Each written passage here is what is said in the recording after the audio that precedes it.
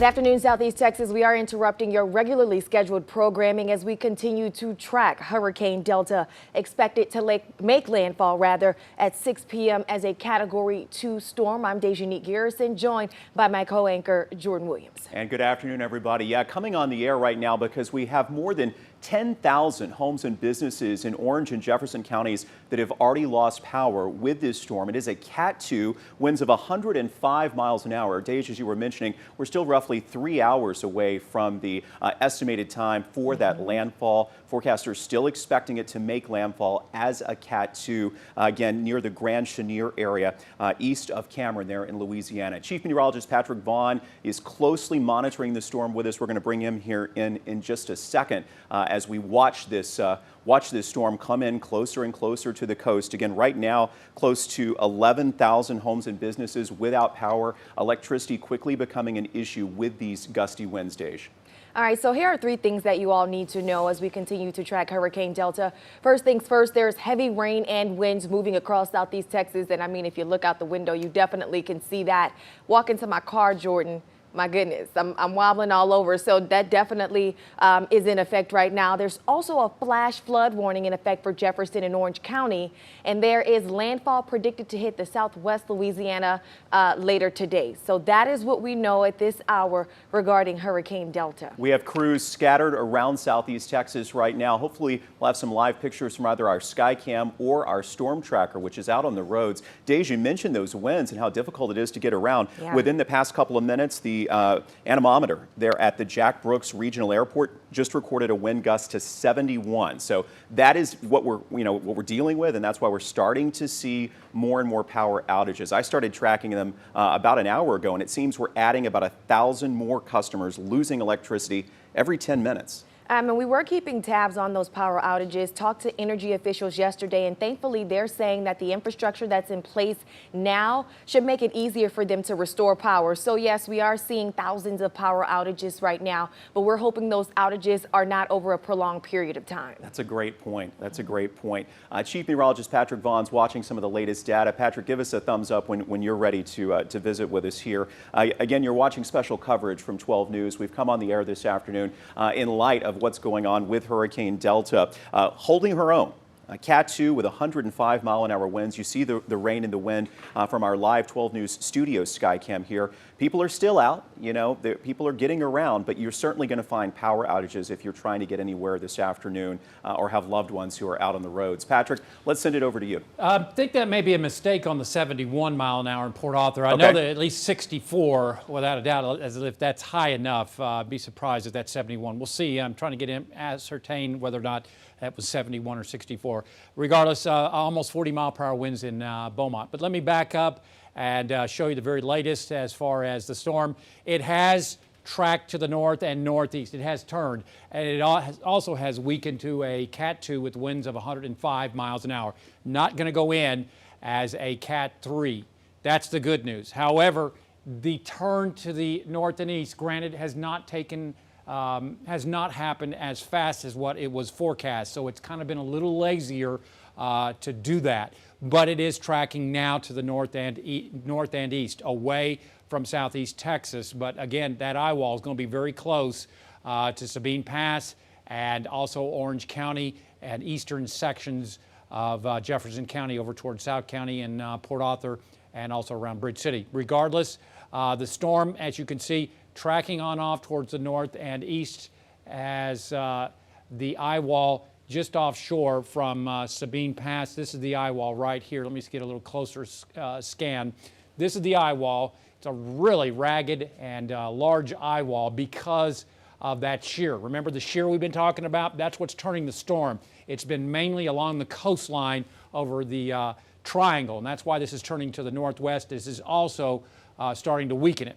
So if we go on that track with the storm heading basically over towards Grand Chenier, then that means the sustained hurricane force winds, something like that. Obviously, they're going to be higher to the right side of the storm. So that means over towards Jeff Davis Parish, Vermilion, and most of Cameron Parish under hurricane force winds. I think the sustained hurricane force winds, western sections of Cameron Parish, and we're going to get close unfortunately, to hurricane force winds. That's why this has changed, because this was a lazier turn to the north and east.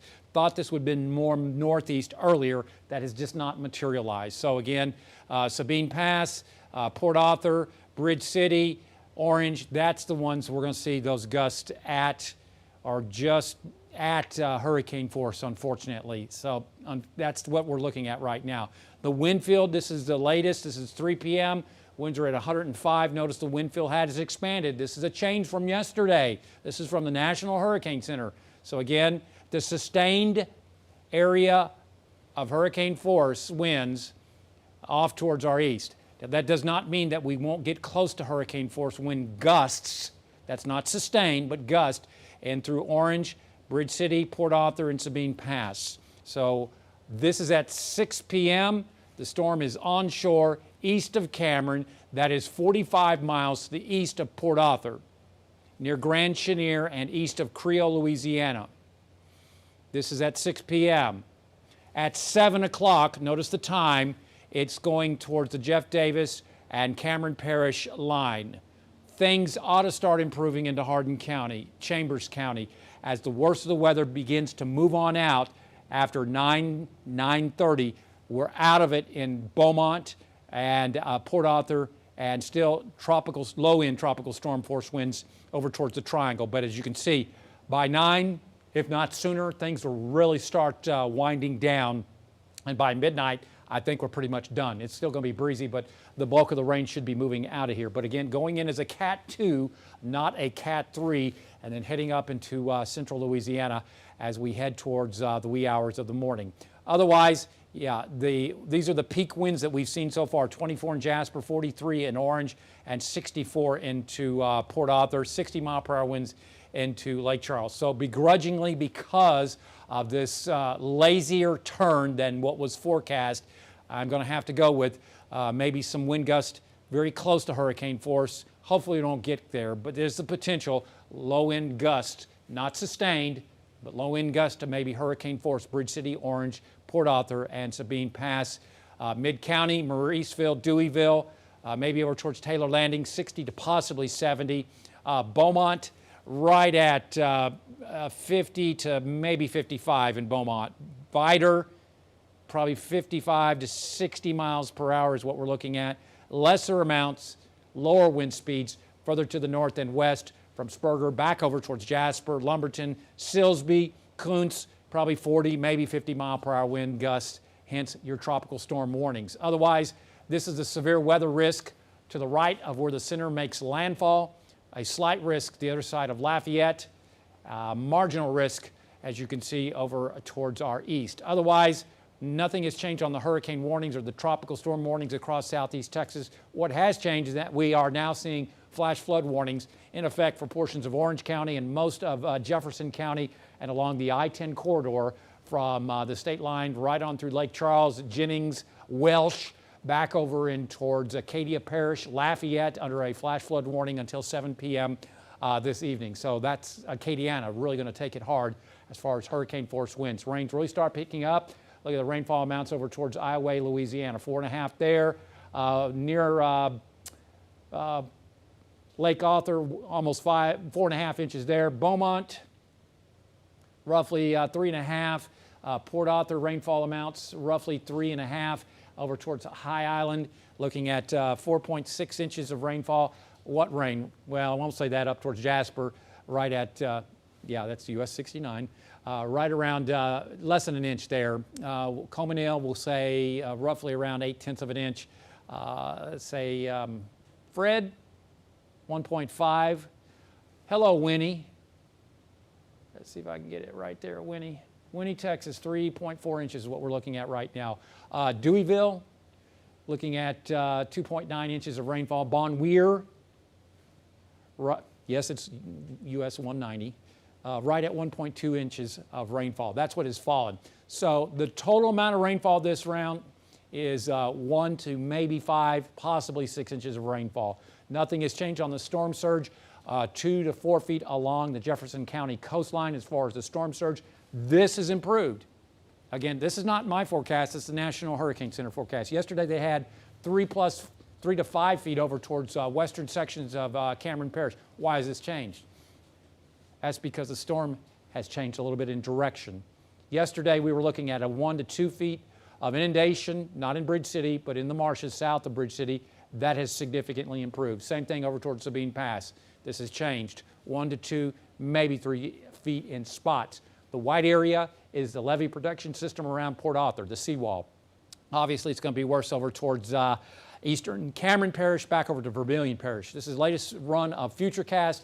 Put this into motion. Heaviest rainfall, the center of the storm, making landfall just to the east of Cameron, Louisiana. Good coverages of rain over southeast Texas. This is at 7 p.m. Notice the heaviest rainfall shifting off towards our east and towards Moss Bluff, Lake Charles, back over in towards, Allen Parish, also in towards Beauregard Allen, Evangeline Parish, and back over towards Jennings as the eye goes over towards, say, between Jennings and Iowa, right up 165 the way it looks right now. By 9 p.m., look at the rains remarkably decreasing over southeast Texas. So again, it's going to hit and move out. Okay? And by midnight, what rain? We'll wake up with no rain in the forecast coming up tomorrow. That's the way it looks like at this point. All right, let me see if I can get this lined up. All right, guys, that's where I'm at right now. And a good consensus on the modeling, yeah. Still to our east, the center of circulation. All right, Patrick, with a good synopsis there. I don't know if you want to flip back to radar for us while you kind of reset over there. We're certainly getting some heavier rain right now, Dejanique, outside our studios in Beaumont. And you mentioned these gusts, whether it's 55, 60, 65, like we've seen at the airport, in that range, certainly enough that we're starting to have some problems. Absolutely. We hear it above, and our crews are all over southeast Texas right now, keeping close tabs on those conditions. You're taking a look at the sky cam over Beaumont. We have James Grin and Christiana Ramos. They're going to be in our 12 News Storm Tracker.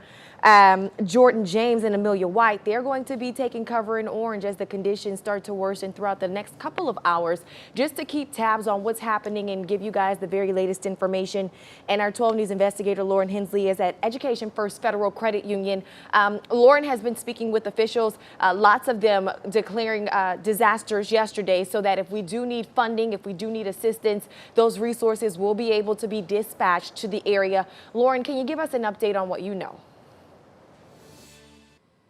Yeah, Dejanique, I was just texting Jefferson County Judge Jeff Brannick. He is weathering the storm at the Jefferson County Courthouse, and he tells me his main concern right now is power outages and downed trees. Now, I want to give you an update at what Entergy is reporting in terms of those power outage. Orange County at 1,300, Jefferson County at 2,967, so borderline 3,000, and in Chambers County 394. Now, I'd like to get some video if we do have that. I want to give you a look around Jefferson County. So if you take a look at this first video, this is the roadways about 20 or 30 minutes ago in Beaumont, right outside of I-10. I don't think we have that video, so hopefully we can get to that in just a minute.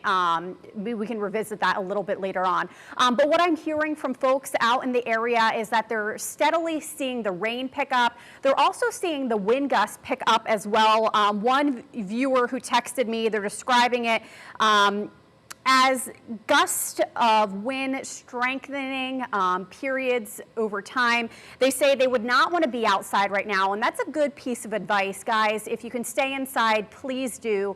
Be safe, and if you're encountering water on the road, you're going to want to turn around, don't drown. That's the best piece of advice. Now, if you want to head to my Twitter, I did get some user-generated video of the Market Basket parking lot in Winnie. It is flooded. There is a heavy stream of water at the Market Basket parking lot in Winnie. So if you encounter this, it only takes a couple of inches of water to overtake your car. So the best thing to do is when you encounter that water on the roadway, you just simply want to turn around. So I do want to get back to what Jefferson County or Jefferson Judge Jeff Brannick of Jefferson County told me, he says his biggest concerns at this hour are power outages as well as downed trees. They're getting reports of downed trees throughout the area. So want to go over outages now. They're at 13,000 power outages. That's according to the latest energy map. So there is appearing to be some down power lines, possibly some down trees. That's what we're getting reports of. Possibly the impact, the reason why those people are without power. So I'm going to send it back to you, Dejanique and Jordan, in the studio. All right, Lauren, thank you. Thank you so much, Lauren. And as Lauren was just mentioning, those conditions are starting to be felt in Southeast Texas. The biggest concern, the power. And we're hoping folks are in a safe space right now, as we can hear the rain coming down, those winds picking up. The gusts are definitely starting to strengthen. And so even though we are not taking a direct hit, we are not exempt from the impact of this storm. That's a good way to put it. Dejanique, it's a good time to remind everyone, double check, make sure your cell phones are charged. If they're not, plug them in now, because we are seeing these power outages rapidly go up, as Lauren said, from 3,000 to now 13,000. Those are homes and businesses. So you figure, 2 or 3 people at every house. We're talking about a good chunk of the area starting to quickly lose power. Those are energy customers in Jefferson and Orange counties. No problems, only a handful of outages at this point in Hardin County. You're looking at our live Skycam outside our studios here in Beaumont. I'll ask the folks in the back, do we have the live video from our storm tracker out on the roads? Not right now. Okay. We will share that when we get that connection back up to speed. Again, we have crews all over Southeast Texas right now, Dejanique. We've got folks in Orange County, Mid County, the Port Arthur area, and also out on the road. So we're gonna help you and the family stay safe. Again, it is a Cat 2 storm. We are on the outer edges of this, but certainly still quite a bit of rain coming in to Southeast Texas, and wind. And Patrick, do you have a couple minutes just to chime in here and let us know what you're looking at, what you're working on, and what we can expect in the coming hours? Okay. Let me just go ahead and start over here. The storm is moving north and northeast. You can see that. We are not going to take a direct hit. That's what I've said from the beginning. What is now going to happen that we didn't think was going to happen is that there are going to be a little stronger winds, because it has been a very lazy rather than sharper turn as far as towards the north and east. So this means that the winds are going to be stronger than what we were looking at the last couple of days, as far as what we were telling you over towards Orange, back over to Bridge City, Port Arthur, and Sabine Pass. Those are the areas that at least I'm most concerned with as far as wind gusts, possibly to hurricane force. It's going to be close, because we're looking at that eastern, or I should say western eye wall. But again, you can see how this is turning. It is not moving north. I'm getting a little spatially disoriented. It is not moving north. It is moving more northeast, okay? So that's where we're at as far as the eye. We're watching the eye wall very closely, and, okay, looking better. Looking better. Let me go back to that. This is the eye wall. Looks like the northern eye wall. Already, we're at 318. It looks like the northern eye wall right along the coastline. It is collapsing, which would be good news there. Western eye wall right there. So there you go. This is the area that is going to see the roughest weather, the highest wind speeds. Cameron eastbound, eastern Cameron, back over towards Vermilion Parish, over towards Intercoastal City. This area right here is where the strongest winds are going to be. That's the dirty side of the storm. So again, we're watching the extent of this western eye wall as this heads off towards the northeast. This is where the storm is headed, directly over towards eastern section, just east of Cameron, Louisiana, over towards, Grand Chenier. So that means right over towards Orange, right in this area, is going to be close to hurricane force wind gusts. May not get there, possibly close to 70 miles an hour. That's what we're looking at. This is a band, an outer feeder band, now moving through Deweyville back over to Beaumont, and this is rotating around the storm off towards the south and south at the southwest at the present time. This activity rotating in from the east from Lake Charles We'll see that move on into Orange County over the next hour or so. This thing is moving quickly at 14 miles an hour. I think it is going to pick up speed over the next hour or two as we begin to see the north to northeast winds, or the north to northeast flow be picked up because of that southwest flow. Notice Houston,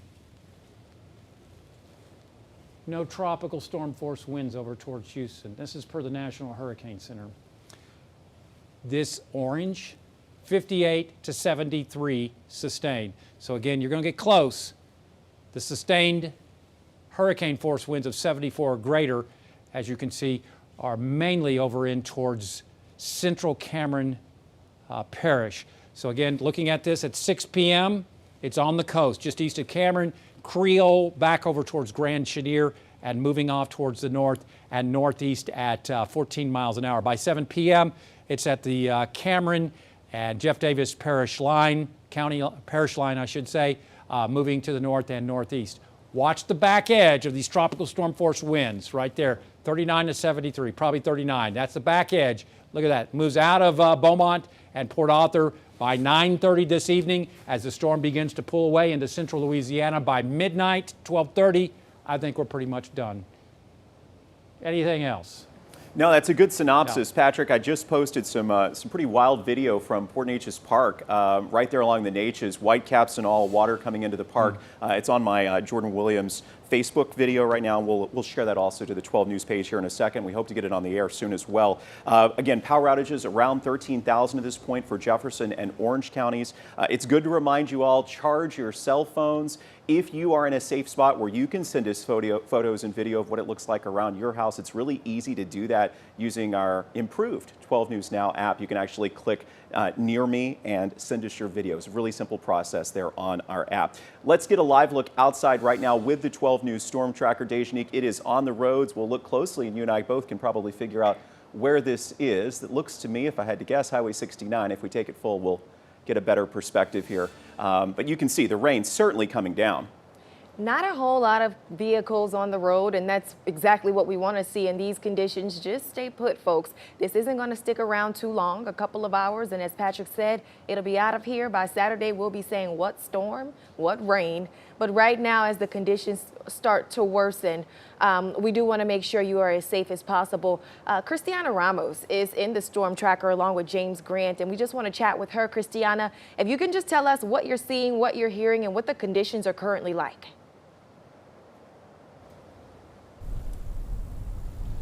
Yeah, thanks, Dejanique.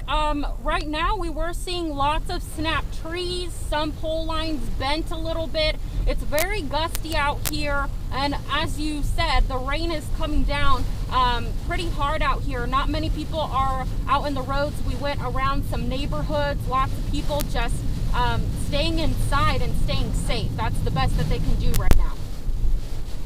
You know, Christiana, this is Jordan. It's the best thing that folks can do. We want you guys to be safe right there along Interstate 10 in Beaumont. Watch for high water. I've already seen some along the feeder road station here in Beaumont, the usual spots at this point. As Patrick was saying, around Beaumont, we've already seen more than 3 inches of rain, and it's still coming down. All righty, folks. So Christiana and James, we want you to remain safe out there. If ever there's a time when the rain's coming down and that visibility is too low, we need you all to pull over. And again, if you all don't have to be on the roads, just stay put, whether it's at home or at your place of business. We just want everyone to remain as safe as possible as we ride this storm out, this quick storm, thankfully. Just a couple of hours. We need to remind ourselves that. Patrick's Exactly. saying 8, 9 o'clock tonight, we'll be in much, much better shape.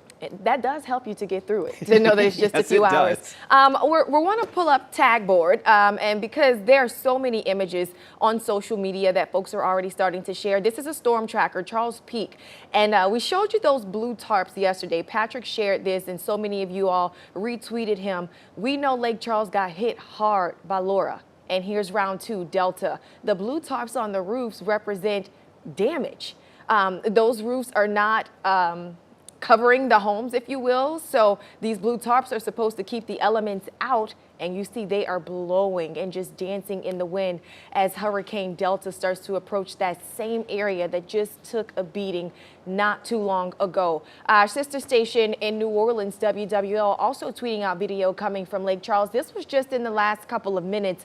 Downtown Lake Charles, those winds picking up. Of course, we expect that storm to hit the area as a Category 2, and you can just see those trees are definitely starting to take a beating as the wind just whips through there. But not just Louisiana, the Texas coast. This is our sister station in Houston. Anayeli Ruiz tweeting out this video. Delta moving closer to the Gulf Coast, and we're starting to see the winds picking up on the boardwalk in Kemah. And so just look at that water just tussling as it starts to compete with the winds. And then this is in Winnie off of Highway 124, the market basket that Lauren Hensley was telling us about. Already flooding, Jordan.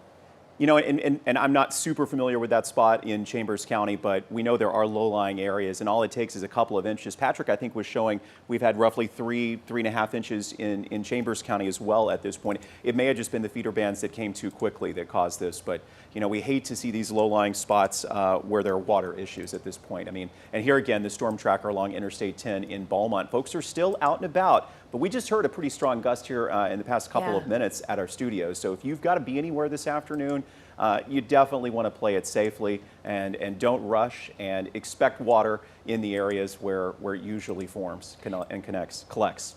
And you know, we've been talking a lot about Lake Charles and also Orange. We were just in Orange a couple of days ago where folks are still worried about the debris that's on the side of the road, that stuff that has to be picked up. That could now turn into a projectile as this wind starts to really whip through the area as Delta makes landfall. So we're definitely making sure we keep those folks in our thoughts right now. And if you have things that are on your patios, if you already started to put up Halloween decorations, or you're in the fall spirit and you have your pumpkins and your yard signs out there, it's a good idea to go and grab those things because they could fly and turn into dangerous objects. I was thinking about some of the potted plants on the patio at this point. I mean, I'm here, it's a little late, but yeah, if you're in a safe spot where you can jump out and grab your lawn furniture, stuff like that. I mean, we're starting to see, as Patrick said, gusts to 60, 65, especially in places around, say, Mid-County, the Jack Brooks Airport, Nederland, Port Arthur, Groves. Those are also some of the spots where the power outages are really starting to add up at this point. And we do have a crew there in Mid-County. Normally our 409 sports crew turned weather watchers this afternoon. They can be storm trackers too. Exactly. Ashley and Mike Canizales, they are in Mid-County, and Ash tweeted that the lights had already started flickering in a lot of the residential areas. So definitely keeping a close eye on those power outages. Jefferson County Judge Jeff Brannick said that's one of his biggest concerns, how many outages we'll have and how long those outages will last. I was just going to refresh the grid here. Goodness, yeah, we are close to 20,000 now for folks in the back, our producer team. 13,000 in Jefferson County and 5,000 in Orange. Starting to see more power outages also in Liberty County at this point. So yeah, these numbers are rising rapidly. As fast as we can keep this graphic updated on your screen, we're closing in on 18,000, 19,000 right now. So Dejanique, this is a reminder for folks, if you don't have a generator, you know, start thinking about all the ways you can keep your food from spoiling in the fridge, that sort of thing. Starting to get some ice and try to make your preparations around the house. Guys in the back, you'll have to repeat. I apologize. And as Jordan's getting that information, guys, it's tough to keep these numbers updated as we are currently going through the storm. So if you want to be able to see the numbers in real time, you can just go to Entergy.com. Very, very user-friendly interface. You go to the website, on the right-hand corner at the top, it'll say view outages. You just click there and it allows you to put in your zip code. You can zoom in, you can see your exact neighborhood, and you can see if you have power outages. You can also sign up for them to send you text messages. I have that going for myself, and I'm crossing my fingers and toes right now that I don't get an alert within the next couple of minutes. I'm sure it's coming. But if you want that information, it's really, really easy, right at the tip of your fingers. Patrick has been working away over there in the Storm Tracker Center, and I think he's ready for the next update. Yeah, we're watching the storm get closer. It's between 10 and about 20 miles offshore from Cameron Parish. This is Super Scan satellite. This is every minute that this is updated. And well, you can see you can start hearing the rattling going on here. This reminds me of what happened in, 2008 with Ike, as far as the building. Otherwise, watching this creep closer towards the Cameron, Louisiana coastline, it has made the turn towards the north and northeast, and it is heading towards central Cameron Parish coastline over towards Grand Chenier, what we can tell. And we do expect, this has been a little bit slower, I'll grant you that. It has been slower as far as the turn to the north and east, but it is doing so. And every mile that it does creep further to the east means a better outcome for us.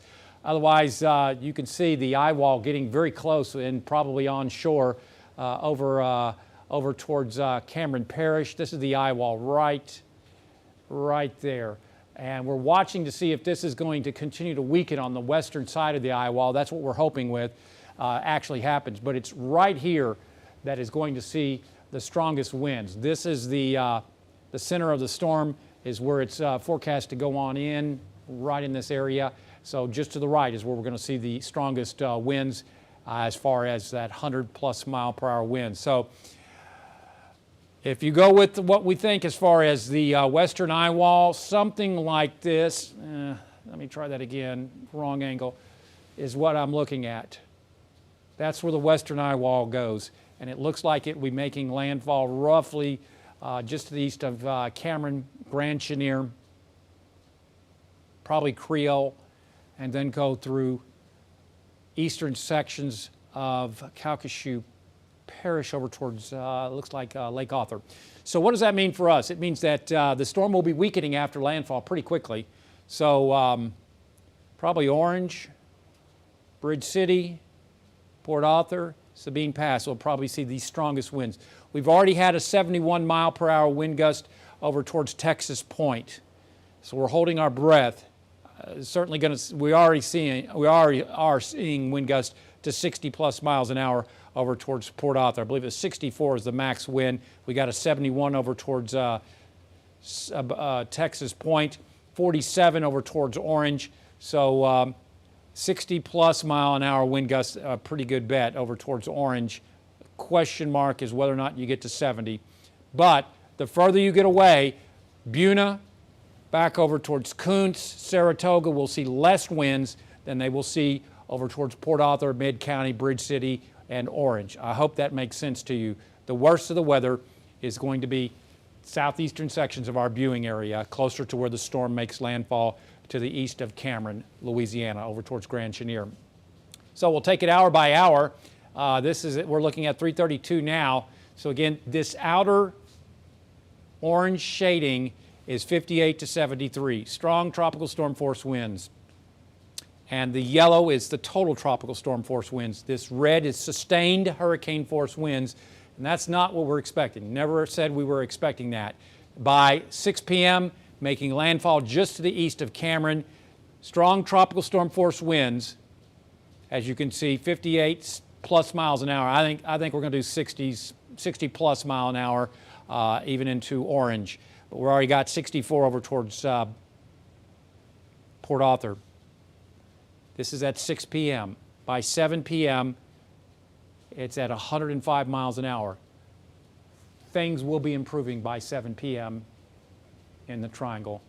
And look what happens as we head on in to 9:30 p.m.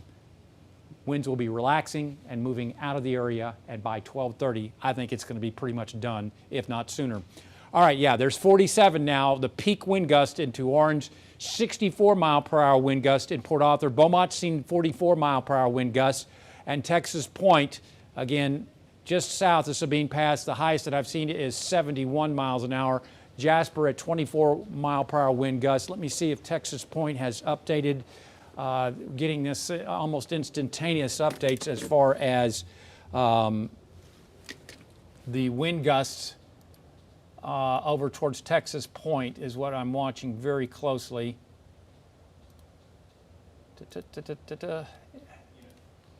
Sorry, just updating this. Let's see. They are at Texas Point, 68 knots. That is, yep, 78 miles an hour. Okay, so they've seen 80 mile per hour, almost 80 mile per hour winds at Texas Point, just the south and east of of Sabine Pass. So that is getting close to the western eye wall, but I think it's going to still stay.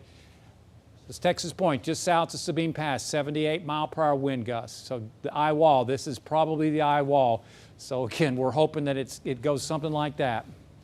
So just close, it's close to Texas Point, but this is probably the worst of it that I can tell, because it's going to continue moving to the north and northeast. So it's a Cat 2, but as you can see, it's moving to the north and northeast. That's what I'm thinking right now. Can we put up? There we go. Sure. I had a quick question for you. You know, every storm is so different. Sure. And you're looking at this one, and our tendency is to compare it to the memories of Laura just, 5-6 weeks ago. This is so unique just to watch the eye wall kind of just, it's They're torn like apart, people, right? They're like people. They have personalities. We don't like the, Well, it's one way to think of them, right? yeah. They're all different. They have different characteristics. Maybe a better way of saying it. So what stands out about watching this eye wall? Very ragged look to it. It's not clean. It's being sheared. That's why this is turned to the north and east. So, again, it looks like something like that is where the western eye wall goes. And again, that's where the strongest wind and rains would be, right? Yeah, that's the western eye wall. I think the worst of the weather, if you go from where it makes landfall, is forecast something like this, maybe up 165, especially to the east of that. Jennings, Lake Arthur, Iowa, back over towards Gaydon, into portions of, I believe it's into Vermilion Parish. Your Southwest Louisiana geography is impressive, sir. I lived there for Used to live for there, a little yeah. bit. So again, that's where we're going to see the worst of the weather, the highest wind speeds. So again, let me get to the forecast as far as the wind speeds. Yeah, we've seen 64 in Port Arthur, 47 in Orange. I think they could still see, it's going to get close. I'm comfortable with 60, maybe 70 over towards Orange. May not do 70 plus, but we're already at Mid-County over towards, well, I say Port Arthur, Jack Brooks. It's already seen 64, so. It may be a little higher in Port Arthur proper. It's if you've said 78, virtually Sabine Pass. Sabine Pass, South Sabine Pass. This is our Port Arthur Skycam right now. Okay. Lamar, Port Arthur, as I understand it, down along Proctor and Lakeshore, and you can see Dejanique and Patrick, certainly gusty. Doesn't look like the wind, the rain is that intense at this point. I mean, we can still see. No, it has weakened a little bit on the wind speeds. Let me see if I can pull that up. Y'all go on. Let me pull this up and look at a couple things real quick. This is the Lamar Port Arthur Skycam, right, Patrick? That we're believe seeing. so, yes. Okay, there we go. Dejanique, I'll send it over to you. Yeah, our crews are there. Ashley Elam and Mike Canizales, they are in Mid-County. And so they'll be giving us updates in just a bit in terms of conditions, what they're seeing, and those power outages. We keep harping on that, but that's going to be the big deal when you talk about the winds. How many power outages are we facing, and how long will those outages last? We're going to go to 12 News investigator Lauren Hensley. She joins us from Education First Federal Credit Union. This is our backup facility. We want to make sure that we are covered on all fronts whenever severe weather rolls through. So if anything does happen and we lose the ability to broadcast from our main studio, we will have the information that you need coming from Education First. Lauren, you've been speaking with officials. You've been taking a look at social media as folks have been posting where they live and what they see. What's the latest? Yeah, Dejanique, and I like that you pointed out, always have a backup plan. 12 News certainly does, and our local leaders are encouraging you to do the same. So if you still have power, now is a good time to charge that cell phone. It's a good time to figure out where your flashlights and extra batteries are, because as you mentioned, Dejanique, those outages are climbing. They're well into about 13,000 now. I spoke with Jefferson County Judge Jeff Brannick not too long ago, and he told me his two biggest concerns right now are those strong wind gusts and down power lines. We're seeing that reflected in the number of power outages. I also want to talk about the year 2020. So Jefferson County Judge Jeff Brannick, he had to sign 5 different disaster declarations. Those are Laura, Imelda, TPC, the coronavirus, and number 5 due to Hurricane Delta. Now, what does a disaster declaration do? It allows money and resources more easily to come to the area should we need it following the storm. Judge Jeff Brannick spoke with Senator Ted Cruz as well as the governor yesterday, both lending their support should Jefferson County need it. Now we're taking a live look at our Beaumont Skycam, and you can see just gray skies. There is a little bit of traffic on the roads, but you can see many of those cars just spitting up some water. Here at Education First Federal Credit Union, we do have a good look at I-10, and we are seeing cars still on I-10. Many of those trucks just plowing through water as they make their ways down the road. And if you take a look at this looks like some emergency crews out there. And guys, there is some flash flood warnings issued for Jefferson and Orange counties. So if you can get off the road, please do. I want to talk very quickly about what some of our viewers are telling us. Right here, this is video coming out of Groves. The friends who just sent me this video, they just lost power not long ago. So they said they had flashlights and other resources available. So guys, a good reminder that you can lose power pretty quickly. So you want to be prepared charging that cell phone and making sure you have those extra batteries and flashlights in case you need it. Also want to get to what some folks are reporting in Beaumont, having reports coming in from the Beaumont's west end. They're reporting strong gusts of winds at time, and they say that they would not want to be outside right now. So a good reminder, if you can stay inside, if you can get off the road, please do. Again, this is video right outside of I-10 Education First Federal Credit Union. Now going over to Hampshire. This is the Hampshire area. Folks there reporting, again, strong winds at times and also just unpredictable rain. At one point it's coming from the west, at one point it's coming from the east, but they are getting pelted. So you can just see ferocious raindrops, very thick raindrops coming there. And I want to get to this text message. Judge John Gauthier just checked in with me. He's the judge of Orange County. He says things have been good so far. He's weathering the storm in Orange County. He's been riding around looking at debris piles to see if any effects from the wind. He says Orange County is holding tight, good right now. So happy to get that update from Orange County Judge John Gauthier. Now I want to get to some sound if we have it. Judge Jeff Brannick, do we have that sound we can listen to? I'm always cautious and questioning about what we're going to experience, but I think right now, with the storm still 100 miles south of Johnson Bayou, well, we're probably looking at wind gusts of 50 or 60 miles per hour. Okay, we're here right around 1 o'clock. All right, and that was the latest coming from Jefferson County Judge Jeff Brannick. And take a look, this is video out of Beaumont. Again, folks in Beaumont, not a lot of folks reporting power outages that have been communicating with me, but they are reporting strong gusts of winds at time, and they're certainly reporting that wind and rain picking up. All right, guys, that's the very latest coming out of Jefferson County. I'm going to send it back to Dejanique and Jordan at the desk.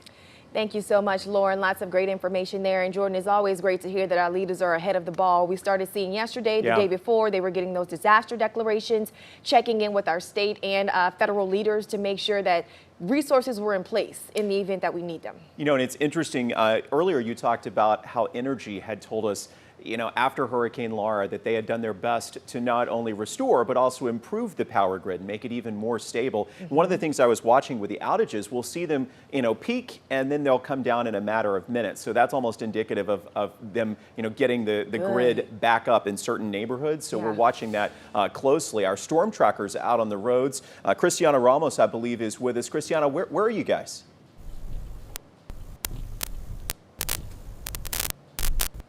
Not sure we can hear her at this point. Perhaps she can't hear us. Right now, we're seeing this tree to our right.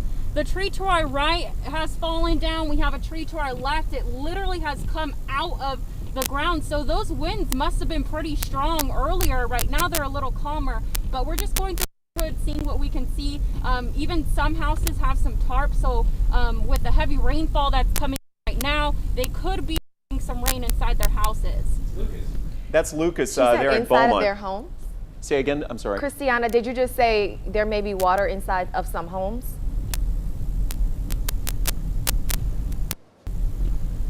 Yeah, we saw some houses with blue tarps on top of their houses. So the roofs, I'm guessing that they are getting from all the rain that's happening. I'm guessing that there's some water in there. So we saw a few people going through and walking out to their neighbors. We saw some houses with trees that are fallen in their front yards as well.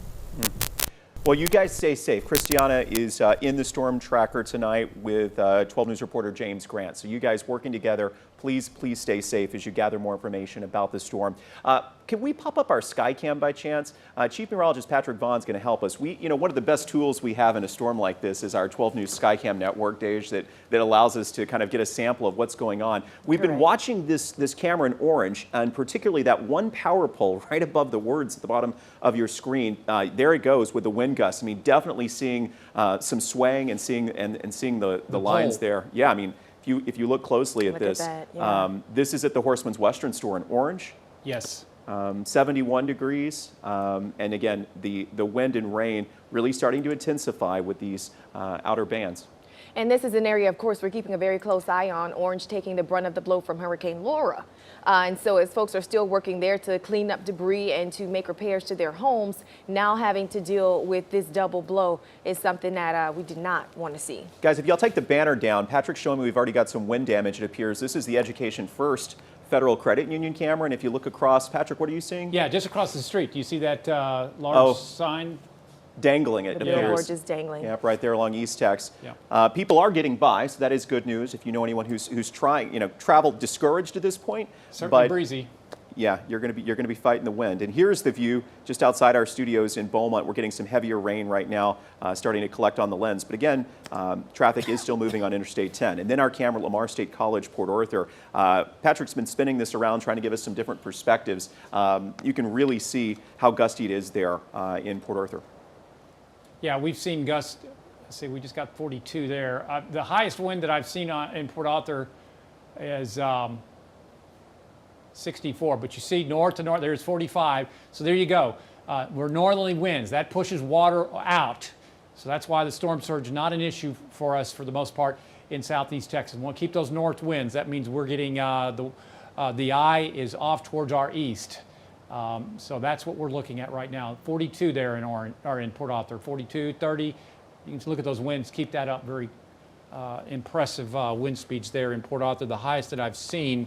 And those are sustained, and then we're getting these gusts into the 40s right. and 50s and 60s. That's what I learned during Rita. As a meteorologist, I learned something every day. During Rita, we had sustained hurricane force winds, but it's the gustiness when you do the 100, 105 mile per hour winds. That's what hurts trees and brings power poles down, is that you go from 64 to 105 and then back down to say 70 and then up to 90. It's the back and forth gustiness, this back and forth business that makes it really difficult for structures to withstand.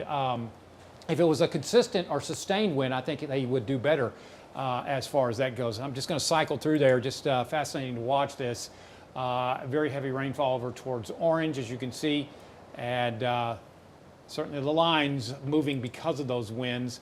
Let's see, L'Auberge Casino Resort, obviously we can't see because of the heavy rainfall. And then over towards East Texan 105, certainly windy. You can see the sign just to the east of, or just to the left of that.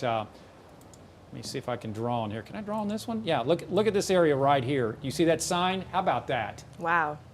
You see the sign? Yep. Yeah, your drawing does not show up on air, just so you know, sir. Oh, it does not. No. Rats. But it's why. ripped to pieces. I think we're looking at the Skycam source in the back, as opposed to your weather computer. Oh, there we we go. go. Okay. There we go. Magic of TV. Okay. See the sign right there? Look at that swaying in the breeze right there. You see that? I learned something. I think before Laura, the folks from a lot of the sign companies actually sliced the billboards. You may remember coming back into town. I think a lot of us did and saw them and thought, oh my gosh, all these billboards got torn apart. But I think they accidentally, or actually Lowered the drag? intentionally, sliced them open to keep them from taking down the poles with the high winds. So Here's the view outside our studio in Beaumont, and you can certainly see back in Port Arthur now, we're hearing some good rattling. Some rattling here. Here at the station. Okay. These offer great insights, Patrick, and we do want to remind folks, keep your cell phones charged. You know, you may lose power even if it's just for an hour or two. We hope it's just for an hour or two at this point. This is looking, I believe, to the northeast. That should be Proctor. This is, if you're familiar with downtown Port Arthur, this is on the old radio tower, the old KPAC radio tower there on the campus. So yeah, this is looking northeast. That's Proctor right at the very bottom of your screen, folks. And again, we have crews all over Southeast Texas right now, staging in place and also riding through the streets. Our storm tracker team, Christiana Ramos and James Grant, are giving us a view of what the roads are looking like, current conditions. I think they are in Beaumont right now. Yeah, that's Calder and 23rd, the CVS right there. And you can see not many people out on the roads. We know that the city had taken a lot of precautions. A lot of businesses went ahead and closed at lunchtime, knowing that we had sort of a 6 to 8 hour window this afternoon where we were going to see some of the worst of the wind and rain. And this goes to show you. I mean, we're just getting tropical storm force conditions for the most part, and it's not pleasant, and it's not good if you've got to get anywhere. It's not. In a moment, if we're able to take a look at the tag board just to kind of drive that point home, we'll be able to compare what we're seeing here in Southeast Texas versus what we're starting to see in the Lake Charles area and over the border in Southwest Louisiana, where most of those homes are still dealing with damages, and there's still tons of debris alongside the roads. You still have the blue tarps on the roofs. If we're starting to see this in Southeast Texas, and these are just the effects from the outer bands of this storm, we can only imagine what our neighbors are going to be experiencing. And we think about them because, unfortunately, so many have barely been able to secure their homes. Okay, this was just about an hour and some change ago. Ashley Elam, as we mentioned, in Mid-County, he was talking about those power outages that we were starting to see in the area as the winds started to pick up. So he was just giving folks a quick update there. The Louisiana National Guard giving us a bird's eye view here. They are locked and loaded. 1.6 million MREs. Those are those meals ready to eat for folks who will need them. 1.5 million liters of water. Also ice and 39,000 tarps. We need those tarps because if we're talking damage, folks need to be able to cover their roofs and protect their homes. So they are staged and ready to rock and roll in just a few hours. And this is what we were talking about, seeing the effects of what's happening in Lake Charles, those homes that are already damaged, neighborhoods that are already trying to recover. We see the effects in Southeast Texas, and they're going to feel it even more with this Category 2 storm approaching. So this visual just gives you an idea of what these folks are now having to deal with, Jordan. And if we, looks like Patrick may be rebooting the weather computer, so I will pass along some information we're getting from our sister station right now, is that part of the eye wall is now coming ashore there east of Cameron, just as Patrick has been tracking all afternoon, hopefully sparing that section, say Cameron and areas to the west, the very worst of this particular storm, because they got it so badly during Hurricane Laura, Deja. Absolutely. And Patrick, are you ready to give us an update of what's happening? Just updating some things. There's a different view on Skycam from Education First Federal Credit Union. It's on 105. Doesn't look real bad right now. Port Arthur's seeing the worst of the weather right now. I think we've got oranges, the Horseman, pulled up again on the air right now. They have some different sources in the back. So we're looking at the Horseman's western WERCAM there, Interstate 10. And boy, the wind is just rocking there. You see that we've been watching that one power pole right on the left side of your screen. Yeah, look at that sign. And the sign, Patrick, this is, what do you think the wind gusts are in Orange right now? Well, let's go and look. You do have technology to assist. It's not just a guess. I would guess it's 47 miles an hour right now. Hey, look at there. It's 47 miles an hour. Good work. Pretty good guess, huh? Good work. You're smart. Okay. I have had I've seen 78 miles an hour at the tip of Texas. Right there. Texas Point, 78 is what I've seen. 64 into Port Arthur. Let me back up. And that's the latest on the winds. But again, the eye wall coming ashore east of our area, by the way. It has turned to the north and east. Winds are down to 105 at 4 p.m. and it's moving north-northeast. Oh, the new update came in. Let's see. So you can see the northern eye wall, northeastern eye wall making a landfall. over towards Cameron Parish. Okay, I like this. Boy, this is moving very quickly. That is, let's see, there's the eye wall. Is it the next one? Let's see, right in there, that is the eye wall. Okay, that is some good news. Apologize, I'm trying to get my drawing apparatus working. And let's look at that again. So there's the western eye wall. Okay, maybe not as far west. It's always hold your breath on this. Okay, there's the eye wall right there. It's really a regular shape. So there you go. Something like that. That's where the sustained hurricane force winds are. They may not, obviously not going to reach southeast Texas.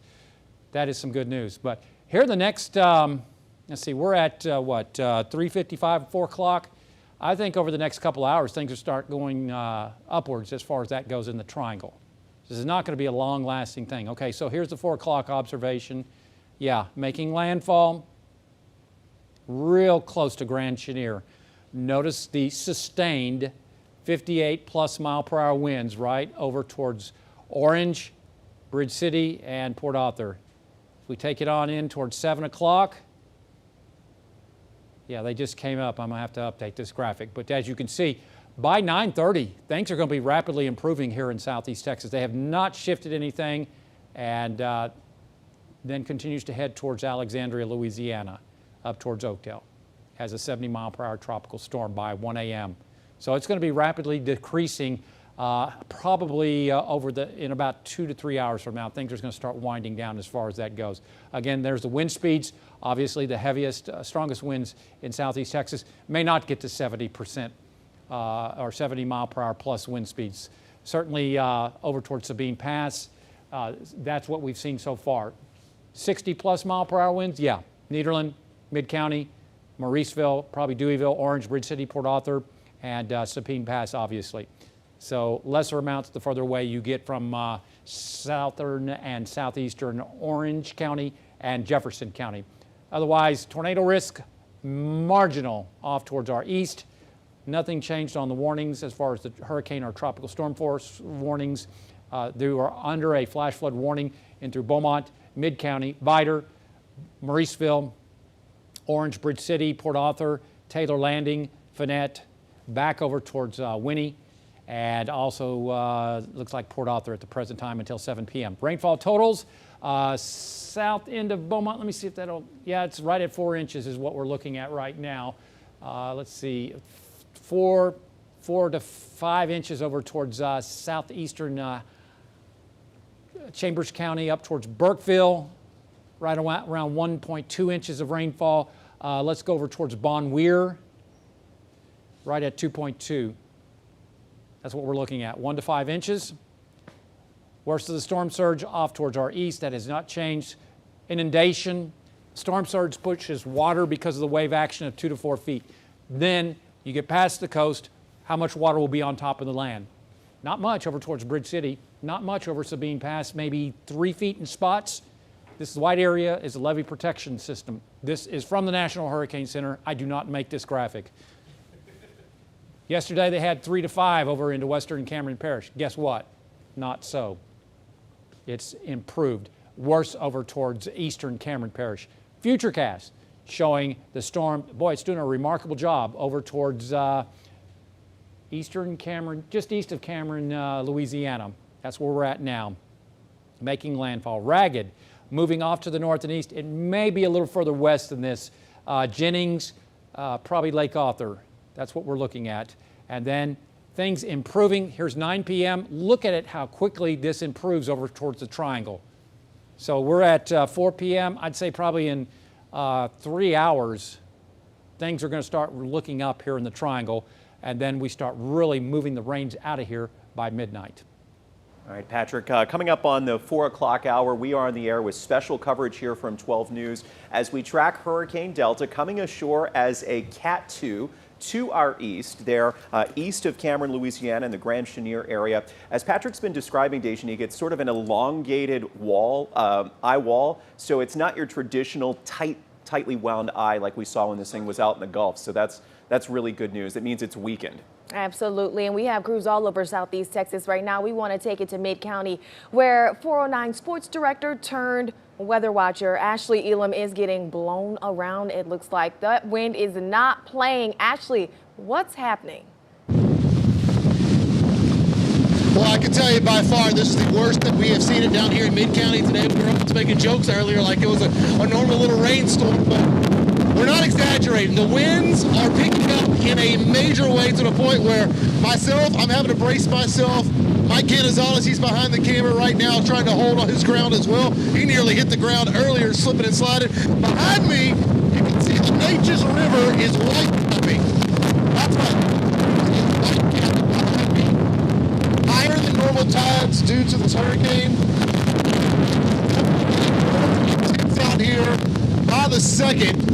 I will say this, that there are a lot of people coming out here to check out. Oh God, there we go. We got people running through our shots, of course. My God. Tell me, driving around town now, though, we have not seen any major damage. This is the first time that we have seen the wind get to this level that we have. It's something that we haven't seen here for a while because during Hurricane Laura, I was actually evacuated to this, so I'm having little flashbacks of some past storms here, but I can definitely tell you the winds have kicked up in a major way. Patrick will probably have all the information, I'm sure, about how fast it is. He did mention that winds can get up to 50, 60 miles per hour down here in Mid-County, and it feels like we're at that level at this point. Okay, so Ashley, yes, Patrick's been saying for the last couple of days this was going to be a wind event. And as we're looking at you and we hear what's happening where you are, it's very evident that he was right on the money. But talk to us about what's happening behind you, those folks who are coming out just to check out the scene. Do you recommend people stay where they are? I mean, this is not a rosy day. This is not a walk in the park. This isn't cool in terms of the conditions that could be coming down on Mid-County. Definitely, for sure. And I can tell you this, the most dangerous part, we are being extremely safe with actually driving. It feels so much worse when you're driving on the roads because you're adding the speed of the car compared to the winds that are blowing, and it can get a little squirrely out there sometimes, especially where puddling has started up. Down here, while it is great to maybe see all the power of Mother Nature, we're still encouraging you, stay home if you need to. We are already having power outages here in Mid-County. I can tell you, myself and Mike Canizales, we have both already lost electricity at our houses, and it's just getting worse. The winds are now constant. Earlier today, it was more gust coming through every once in a while. I can tell you now, it's a sustained wind, nonstop. With this rain, it's not a ton of rain. I will say that, it's not a ton of rain. But it's sideways, Oh my goodness. and it hurts. Rain hurts, by the way, when it's blowing sideways. And let's hope the storm moves out as fast as Patrick Vaughn's been saying, because with these wind rates, I can tell you it could mess up some things down here. So we're hoping for the best, and let's get down here as fast as Ash, possible. you're hearing most of everything that you're saying. While you stand there and get attacked by the rain and the wind, I will tell you the sustained winds at Jack Brooks Airport right now at observation 38. So we're seeing that, and then you're getting gusts in the neighborhood of 60 to 65. So I'm sure that's about what you're feeling there along the river. Yeah, down here I can tell you it feels much different because we were in Beaumont just, probably 30 minutes ago, and you can feel that normal 20, 25 mile per hour winds. And then even at our houses down here in Merriman, not too bad. Much different feeling here on the river, Neches River at Port Neches Park. I can't tell you enough how much Mike is about to fall down every time the wind gets going here. It's having a little lulls.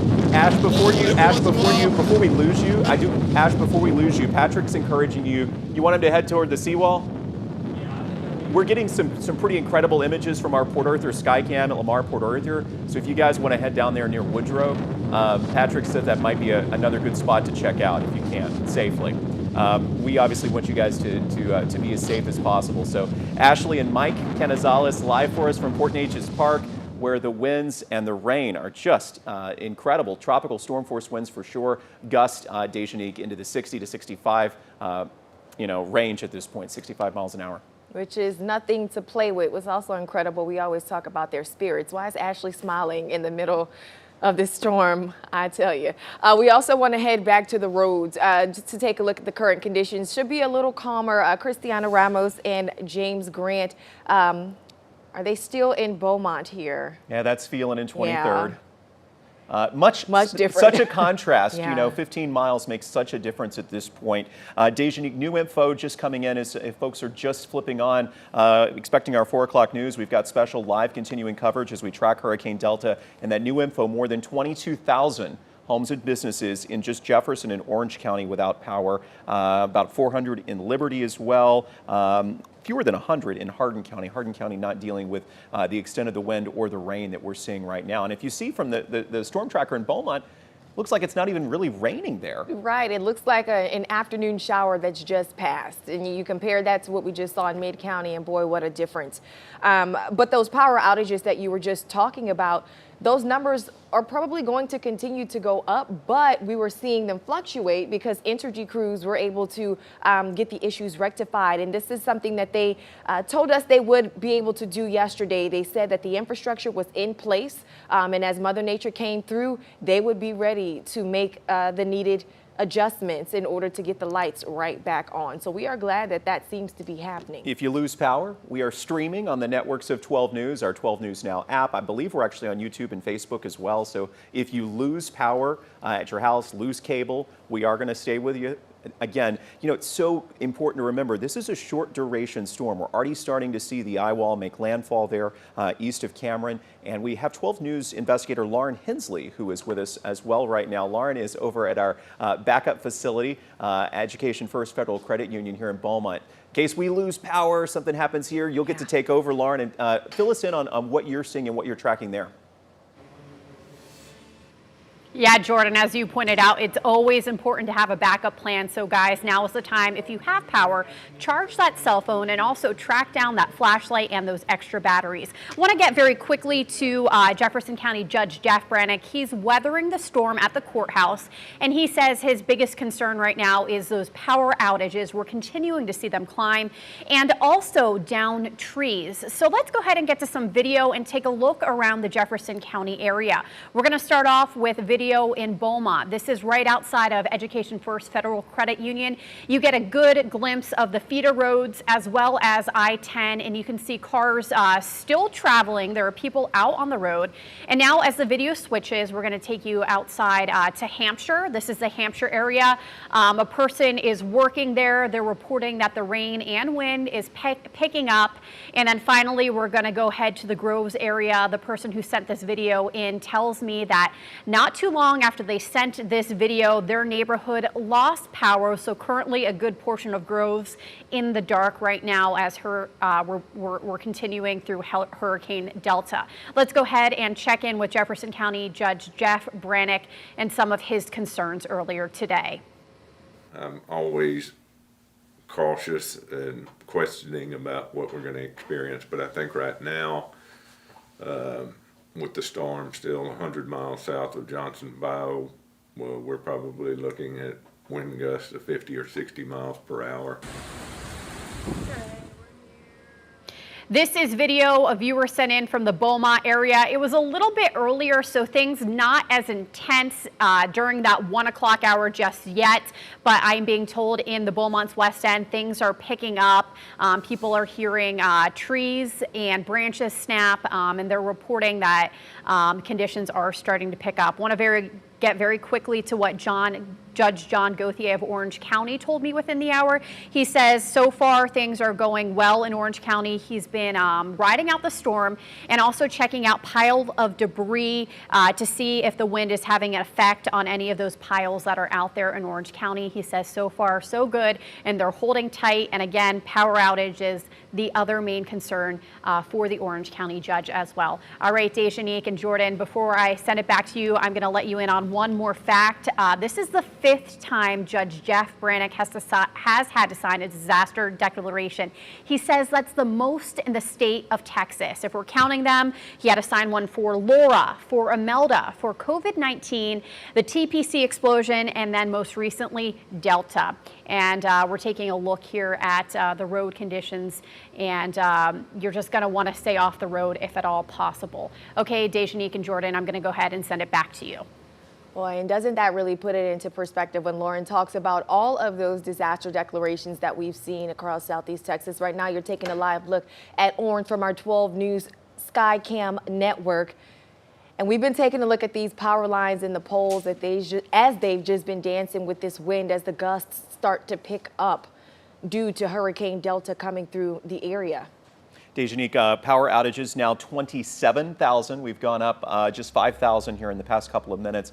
You know, it's not a number that we, enjoy sharing, but we do want to remind you, if you lose power, again, we're broadcasting on the networks of 12 News on Facebook, on Twitter, and on YouTube. So we want you to be able to stay connected and stay safe. That's why we're on the air right now.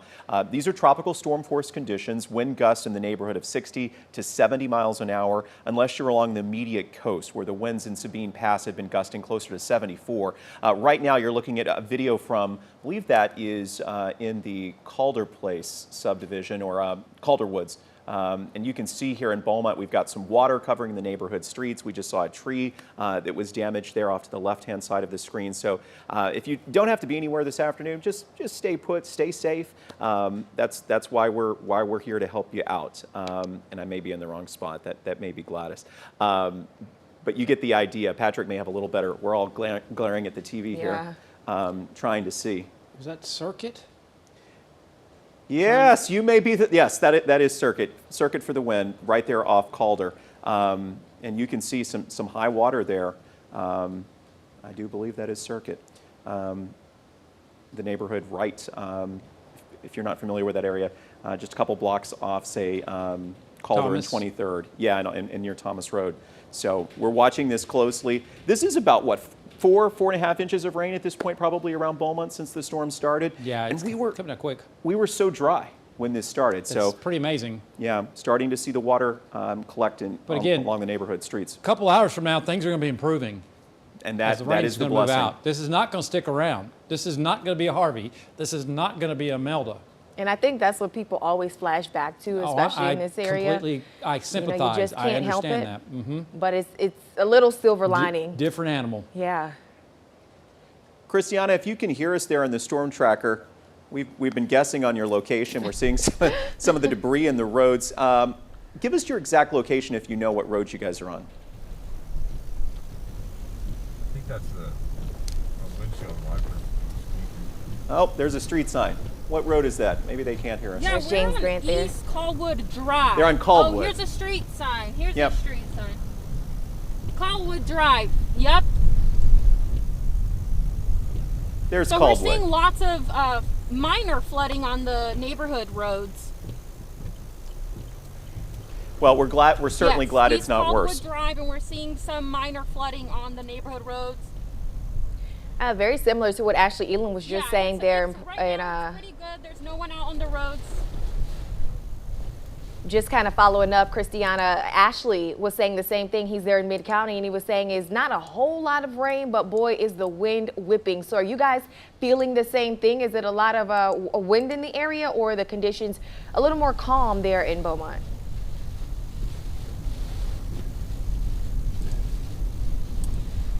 Right now, it looks like it's the wind that's really the problem. We're seeing a lot of the trees bending. We're seeing a lot of trees snap as we drive through neighborhoods.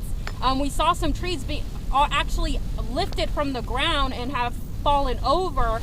So the rain right now, it's looking pretty light. It's mostly the wind, but again, earlier it was the rain. As you can see, like the streets have been some minor flooding there. Christiana Ramos and James Grant in the 12 News Storm Tracker right now, keeping an eye on some of the neighborhood streets in Beaumont. The power outage is 30,000 customers now in both Orange and Jefferson counties. Chief Meteorologist Patrick Vaughn looking at some of the latest radar images, Dej, as this storm comes ashore to our east. You know, And this is what they always call the clean side of the storm, the Right. good side of the storm. So we're very, very fortunate, but thinking of our neighbors to the east who are certainly getting it a lot worse than we are. All right, Patrick, mind giving us an update on current conditions? Yeah, I just wanted to get some ideas. This is Port Arthur. I'm looking at white caps there on the Intercoastal Waterway. That's amazing. Anyway, winds gusting 65 miles an hour over in Port Arthur at the present time. Let's go ahead and take a look at radar and satellite imagery. Center of circulation just east of Cameron, Louisiana. This is high-res satellite, high sample rate. In other words, it's rapid scan satellite.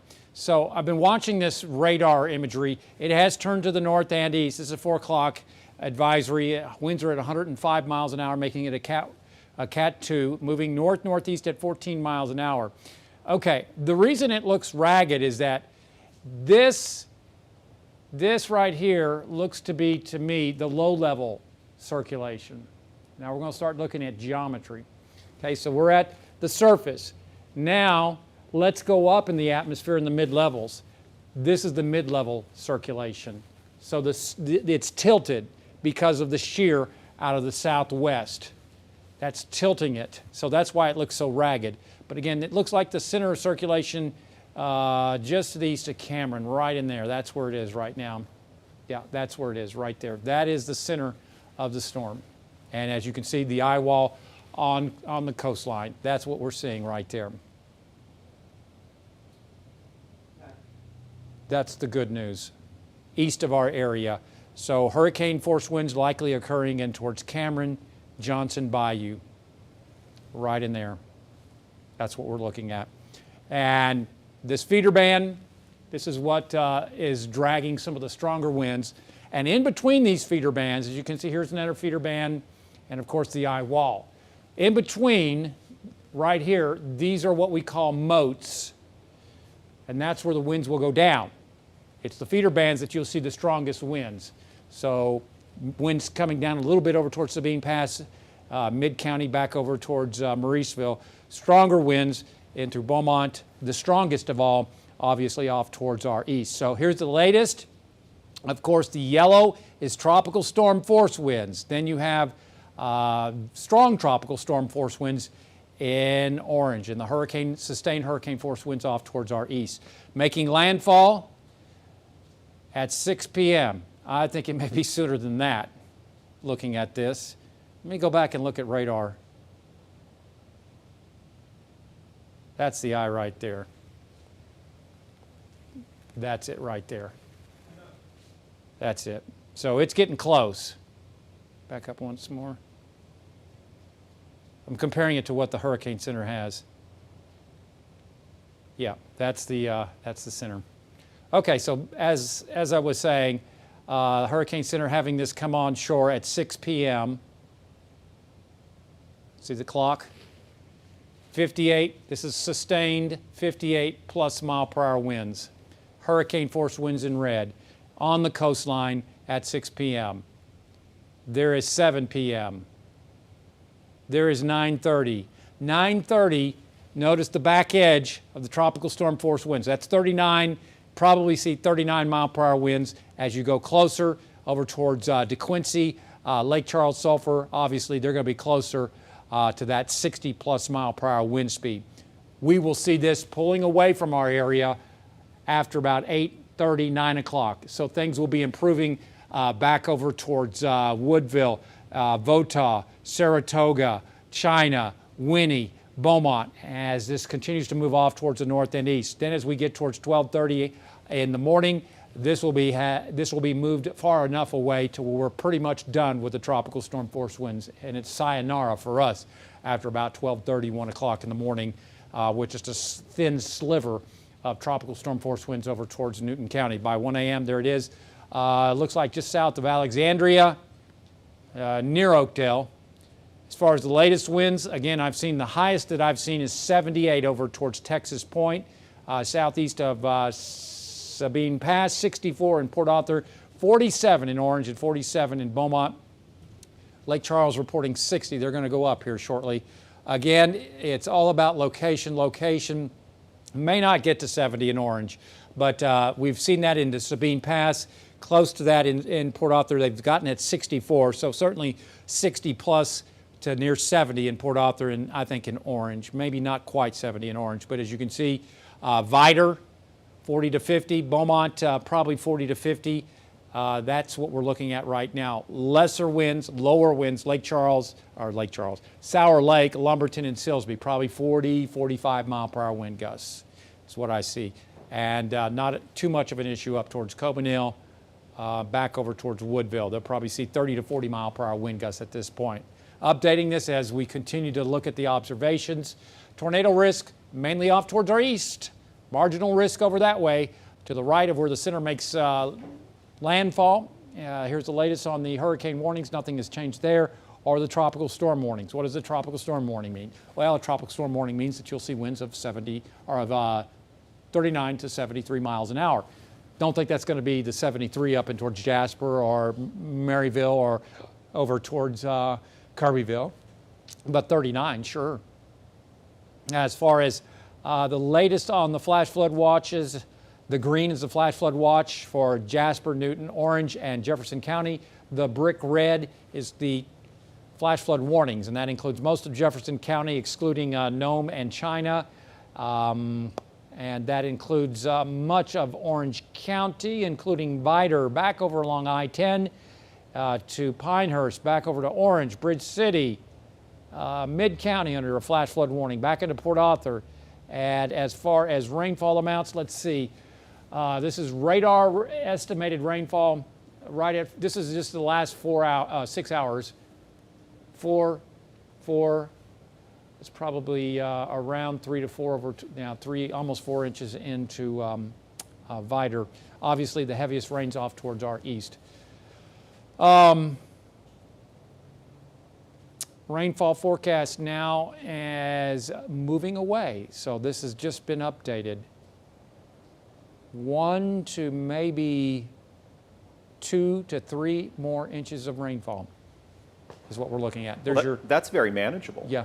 That's good. That's good to hear. Storm surge, that's where we're at right now. Folks, if you're just tuning in, we're on the air with live continuing coverage as we track Hurricane Delta starting to make landfall at this point. Patrick, my question was going to be, at what point do we officially say it has made landfall? I always thought whenever the eye wall touched the coastline. Which has happened at this point, Yeah, right? so apparently it is the center of the storm. The center of the storm, and with such a broad area of a center of a storm at this point. Maybe 6 p.m. is right. Maybe that is what we're looking at. Yeah, you've been watching this Skycam so closely from Port Arthur. The rain not an issue, but boy, the winds are, and we're continuing to see the power outages shoot up. Unfortunately, I was just hearing from a friend in Port Arthur who just lost electricity within the last 5 minutes. Lauren's been checking in with some of her friends in Groves. Same story.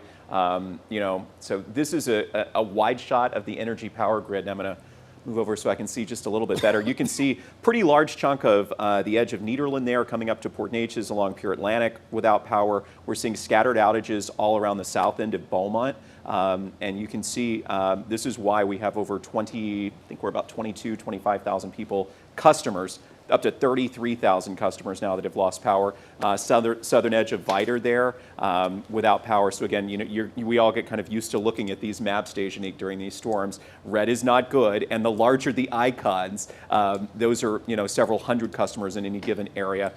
There's a pretty good chunk off of Major, pretty good chunk of the area that's also in the dark on the north end of Beaumont, northwest side, heading off 105. So you get the idea. We're starting to see these outages become more widespread. China, the northern section of the city there north of Highway 90 in the dark. And again, as we pan back toward Mid and Port Arthur, Mid-County, Bridge City, looks like most of Bridge City has lost power at this point.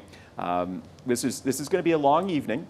We've seen energy crews in the area. We know they were staging. We know they were anticipating these power outages. We hope, though, that they can get out this evening and start doing some power restoration work. Yeah, and if there's a silver lining to any of this, it's the fact that this thing is going to get in and it's going to get out so that those crews can get out, assess the situations, and restore power where they can. So projected to make landfall in the next couple of hours. And again, this is not something that's going to hang around. We always reference Imelda and we reference Harvey, but this is not one of those types of situations, folks. So that is the silver lining, if there is any. I want to send it over to Lauren Hensley, who's at Education First Federal Credit Union. Lauren, you and I were just texting back and forth, and Mayor Thurman Barti out of Port Arthur, he was just affirming some of the information we've been saying. Lots of power outages, fences down, trampolines have been tossed all over the place. We are shaking here at the building, I'll tell you. Exactly, and we're here in Beaumont. Ike back in 2008. It really rattles around here. Patrick's having a dinner snack at this I'll point, pass if you hear on that. hearing So that. we're going to send it over to you, Lauren, while we regroup here at the station. Yeah. Yeah, Jordan, Dejanique, Patrick, it is certainly scary when you hear that rattling around. And as you said, Port Arthur Mayor Thurman Barti, he says if it wasn't anchored down, chances are it went flying and could possibly leading to those power outages that you had mentioned. So with so many people in the dark, we want to remind you guys, if you plan on using a generator, you're going to want to do it safely. So I want to remind you that when firing up that generator, choose a spot that's outside. Don't put it inside your home. Do not put it inside a garage. And you're also going to have it in a well-ventilated area. You're going to want to make sure that when you refill it, that you turn off that generator before refueling. This is so important, guys, because after Hurricane Laura, there were at least 5 deaths due to carbon monoxide poisoning linked to a generator in our region alone. We're not even talking about the folks in Louisiana. We're talking about Southeast Texas. And also the Med Center of Southeast Texas, they reported after Hurricane Laura, at least 20 plus people were hospitalized due to carbon monoxide poisoning. So you got to take this stuff seriously. So with 33,000 customers in the dark, we know a lot of you do have that emergency generator at your home, and these are the tips on your screen to keep your family safe. If you make it through the hurricane, we want to make sure you make it through in the days to come. Now, another statistic I'm going to throw at you: in 2017, 69 people died from carbon monoxide poisoning in the United States due to those generators. So guys, again, if you're firing up that generator, please pick a location outside. The garage does not count. And also you're gonna wanna make sure it's well ventilated, away from any windows or doors, and make sure you turn off that generator before refueling it with that gasoline. We know a lot of you may depend on that generator in the days to come. Hopefully it's not an extended time that folks are in the dark, but please keep these safety tips in mind, because we saw just tragedy in the days following Laura, with a handful of deaths and 20 plus people having to go to the hospital due to carbon monoxide poisoning. So please take this seriously if you plan on using the generator.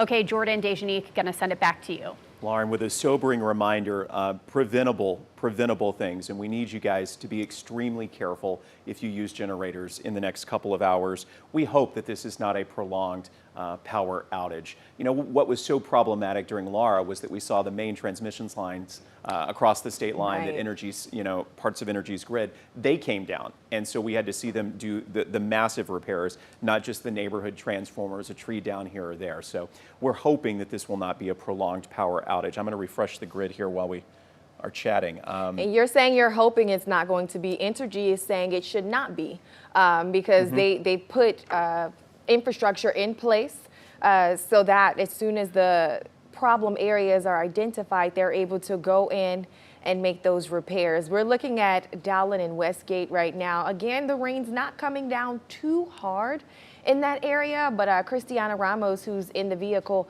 along with James Grant, they're telling us that the wind seems to be the biggest issue, but lots of trees on the side of the roads right now. We're not seeing them sway too much. So this is good news. This is good news, but we want to kind of contrast this with what's happening to our east. To our east, our neighbors in Louisiana, Baton Rouge, already starting to see some flooding as we have images coming out of Louisiana. You know, Baton Rouge had a ton of rain last night. One of those feeder bands just parked over Baton Rouge. I think I was reading they had 5-6 inches in a couple of hours, and we know what that does. So we're hopeful that they won't get it too badly today. They needed a chance for the water to recede just a bit. And quite frankly, we do around Beaumont. You know, we've been looking at the live pictures from the storm tracker, 3-4 inches already. This is the view in Orange along Interstate 10 from the Horseman's Western store. Same situation. The rain seems to be coming down quite a bit harder in Orange County right now than we're seeing in Beaumont. Also starting to see the wind pick up. Patrick, if you want to kind of talk to us about what we're seeing in terms of sustained winds there in Orange. Well, these are peak wind gusts. Okay, we're now seeing 51 over towards Orange. Let me see if I can find, let's see. In Orange, they have 31 sustained gusts, 51 in Orange. That's what we're looking at right now. And 33,000 now without power in Jefferson and Orange counties. Just getting the information in from Entergy. We showed you some of the hard-hit areas, Port Arthur, Mid-County. More scattered outages around Beaumont, China, Vidor at this point. But certainly, the power crews are going to have their work cut out for them. Once the winds go down, they typically want the storm to get out. They stage. You see them in the parking lots, they stage, and then they really jump in and get to work. It'll be interesting to see how much they can do this evening in the dark. Patrick's expecting the worst of this to be over, what, 5:30, 6, 7:30, Oh, 7:30? no, it'll be more like 8:30. Things Okay, will be 8:30? rapidly improving, 8:39. Okay. But Port Arthur right now, 41 gusts to 67. Let's see, over towards Beaumont, 33 gusts to 49, and in Orange, 31 gusts to 51.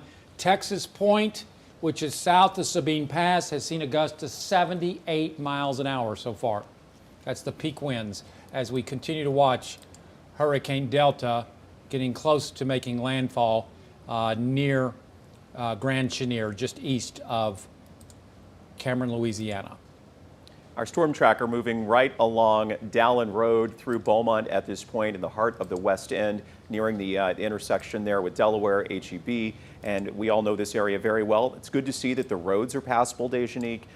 Good to see that the lights are still on. Yeah. But as we mentioned, 33,000 homes and businesses now in the dark in just Jefferson and Orange counties.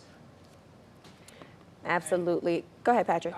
There's your power outage index. Let me back this up. I apologize, I did not have the correct pause on there. But what you're going to see is the chances of power outages. This is an index or of outages, and you can see the heaviest or the best chance of power outages is over towards Bridge City and eastern Orange County over towards Orange, obviously higher over towards Cameron and Vermilion Parish. But notice as we go through 7, 8, 9 o'clock, if you still got power by, say, 8, 9 o'clock this evening, then you probably are in good shape as this storm is expected to move on out. As you can see, the center of circulation very close to the coastline. I'd be surprised if it wasn't already right now. It's kind of hard to make out on radar right now. Let me go to the higher resolution. Yeah, if it's not on shore, it's just southeast of Cameron, Louisiana. I think, from what I can tell, is it's somewhere in this vicinity as the center of circulation. So we're looking at what time now? We're at 4:32. It may be very close to making a landfall. Otherwise, the rain's not as heavy over in towards, say, Vidor, back over towards Mid-County. This is what we call a moat. Otherwise, moderate to heavy rainfall in through Beaumont, back over towards, looks like the split there into Lumberton and also in towards Winnie. Moats like a medieval castle moat? Exactly. Okay. Exactly. Those moats and feeder bands, that is, in the moats, your winds go down. Look what you can learn from Patrick Vaughn when we're on the air for hours. Well, I didn't make this up. This was coined well before I was alive. But again, this is, you can pop me up? There we go. Hi. Magic. And magic. Right there, that is where the winds are lighter. So that's where the winds are going to go down. The winds are stronger as you go higher up in the atmosphere. So if you've got an intense band of rainfall, that drags that wind down to the ground. So that's why the winds are probably higher, China back over into Winnie compared to the east into Beaumont. All right, folks, we're going to pause here for just a second. We're about to welcome in our NBC viewers to our live continuing coverage. Give us just 1 second.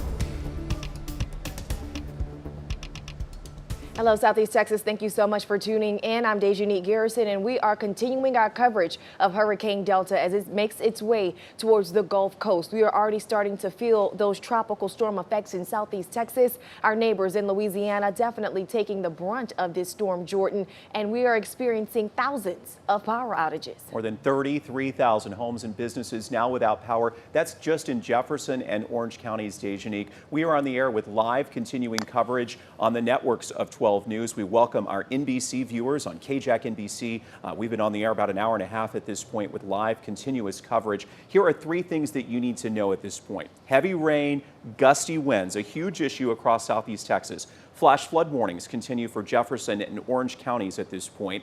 Landfall happening very soon in southwest Louisiana in the Grand Chenier area east of Cameron as a Category 2, a ragged, spread out Category 2 storm, but still packing a punch, and it's bringing plenty of wind and rain to our area, Dejanique. Absolutely. We want to check in with Chief Meteorologist Patrick Vaughn, who's been in our Storm Tracker Center nonstop at this point, keeping a very close eye on the conditions. Patrick, what can you tell us? Well, we're looking at Skycam video right now, and you can see those lines whipping around in those wind gusts up to 50 plus miles an hour over towards Orange County at the present time. This is the power outage index.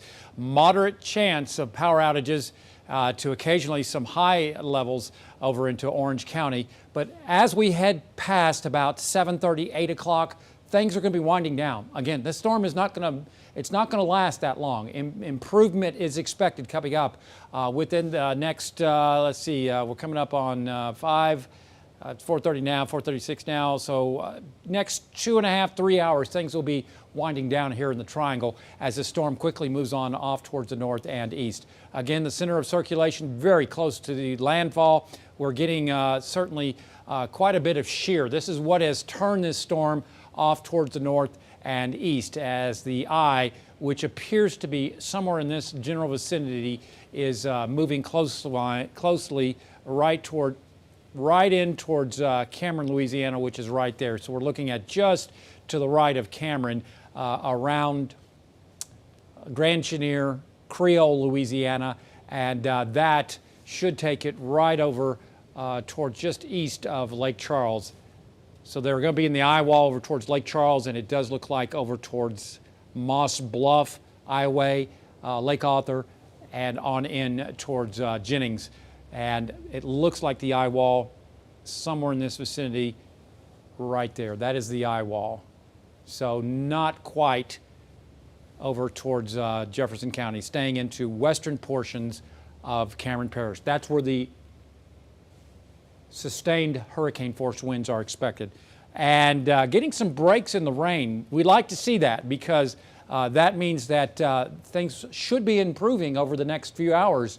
As this continues to pull northeastward, our weather will be improving in the triangle. So we could be looking at some of the worst weather right now, maybe for about another hour or two, and then things will start improving after about 7, 8 o'clock this evening. So again, this orange is the 58 plus mile per hour sustained winds. This is going to be making landfall, at least at this forecast, at 6 p.m. I think it's obviously very close right now. And then heading on off towards the north and east by 9:30. Look at this, 9:30. Most of the tropical storm force winds out of Beaumont, Winnie, also out of Kuntz. And as you can see, low-end tropical storm force winds over towards Port Arthur, Mid-County, Orange County, Jasper, and Newton County. Low end. By 12:30, we're pretty much done here in the triangle. And then as it heads on into central Louisiana, by late tonight, it becomes a tropical storm. As far as the wind speeds, these are the peak wind speeds in southeast Texas. Beaumont has seen a gust of 49 miles per hour. Can we pull that down so that people can see this? What do you call that? Lower third. Can we pull the lower third down? Thank you. In Port Arthur, 67 mile per hour wind gusts, and in Orange, 51 miles per hour. So strong tropical storm force winds. So far, the only hurricane force wind gust that I have seen is over towards Texas Point and around Sabine Pass. That's the only that I've seen. So that's what we're going with. I think over the next 2 hours, this is the worst of the weather, then things should be moving on out. Yes, tropical storm force winds are 39 to 73 miles an hour. Hurricane force winds are 74 miles an hour or greater. So tropical storm force winds over most of the area in southeast Texas. The worst of it over towards Orange County, maybe around Bridge City, Orange, Port Arthur, and underneath this lower third, you'll see over towards Sabine Pass. Otherwise, tornado risk tonight is mainly to the right of the center of circulation. Nothing has changed as far as the hurricane winds or hurricane warnings, I should say, and the tropical storm force or tropical storm wind warnings are in for Hardin, Southern Liberty, sections of, Chambers County, Jasper, Newton, and Orange counties until tonight. And as you can see, a flash flood warning. A flash flood warning is in effect for Jefferson County for much of the area.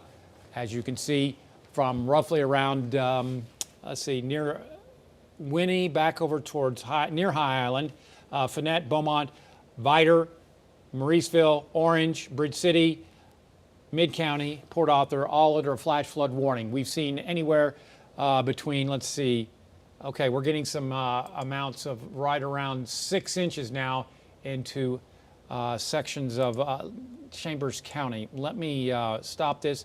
I'm going to change this and see what we've seen over the last 12 hours. I want to see a better idea, a longer time span as far as the heavy rainfall. So that's what I'm going to do, is take it and go for the last 12 hours. Okay, now that tells me a little bit more. And as you can see, as we take a look, near High Island, right around 6 inches, 6.7 inches just between Stoll. Yeah, we can't not see the graphic, folks. Can y'all pull? Thank you.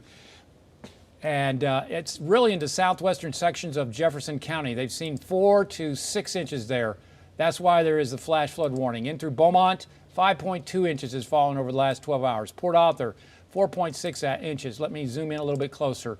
That way you can see it. Port Arthur, 4.5. Beaumont, over towards the south end, 5.5 inches of rainfall. And in and around Fannett and Hampshire Fannett, 6 to 7 inches of rainfall. I think this is going to be improving over the next hour or so as far as the rain's trying to wind down. Nothing's changed on the storm surge. Let me bypass that. Okay, let's take a look at Futurecast. And Futurecast is showing a pretty good semblance of what we're looking at on radar right now. That is pretty remarkable. But watch what happens over the next few hours. We're talking the next 2 to 3 hours. Put this into motion. Look what happens at 7 p.m. It really ramps down and starts decreasing over the triangle as the storm pulls off towards the north and east. That's taking with it the heaviest rainfall. Then we'll go to 9 p.m. We're pretty much done by 9 p.m. as far as rainfall in the triangle. Still some locally heavy rainfall possibilities in through Newton County. As you can see, Jordan, again, the heaviest rainfall off towards our north and east. Dejanique, I know you got family over in Louisiana, but this looks like it's going to be west of Nolens. And by tomorrow morning, it's a thing of a pass at daybreak.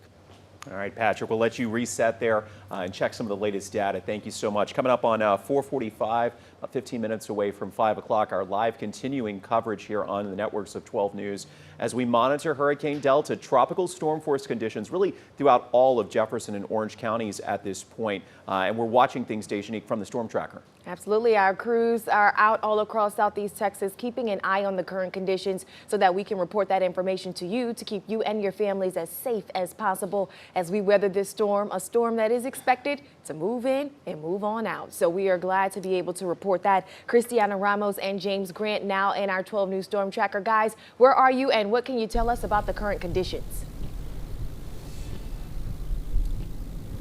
Yeah, right now we're on 11th Street and we're kind of just cruising around. It's looking pretty calm out right now. I'm expecting when those gusts are at its highest, that's when those feeder bands, that's when we're in the feeder bands. But we're seeing some minor flooding on neighborhood roads, lots of trees that are snapped, some branches tangled in the power lines, but not a lot of power down where we're at right now. Well, we want you guys to stay safe. I just got some new information from Entergy. 36,000 customers now without power. Again, when we went on the air this afternoon, Dejanique, at 3 o'clock, I think that number was closer to 10 or 12,000. So we've roughly tripled the number of power outages. And I don't know if you've been on Facebook while we're on the air here. I'm trying to keep track of viewers all around Southeast Texas, and it seems like everybody is reporting power flashes, lights going out, some coming back on, some not. I'm going to approach the TV over here so I can look at this with you, and you can see we've zoomed into Beaumont, that entire corridor there, south of I-10. Old Town, all around St. E. As we zoom down to the south, lots of power outages there along the Calder Street corridor in Old Town. So we'll keep watching this. If you guys want to zoom out a little bit, I can walk folks around through some of the areas. Looks like for the most part the west end is okay, but if we go south toward Port Arthur, toward Mid-County, you'll see sporadic, almost widespread power outages. Keep moving. Okay, there we go. All around the airport, north end of Nederland, Beauart Gardens. You can see a large part of Port Neches, Groves, and most, I would say at this point, more than half of Port Arthur has lost power. Checking in on Orange right now, some significant power outages there. This is the Entergy customer grid. South of Mauriceville, we've also seen areas south of Viter without power, Dejanique. So you get the idea. We just want to give you a snapshot. You can always link to this Entergy map on our 12 News Now app. And again, if you've lost power, folks, we are going to continue our broadcasting on Facebook and YouTube. We're streaming on our 12 News Now app. So we want you to be able to stay connected and stay safe. And we're certainly hoping that this will not be a long duration power outage. Absolutely. Those Entergy crews are already on standby. We've seen them staged. Also, speaking with officials yesterday, they let us know that there is infrastructure in place. This happened post-Hurricane Laura just a couple of weeks ago when we saw those widespread power outages for days. They were able to make some changes and make provisions so that now once they start to see the problem areas, they are able to identify the situation, assess the situation, and then make the proper changes so that you will not be in the dark for a prolonged amount of time. So that is definitely welcome news for folks who are experiencing those outages all across Southeast Texas right now as Delta rolls on through the region. Yeah, we hope those crews can get out safely this evening and start making repairs and trying to get the lights back on. 12 News investigator Lauren Hensley is broadcasting from our remote facility, our backup facility over at Education First Federal Credit Union. Lauren, number one, we hope you're safe. Tell us what you have for us. Yeah, Jordan, Dejanique, I want to speak a little bit about Orange County. It seems like deja vu. They first dealt with Laura in August. Now they're facing Delta, and the biggest concern on Orange County Judge John Gauthier's mind, it's the debris on the road, the debris that's been piling up after Laura. If we can get to some user video I think we have of Orange County, let's take a look at conditions there. So let's hope we can pop up this video here. And if we can't, speaking a little bit about Orange County, according to Judge John Gauthier, here we go. We're taking a look at conditions in Orange County. You can see those must be the bands coming down because you can see the rain heavy at times, but then tapering off, heavy at times, and then tapering off.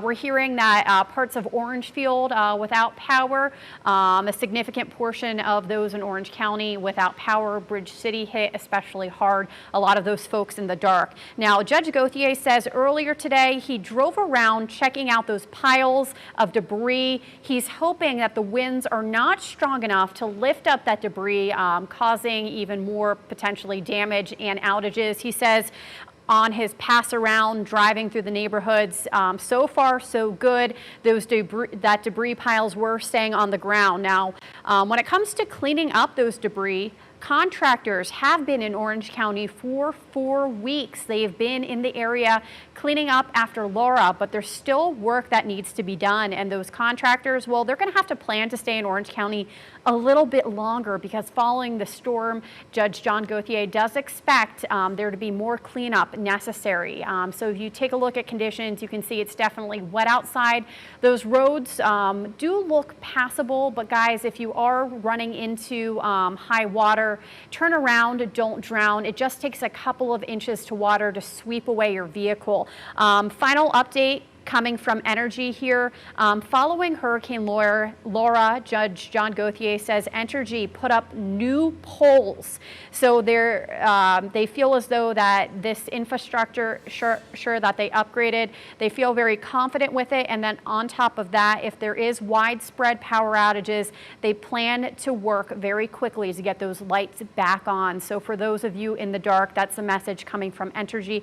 Hopefully this will not be a long-term power outage for you folks. Now, I do want to switch gears here for the 36,000 people who are in the dark. Many of you may be relying on generators, and it's important to keep these generator safety tips in mind if you plan on using it. First of all, keep that generator outside. No, your garage does not count. You got to keep it out in the open. Keep it away from any vents or any windows, and make sure you hit that off switch before you refuel your generator. Now, sadly, here in the Golden Triangle, following Hurricane Laura, 5 people died, at least 5, due to carbon monoxide poisoning. And according to the Southeast Texas Medical Center, following Laura, 20+ people were in the hospital for carbon monoxide poisoning. It's a very nasty thing, and it can be fatal. So please keep these safety tips in mind if you plan on using that generator. And finally, one more stat I want to throw at you. In 2017, in the United States, 69 people died as a result of carbon monoxide poisoning due to generators. So it's really important you keep those safety tips in mind that you see on your screen. Guys, if you survive the hurricane, we want you to survive in the days to come. A strong reminder that after severe weather, you gotta be mindful during those following days. Be mindful about those generator safety tips. Be mindful about any debris you may encounter. A good thing to keep in mind in the days and weeks to come. And I think we're taking a live look now. Here that looks like our 12 News crew, and it looks like they've encountered maybe, is that a downed tree in the middle of the road? Yeah, it looks like it. I believe it may be a downed tree in the middle of the road. We're watching this as well. Jordan Dejanique, I think you may be getting some more intel, so I'm going to go ahead and send it back to you guys. Thank you so much. Yeah, it looks like our crew is backing up. There's a bit of a delay when we loop them into the conversation here. They're at the corner of Hazel, there in the Oaks Historic District. Cristiana Ramos, if you can hear us, give us some information about what you're seeing. Yeah, on the First Street, we're seeing some road blockage. A tree has toppled over in the middle of the street, so definitely you don't want to be traveling, stay in your homes. We saw some families playing out in the rain, actually, but stay in your homes and just stay safe. We've heard some higher wind gusts here. It looks relatively calm where you are there in the Oaks Historic District in Old Town and Beaumont. But yeah, some scattered tree limbs that are down. You see all the leaves covering part of the road there. I think they just turned off of Hazel. Dejanique, this is one area that is without power right now. We can confirm that based on what we're seeing on the energy grid. Upwards of 37,000 customers now without power. Coming up on the 5 o'clock hour. Actually, it has just jumped now to 39,000 without power. So every couple of minutes, we're seeing more power outages. These gusts are what really do a number on the power grid. We've got, say, sustained winds to 30 to 40, but you get a gust to 50 or 60, and you start running into problems. Especially in those historic neighborhoods where you have tons of older trees, you've got to keep a close eye on conditions, because when those gusts come through, it's very likely that you'll see some of those trees start to snap, as we saw Christiana running past the screen away from one of those trees that was just down. So something to definitely keep a close eye on, folks. If you are in an area that you are experiencing some of those higher winds, if it's safe for you to grab the things that you have kind of just scattered in the yard, do so as we start to cycle through the next couple of hours and those conditions start to deteriorate. Want to make sure that debris doesn't turn into projectiles and start to harm folks. We're happy to be able to tell you that we're going to be done in the next, say, 2.5 to 3, 4 hours. So we're going to keep you safe. We're on the air right now on 12 News ABC, on KJAC NBC, and on YouTube and Facebook, our 12 News Now app. So if you lose power, if you have loved ones who are sitting at home in the dark, let them know they can get the latest. We're going to be going back to Chief Meteorologist Patrick Vaughn here in the next couple of minutes. Right now, our sky cams, you can see he's flipping through them fairly quickly. That's the sky cam just outside our station here in Orange. Patrick, if you can hear us, we here a couple of minutes ago had a pretty significant wind gust at our studios. Yeah, that's kind of why I went outside to see what was going on. I know what it sounds like in this building and what the weather sounds like when we're really seeing significant weather here at the station. Just the way the building sounds, and so I didn't recognize that. I've had lots of experience here the last several years to know that sound, unfortunately. Yeah. But anyway, we're glad everything's safe. Apparently. yeah, we're okay. Just very breezy winds outside, windy weather conditions. Looking at probably somewhere in the order of 50, 55 miles an hour here in Beaumont, 52 in Beaumont right now. Port Arthur is still staying 60, 64 miles an hour. They just had a wind gust over towards Texas Point again at 75 miles an hour. Been running about 78 to 75 mile per hour winds over towards Texas Point into the southeastern tip of Jefferson County, just south of Sabine Pass. Otherwise, looking at satellite imagery, and it's very close to making landfall right now. I think it's just offshore south of Cameron and Grand Chenier. Let me make sure of that. Let's see, Grand Chenier is just down on Highway 82, just to the east of Cameron, past the Pogge plant. Creole, Louisiana. So yeah, you've got Cameron down 27 and 82, Creole, Louisiana. Looks like it's just, boy, this is hard to tell. Looks like it just, let's see, there's, let's see, that's Cameron, Creole, and then Grand Chenier, and then you got the Rockefeller Wildlife Refuge, and then Pecan Island, just inside of Vermilion Parish. And just north of that big lake, or White Lake, is Guédon. So we're looking at that. Yeah, it's very close. Landfall imminent. Yeah. Landfall could be happening here as we speak. Not here, not in southeast Texas. Thank goodness.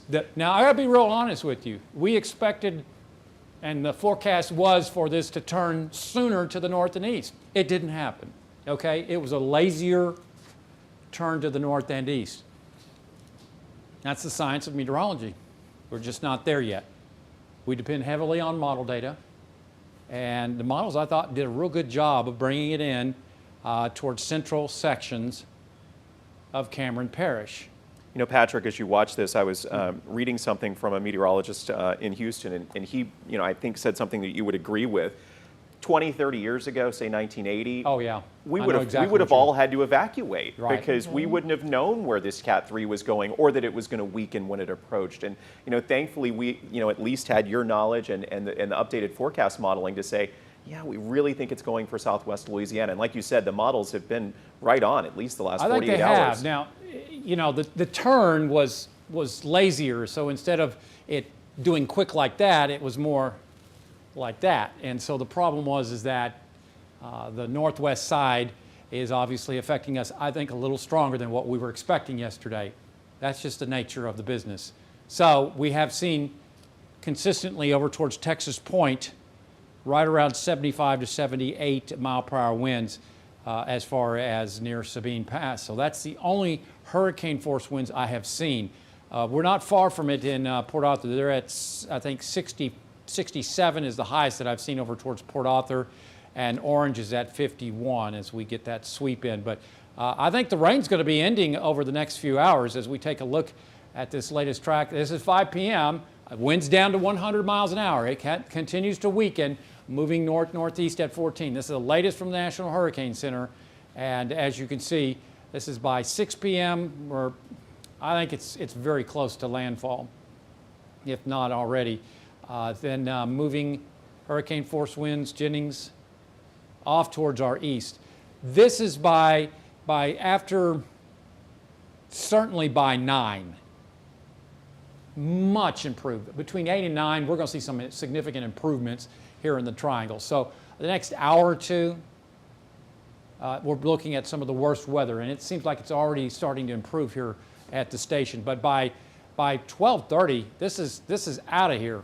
It's headed towards central Louisiana, just a small sliver of Newton County, northern Newton County, that is looking at tropical north-forest winds. I think it's a done deal by then. And then we're at a tropical storm by 1 a.m. by tomorrow morning daybreak, it's a thing of the past. Okay, here's the latest. We're at 52-mile-per-hour wind gusts in Beaumont and Orange, 67 into Port Arthur. So they're not far from hurricane force. It may not do it, but Texas Point near Sabine Pass, right around 75 to 78 miles an hour. Okay. Patrick, we are coming up on 5 o'clock. And just a quick note to the control room, Ashley Elam is hoping to do a live broadcast from Port Arthur here in just a second. You're watching our live continuing coverage. I understand we're going to pause just a second and welcome everybody back here in just a couple of minutes, Dejanique. I mean, we've been on the air since 3. We have roughly 38,000 homes and businesses now in Jefferson and Orange County in the dark.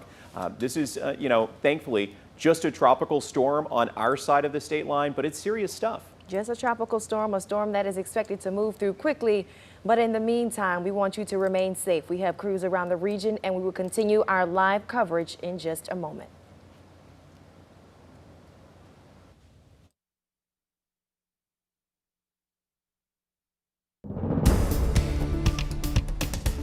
Hello, Southeast Texas. Thank you so much for tuning in to 12 News. I'm Dejanique Garrison, and we are keeping a very close eye on Hurricane Delta making landfall any moment now. Thankfully, Southeast Texas not in its crosshairs, but boy, Jordan, we are still feeling the effects of this storm. Yeah, you're watching our live Skycam right now outside our studios in Beaumont. The winds gusting in Beaumont in the neighborhood of 30 to 40, 50 miles an hour. We've seen higher gusts, say, at the Jack Brooks Regional Airport there in Mid-County, where the winds have been gusting upwards of 60 miles an hour. As I mentioned, more than 30,000 homes and businesses without power. The number that we're seeing right now, close to 37, 38,000. That number is changing constantly. Chief Meteorologist Patrick Vaughn is with us. The National Hurricane Center, Patrick, is just officially saying landfall is happening right now as we speak. That's here what I thought. At the 5 o'clock hour. That's what I thought. Looking at radar, they're going to have to update this graphic, but I was thinking that was very close to landfall and had my doubts, but you can see, let me stop this. You'll see right here on infrared satellite imagery, there it is. That's it right there. Here's Cameron, and there you go, boys and girls. There's Cameron, Louisiana, to the right of Cameron, Louisiana. Modeling did very well, thank you. Very well. As a Cat 2, a weak Cat 2 at this point, right? Right. Winds around 100? 100 mile per hour winds. So we'll take that. Thank you. Let's give folks a look at the radar. We're definitely still having rain bands here across Jefferson County, and as I mentioned, the gusty winds. Yeah, and again, we think that the rains will really remarkably markedly decrease over the next, let's see, we're at 5 now. By 7 p.m. Here at the Triangle. Now that's still going to be ongoing up in the lakes area as this pulls away off towards the north. There we go. So again, making landfall just east of Cameron. Going to be headed up 165, headed to Kinder on the way to Alexandria. But again, the rain should be decreasing over the next, give it another hour. But as this thing continues to pull off towards the north and east, that'll shift it, something like that. So 7, 8 o'clock tonight, we'll see a much improved situation in Southeast Texas. So they're going to have to move this up, but it's making landfall right now. This is from the Hurricane Center at 6 p.m. So this is even faster now than what the Hurricane Center has said. So this may be a quicker exit for our region. And by 9:30, I think some things are really going to be improving, if not sooner, here in the Triangle. Still rain and gusty winds up in the lakes area to about 9, 10 o'clock tonight, and then heading towards central Louisiana, becoming a tropical storm as we head towards the wee hours of the morning. A top wind so far, 67 miles per hour wind gusts over into Port Arthur is the highest I've seen. However, not on this site is Texas Point, that has seen a gust of 78 just south of Sabine Pass. 52 in Orange, 52 in Beaumont. All right, thank you so much, Patrick. And as you're talking about those conditions, look at there. Ashley Elam in Port Arthur, and the wind is just whipping. Ashley, if you can hear us, please talk to us about exactly where you are and what's happening.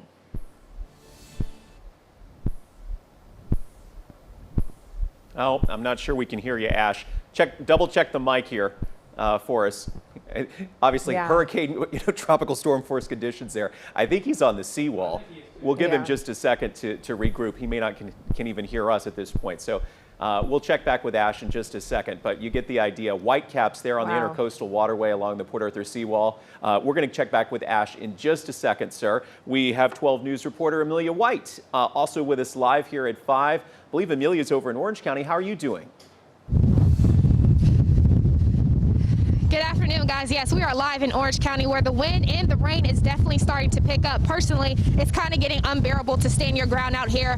Driving up from Beaumont to Orange County, we experienced some of the cars shaking a little bit here and there. We are starting to see debris down on the road. Another thing I would say, again, once we drove up from Beaumont, we didn't see many cars on the road, so I really think people are starting to hunker down. We spoke to a few people earlier in the day at gas stations. They say they're ready. They are filling up their gas tanks for their generators, and they are getting ready for the hurricane. I do want to point out, though, if you are on the roads, please be mindful of those blind spots of rain puddles. It may look like the ground is pretty level, but it is, in fact, maybe a deep puddle. So just turn around and don't drown. We'll have continuous coverage all throughout the night. Live in Orange County, Amelia White, 12 News.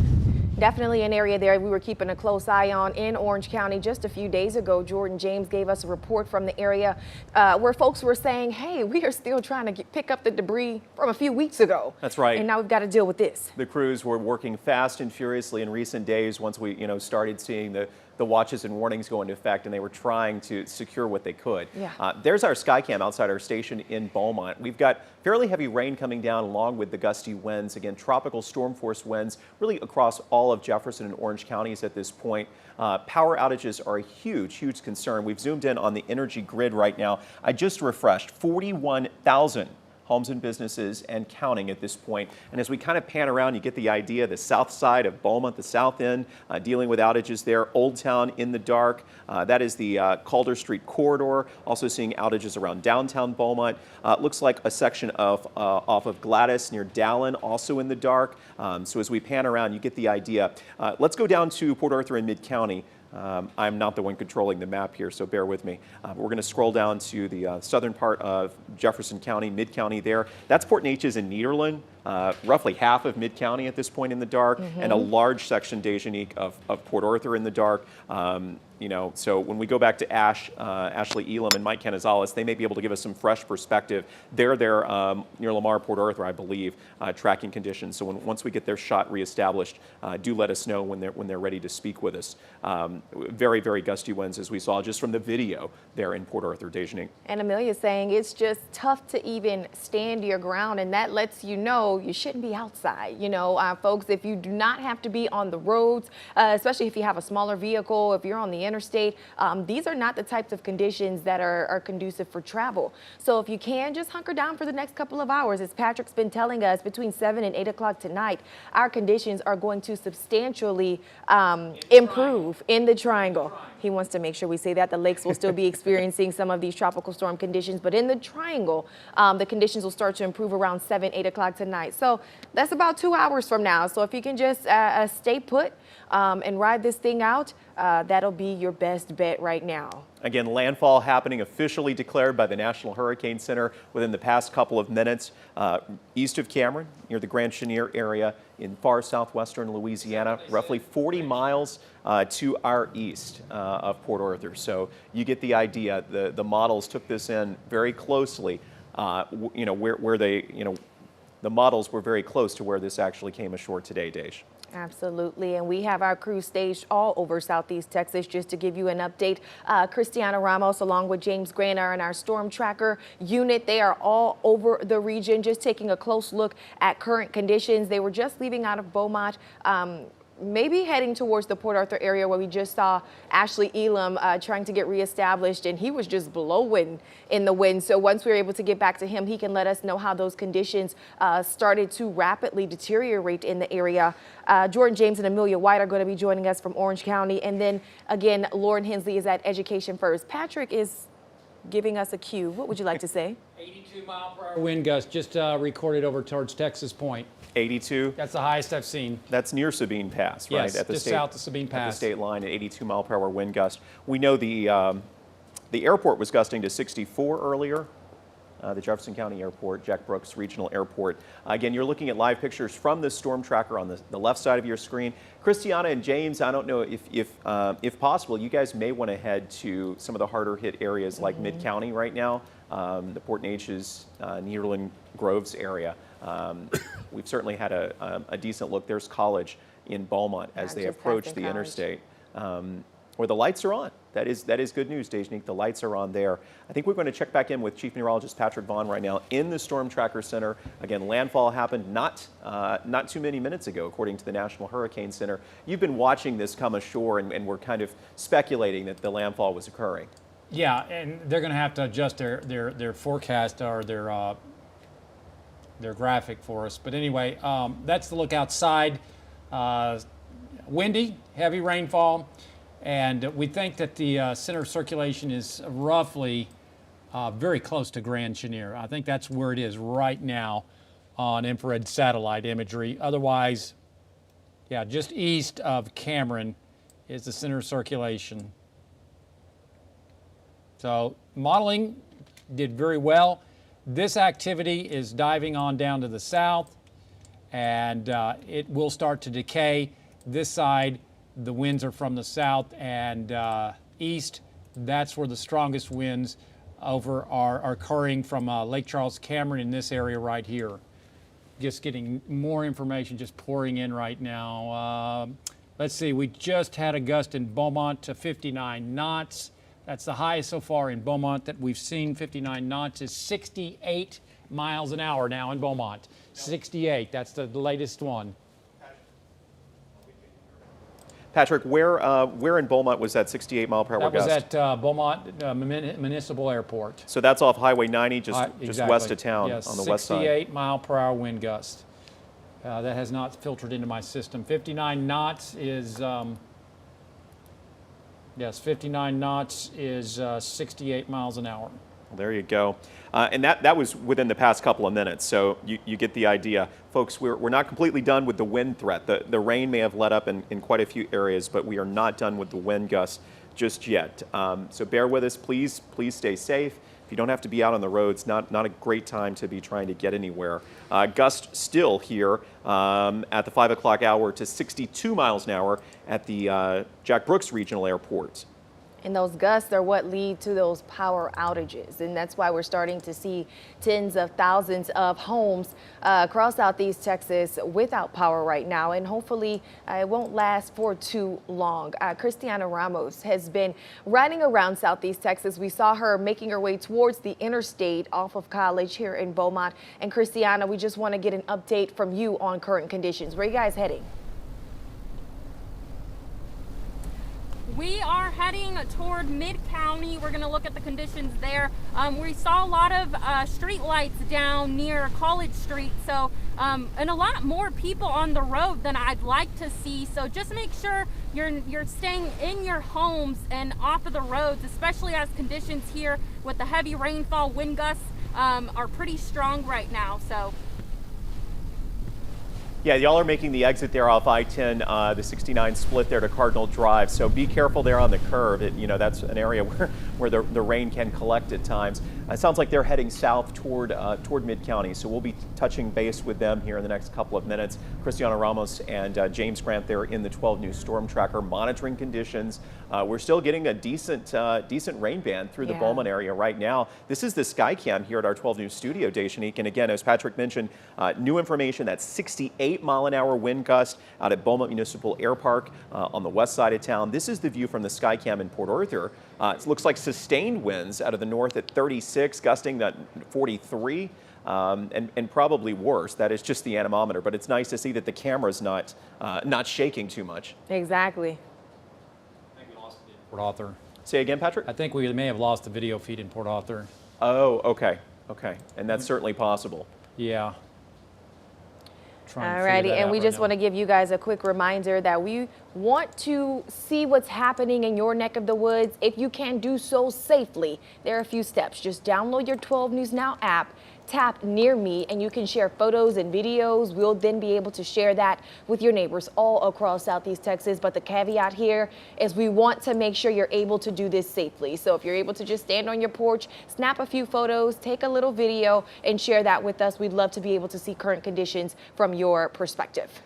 12 News Sports Director Ashley Elam playing the role of a storm tracker tonight, live from the seawall in PA. Sir, what's happening? Well, actually, we've moved away from the seawall. We are down just outside of Sabine Pass next to the Intercoastal Waterway. We had a few microphone problems here. That's what happens when you're covering a storm like this.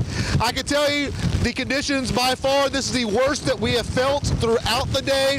The wind's extremely hard, having a hard time standing up right now. And this is actually during a lull. Earlier things were much worse.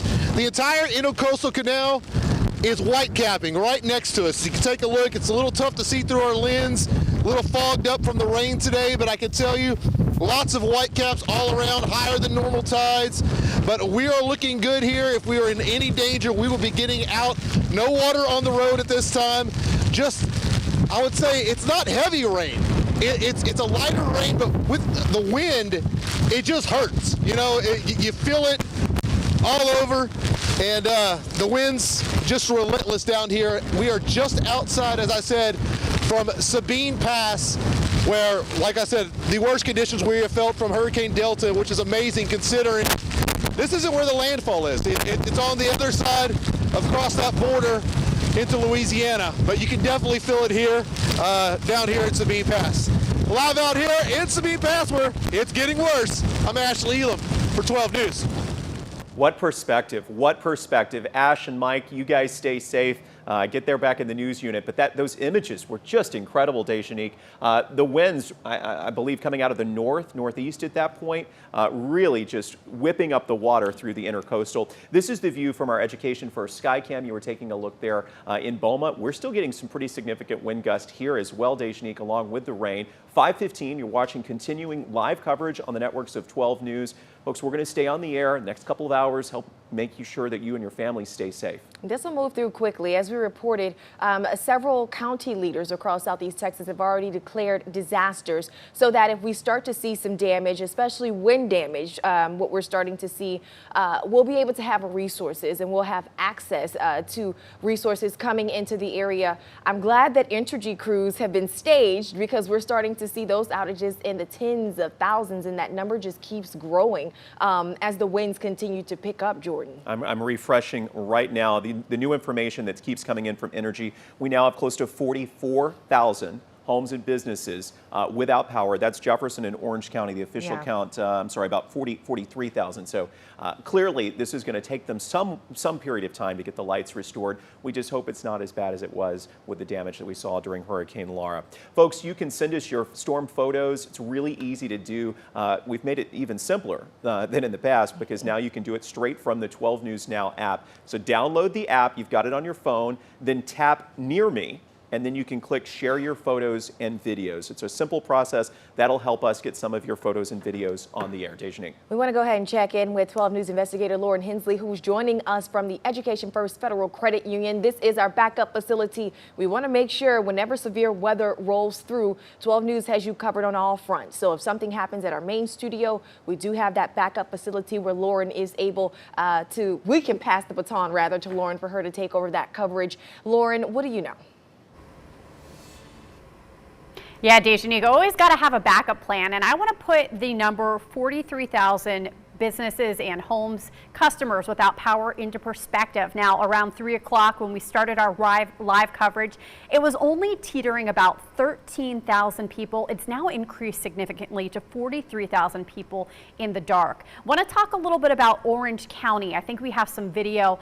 Folks in Orange County are reporting down trees and down power lines as some of the problems they're experiencing in that area, and also some of the reasons for these power outages. Now, according to Judge John Gauthier, he has another concern, and that concern is debris. Debris left over from Hurricane Laura. So unfortunately for the Orange County area, this is like deja vu, riding out another significant weather event. So according to Judge Gauthier, he says he's been driving around having a look at the debris piles to see how the serious winds are impacting them, and he says so far so good.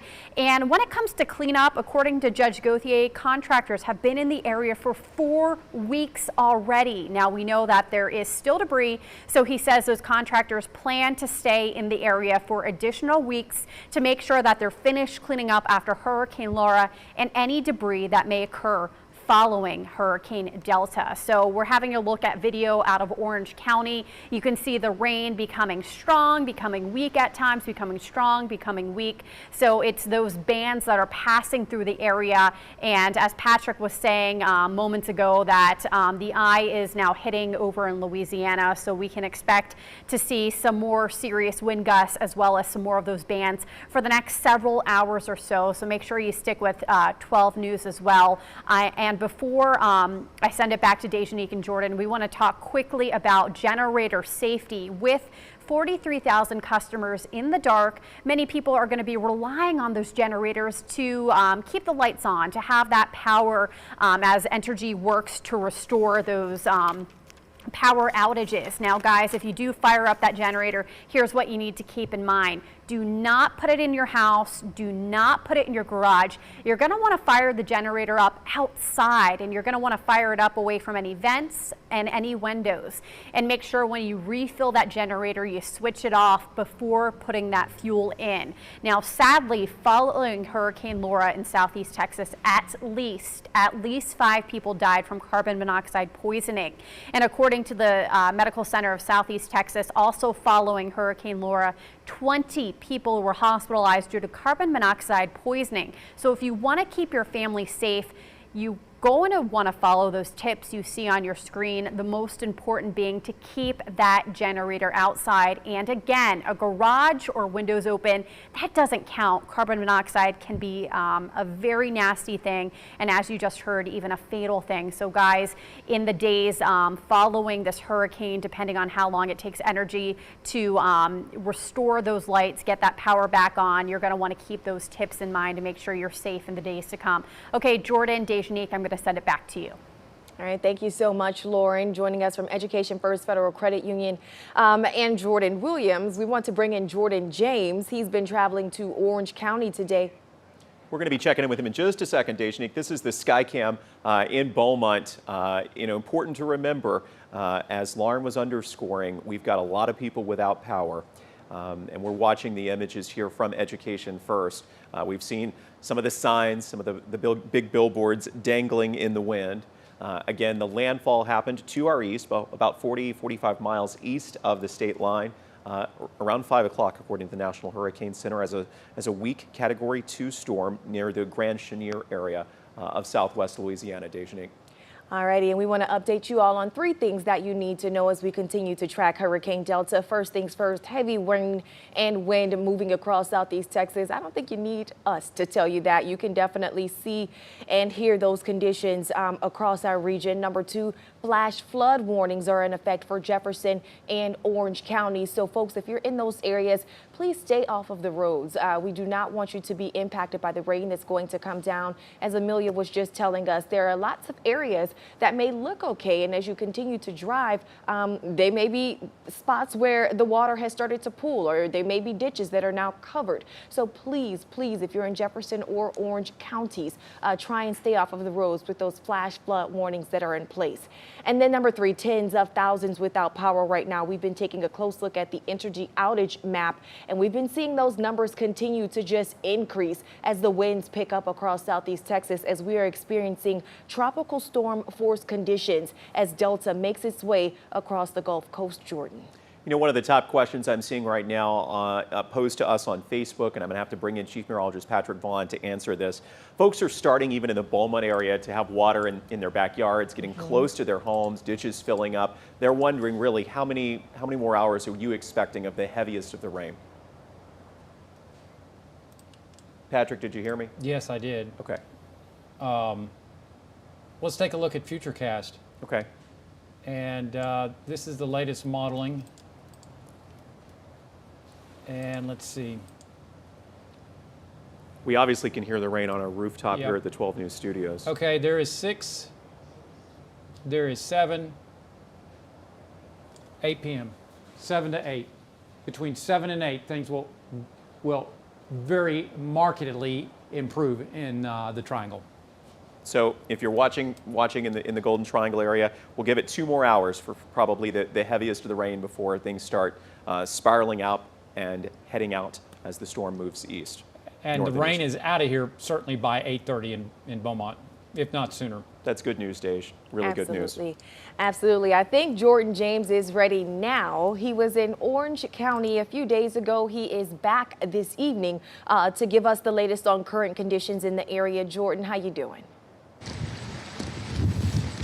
Hey, Dej, we're here in Orange where the rain is really picking up and the wind. I heard you mention the power outages right here along Highway 90. As you can see, the street lights are not working at all. As we were making our way through Orange County, I heard a transformer blew. It sounded just like a firework went off. And you did mention injuries. Speaking of injuries, they're right here at Baptist Hospital in Orange. They have started staging crews all across Southeast Texas in preparation for Hurricane Delta. And as you mentioned, there are some flooding even in this parking lot of Baptist Hospital. We're starting to see some flooding. If you don't have to be out in the conditions, it's best not to be out here. As I said, it's been raining on and off, but these are the hardest that we have experienced being out here in Hurricane Delta. As you see behind me, Entergy has crews on standby, ready to respond once things lighten up. Reporting here from Orange County, Jordan James, 12 News. Jordan, fascinating perspective there. It's good to see that the crews are ready to respond. So, Dejanique, that's some of the information we're getting right now. The perspective fresh from Orange County at the Old Baptist Hospital. And the crew was just letting us know that we're going to take a look at some of those power outages in Orange County. Jordan, as they're starting to zoom in, we're seeing more and more red lines start to take over Southeast Texas. And this is what we expected. We knew this would be a wind event, and we knew with wind comes power outages. And Entergy had the crews staging. You just saw them. They are here, and they're going to get out and make repairs just as soon as it's safe for them to do so. And typically that's after the tropical storm force winds subside. So hopefully here, as Patrick was saying, in the next 2 hours. As you see at the bottom of your screen, more than 43,000 without power. And the extent of the outages, pretty widespread in Orange County. In Beaumont, I would call it more scattered, but there are definitely clusters of town where the lights are out. There's Old Town. You see a section there off on the west end near Gladys and Dallin. That neighborhood is in the dark. Problems downtown on the north end as well. You know, we have a fair number of our colleagues working from home, and I'm, keeping track, hearing from some of them this afternoon about the lights going on and off, the internet going on and off. I mean, you know what happens when you get tropical storm force winds. And if we spin down toward Port Arthur, Mid-County, you can see the situation there quite a bit more severe in terms of the number of outages. Again, 43,000, that's Jefferson and Orange counties combined, but large sections of Nederland, Port Neches, Groves, and Port Arthur are out of power. I'm glad you mentioned our colleagues. That's a good point, Jordan. There's no best time, if you will, for a storm to roll through. But if we had to take our pick, a Friday evening is better because right now so many people are still working from home due to the pandemic. So if you were talking power outages and you were talking internet going down, you're adding a whole nother layer of difficulty to people's lives. So we are glad that this is something that's going to move in, move on out, and hopefully folks won't be in the dark for too much longer. That's the new pictures live from our 12 News Storm Tracker. Cristiano Ramos is there along with James Grant. If you can hear us, update us on what you're seeing. I know you've been making the trip from Beaumont toward the Mid-County area. Yeah, thanks, Jordan. We are in Port Neches right now, and it's pretty gusty out here. Rain isn't really the problem, it seems like. Gusts right now, I was looking on the National Weather Service, and it says that it's going up to 40 miles per hour. I'm pretty sure Patrick could clarify that for you, but looking outside, pretty gusty winds right now. Lots of people on the road. We did see a lot of power outages. You're seeing we're heading up to a light right now. And lots of power outages. That wind is getting stronger. I'm sure the gusts must be higher than 40 miles per hour. All right, we were getting some new information. Christiana, we missed the tail end of your report there, but I can tell you you're coming up on the TPC plant, a very familiar scene for many of us. You're right there on Pure Atlantic, 366, Magnolia, coming toward Port Neches, or through Port Neches toward Groves. My old house is about a mile up the street there. But anyway, if you they're continuing south, and you can see these lights just dangling in pretty precarious positions, gusting in the wind. And so, you know, there are plenty of spots where the lights are not on. And you know, if you've got to be out, treat those as a four-way stop until the lights are restored, Dejanique. But you can see here, this is what we expected. We wanted the storm tracker to move into this stretch of Mid-County because we were hearing and looking at the radar and seeing that there were some more intense rain and wind bands there. And that's certainly what we're seeing here. This is, again, 366. They're coming up on Rubber Plant Road. That is what's left of TPC on the left, Dej. We know social media is just such a powerful tool during a weather event. It keeps us connected. Folks are able to share information, share images to give us a better idea of what's happening in their neighborhoods. So we want to take a look at some of the posts that we've been seeing via social media. If we can get that popped up to share with you all. Lauren Hensley tweeting that wind gusts are picking up in Beaumont. This is just outside of Education First Federal Credit Union. Some of the drivers there on the road, assuming trying to make it onto the interstate a little earlier this afternoon, and you can see that water just splashing about. Our digital desk, Eleanor Skelton, says that the winds were picking up on North Major Drive. We know this is the area where the lights do go out when the winds start to pick up. So you see the trees starting to shift in either direction there on North Major Drive. But as the storm tracker crew was out a little bit ago, Jordan, when they were on Dowland, which is not too far from that area, just a block over, we did see lights. So that was a good sign. Well, this is going to be one of those scenarios, and we all, you know, hate to think about it, but one of those scenarios where your block has power, but the neighbors don't. Yeah. And we saw that with the storm tracker just a minute ago, making the road, the trip down 366 there in Port Neches. By the way, I just want to pass this along. If for some reason you've lost us on Spectrum Cable, we're hearing about some outages there. We are still broadcasting, and you can continue to watch us if you switch over to your phone, to your tablet. We are on Facebook. We're on YouTube. We are on our app, our 12 News Now app, and on 12newsnow.com. We know it's a you know, kind of a tough situation where you may have to change how you're watching, but Absolutely. we're gonna keep doing our best to keep you and your family safe. We are still safe, and we are still on the air. And we are counting it a blessing that power outages may be the most severe thing that we have to deal with over the next couple of hours when you take into account what could be happening next door to our neighbors who are still trying to recover from a storm that hit just a couple of weeks ago. They are going to bear the brunt of Hurricane Delta. And so I just want to put that into perspective and let those folks know that we are thinking about them. My thoughts are with them. Yeah.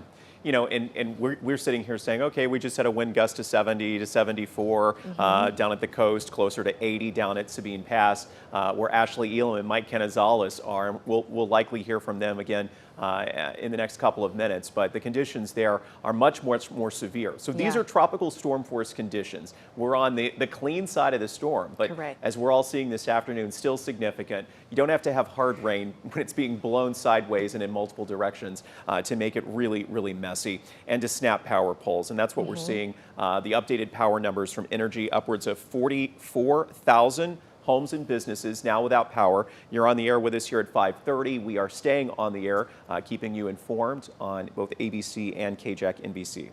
It is 5:30 right now, as Jordan mentioned, and Patrick has let us know that 7 to 8 o'clock, that's going to be the time frame that the triangle starts to see conditions are improving. So we just have a couple of hours to go, guys. So just hold tight. We want to take you to Baton Rouge, though. Looks like there are still folks out traveling there. Rain coming down. Rain is but coming down. Certainly doesn't look like they're getting the extent of the wind gusts that we're seeing here in Southeast Texas. Again, we have had wind gusts in the 50 to 60 category across Jefferson County, closer to the coast, more in the 70 to 80 wind gusts, 78 at Texas Point, which is near Sabine Pass. 82 now. We have now had a wind gust of over 80 miles an hour, 82 miles an hour reported. That's again on the coast. Patrick's jumping back in with us here, tracking what's going on with the storm and where Delta's headed. Boy, that was some great video. I don't know where that was. That's live from Baton Rouge, I Baton believe. Rouge. Oh, okay. Yeah. That's why it looked different. Anyway, very heavy rainfall moving across the area. We do expect things to be improving greatly over the next couple of hours. We'll give it another hour or two, but things should be improving. As you can see, that sign over towards Education First. Look at that. I don't know if it was intentional or if the winds whipped through it, but you can see it snagged in the wind there this afternoon. So again, the storm has made landfall just to the east of Cameron, in towards Cameron Parish, to our east, by the way, and over towards Grand Chenier, moving to the north. So there it is. That is the center of circulation. Let's see. Right there. That is the center of circulation right in there. So we continue to see the back edge. Look at this. Look at the back edge of the rainfall pulling away towards the north and east. So things improving. You may be done in Winnie. You're done in Winnie. No more rain in Winnie. This is going to be moving on off towards the north and west as the storm, let me go back to that, as the storm continues to pull away. Again, improving weather in about an hour or two here in the Triangle. More rain expected in the lakes area as the storm heads up 165 past Lake Charles over the next hour or two and on in to Jeff Davis Parish. So again, it has made landfall.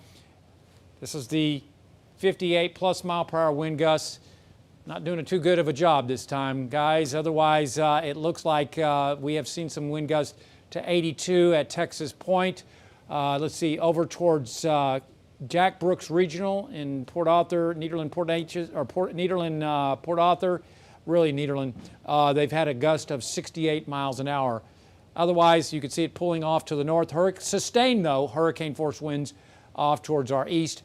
And as you can see, 12:30, we're done, if not sooner, up in the lakes area as this continues to pull off to the east. These are the peak winds that we've seen. All right, now we're up to 69 in Port Arthur. That is the peak wind. They've seen 82 at Texas Point near Sabine Pass, just south of Sabine Pass over in Beaumont. That's at the Beaumont Municipal Airport on 90. It's 52 mile per hour wind gust. Orange now up to 55 miles per hour. And Jasper at 30 miles per hour wind gust. Lake Charles at 60. I'm not sure about whether or not that is accurate. Okay, this is the latest modeling. Wind gust to Orange, certainly around 70 miles an hour. That's within the realm of possibilities. I think it's too high up in the lakes area. Regardless, this is going to be pulling away. And as you can see, by later tonight, things are pretty much done across the area. So we've increased the winds primarily for Orange, Bridge City, Port Arthur, and Sabine Pass. Still very gusty across Mid-County. Really, it's the Triangle. Southern Jasper, Southern Newton, Orange County, and the eastern half of Jefferson County, the real heavy or the strongest winds, as you can see. Lesser winds up towards the lakes area, Tyler County, northwestern Hardin County, northern Jasper County. We'll see the least winds out of this. Otherwise, flash flood watch, Jasper, Newton, Orange, and Jefferson County. Flash flood warning until 7 p.m. For the areas shaded in brick red in through the Triangle. And as you can see, the heaviest rainfall has fallen in through Jefferson and also over in towards Chambers County, near Winnie. Let's see, goodness gracious. Let me get my query tool. And that query tool will reveal that right around Winnie, a good 5 to 6 inches. This purple area, 6.5. South into Beaumont, South Park area, right around 6 inches. North into Beaumont, right around 5 inches. Let's see, near Vider, 5.4. Port Arthur, right around 4.3. Let's go over towards Fannett and Hampshire, 5.5, 7 inches. Rains will be improving or moving out. In about an hour, we ought to start seeing some improvement as far as the intensity here in the Triangle, especially in towards Fannett. Already seeing it coming to an end in Winnie. As you can see, by 7 p.m., look at the back edge of this rain, roughly from Vauta to Beaumont to Searim. Then as we go to 8 p.m., It's out of the triangle except for Orange County. Same thing over towards Woodville, if this modeling is correct. I'm dependent upon the modeling. That's how it works. All right. Then by 9:30, the only bit left up over towards Burkeville and northern Newton County. Patrick, up to 46,000 homes and businesses. And I tell you, if you know, we jump through Facebook, always monitoring what you guys are talking about. Yeah. And so many are saying, you know, just 1 more hour, 2 more hours, and we're going to get through this. Lots of lights going on and off. And if you're still fortunate to have the lights, cross your fingers, because we know the power grid is sort of, you know, struggling to keep up with these gusts at this point, Dejanique. Absolutely. And Lauren Hensley is at Education First Federal Credit Union. Lauren, we were just chatting, and it looks like the west end of Beaumont has just lost power. So we've been saying as the night continues to progress, we expected those numbers to increase. Yeah, Dejanique, I got that text moments ago. The West End Lodge, a very popular place for young professionals to live, and hearing they just lost power after dealing with flickering lights well into this afternoon and evening. Now, I want to get to an update from Jefferson County Judge Jeff Brannick. So there is some good news, and there is some maybe not so good news. So the good news is he's not anticipating any water or search and rescue missions. So that is very good news. And if we want to get to some video, I believe we have some video of Groves to show you.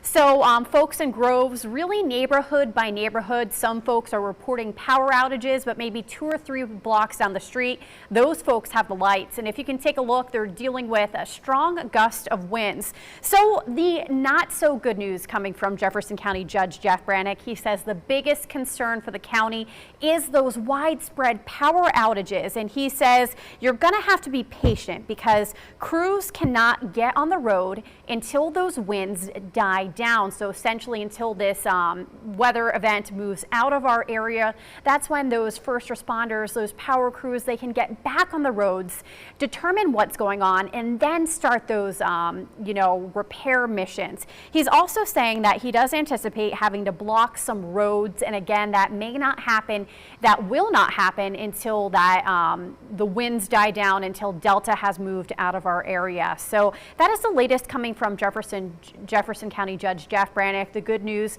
no anticipation of those high water rescues like we saw during Imelda and even Hurricane Harvey. So that's the good news there, but the not so good news is those in the dark, you're just going to have to wait until after the storm passes for those crews to hit the roads, assess what damage has happened, and then start those repair work. So you're going to have to pack your patience. Lauren Hensley, 12 News.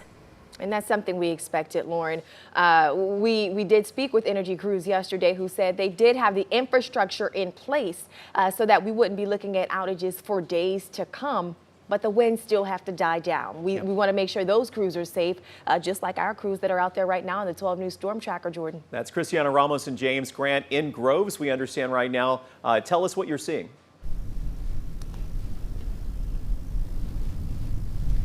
Yeah, Jordan, it's like Lauren said, very gusty winds. We're riding around in the neighborhoods right now. We're on Browning Street, and we're seeing a lot of power outages in the neighborhood, so a lot of people in the dark, no air conditioning, unfortunately, but gusty winds right now. Winds are pretty, rains are pretty light out right now, but the wind is kind of blowing it around, so maybe not a good idea to be out on the roads if you're driving around. Yeah, that's a good reminder. Try to stay home, and you know who's going to need to be out on the roads in the next couple of hours are those utility crews. So they're going to be out there, and of course the city crews trying to clear any debris that makes the roads impassable. That was something we remember in Orange, you know, with the stronger winds that we saw back during Hurricane Laura. So many trees came down. If you asked the linemen, the #1 challenge they had was just getting the debris out of the way so they could get to the poles. We see some of the main transmission lines. They turned onto 39th Street. This is also my old stomping grounds. You know, it just happens when you grow up here. Many memories driving down 39th Street. That was a bike route from time to time. And you know, so we look at the Skycam here in Beaumont, and you can see we're still getting, you know, rattled just a bit. Yeah. With gusty winds. We hear the roof shaking just a little. Patrick, you were going to add something. Saying they just got their first gust of hurricane force winds in Lake Charles. And again, we are definitely keeping our thoughts with our neighbors in Lake Charles. We know they are still working to recover post-Hurricane Laura happened just a couple of weeks ago, and now to have to deal with this particular blow, Mother Nature not being fair, but we're thinking of them and hoping. Video here from Sour Lake that came in just a little bit earlier, and you could see somebody filming from their patio. Hopefully all that stuff is still there and secure. We don't want to ruin a picturesque patio, but either way, we're definitely seeing some stronger wind gusts, Dejanique. Now heading to the east to Baton Rouge. This is flooding video from earlier that we saw on one of the roads. And as this video continues to cycle through, you'll see some emergency crews in just a couple of seconds. But this is Baton Rouge, just to the east of us, as they got hit pretty hard last night. We were saying just a bit earlier, Jordan, there are those emergency crews trying to assess the situations there. And this is Knoll in Port Neches earlier, where a pretty large tree looked like it came down and was blocking part of the road. That is Knoll, pretty close to Port Neches Avenue. So we'll flip through some of the more videos that you've been sending in. This was over in Lake Charles. Over in Lake Charles earlier.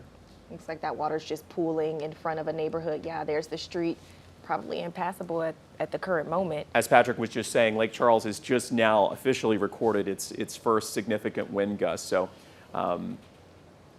it's going to be worsening there.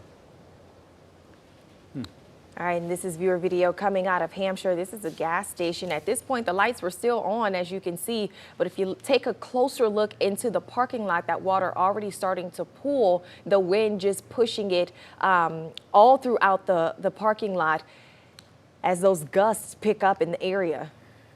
Okay. We've made it really easy for you to share the photos and videos from our 12 News app. If you have the app on your phone, just click Near Me and you can send in the video right to us. It's really simple to do, and we really appreciate you doing that because we can get them on the air faster. Tagging us on Facebook and Twitter is great, Instagram as well. We obviously have our digital media team following all of those tags, but it's really simple if you can send them to us actually on our app. And we'll go right there on the map, and we'll be able to share them with our viewers on TV really quickly, Dej. Just a bit of a personal perspective. I've been in Southeast Texas now for Harvey, Imelda, Laura, and we're used to talking about the water and what's happening with flooding and the rain coming down with these storms. And so this has been interesting, just, you know, from the outside looking in as Patrick is forecasting this storm, what the wind is doing to the region. That's right. That's right. Much more of a wind event. We knew it would be. Yeah. And that's exactly what's panned out. We don't want to diminish the rain. I know some of you Right. have ditches in front of your houses that are full. Some areas have certainly seen upwards of 5 inches of rain in parts of Jefferson County at this point. More than 4 inches in Beaumont, according to our. Sorry, I was getting some new information. It's difficult to do this when they start talking to us, Dej.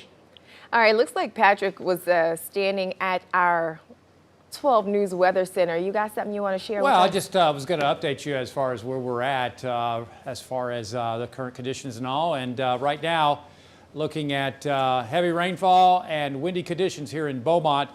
Put things in perspective. Look at that. Those are the blue roofs in Lake Charles. They're now getting hurricane force winds again within 6 weeks of Laura.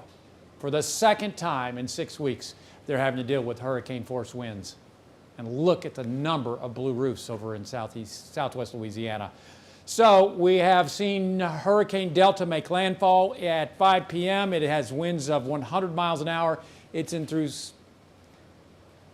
well, I wouldn't be surprised if it is moving faster than what the Hurricane Center says. I really think that it is further on off towards the north. And look at this. Look at the back edge of the rain. Can we drop the lower third, please? Guess not. Well, there's the back edge of the rains. That is moving on off towards the north and east. So there is the, hopefully you can see that. It's within the realm, it looks like things will be improving over the next couple of hours, especially in through Beaumont and into southern sections of Tyler County. Wish we could drop that lower thirds. But anyway, I'll move over here. Looks like a forecast is moving faster than what is actually occurring, or what is occurring is actually faster than the what is forecast by the Hurricane Center from what I can tell. But it looks like things will be improving as we work through the next couple hours. There's 8 p.m. You can see the back edge of the tropical storm force winds are out of Chambers County and most of Hardin County. There is 9:30, vast improvement here in the Triangle. I think by then the rains will be out of here, and there you go. By midnight or so, just a little bit of Newton County is under tropical storm wind threat, and as it moves on into Alexandria, central Louisiana, and weakens to a tropical storm. Latest wind speeds across, this is the peak, the highest measured wind speeds across southeast Texas. We have 4 sites that we are able to track up into Jasper. It's 29 mile per hour wind gusts. Port Arthur is 69 mile per hour wind gusts, and Orange at 68 miles an hour. Texas Point, which is near Sabine Pass, just south, has reported 82 miles per hour. And in Beaumont at the municipal airport, reporting 52 miles an hour. Forecast modeling shows the potential for a wind gust of around 70 miles an hour, and that's what we've seen over towards near Orange. And things really improving after about 9 p.m. this evening. As you can see, this is what we're looking at as far as the wind forecast. Heaviest or strongest winds from Deweyville, Mauriceville, Orange, Bridge City, Mid-County, Port Arthur, Taylor Landing, Sabine Pass, and Sea Rim. As we head through the next few hours, again, things are improving. Flash flood watch in for Jasper, Newton, Orange, and Jefferson County. Flash flood warning in effect, including most of Beaumont, or most of Jefferson and Orange counties, roughly from Orange, Pinehurst, Bridge City, Mid-County, Vidor, Pine Forest, Beaumont, Mid-County, Port Arthur, back over along 365 into, let's say, LaBelle, also just east of Winnie and Stoll. As far as rainfall amounts, we are looking at, let's see, a little bit closer inspection shows a good 6 inches in and around 7 inches now over towards Finette.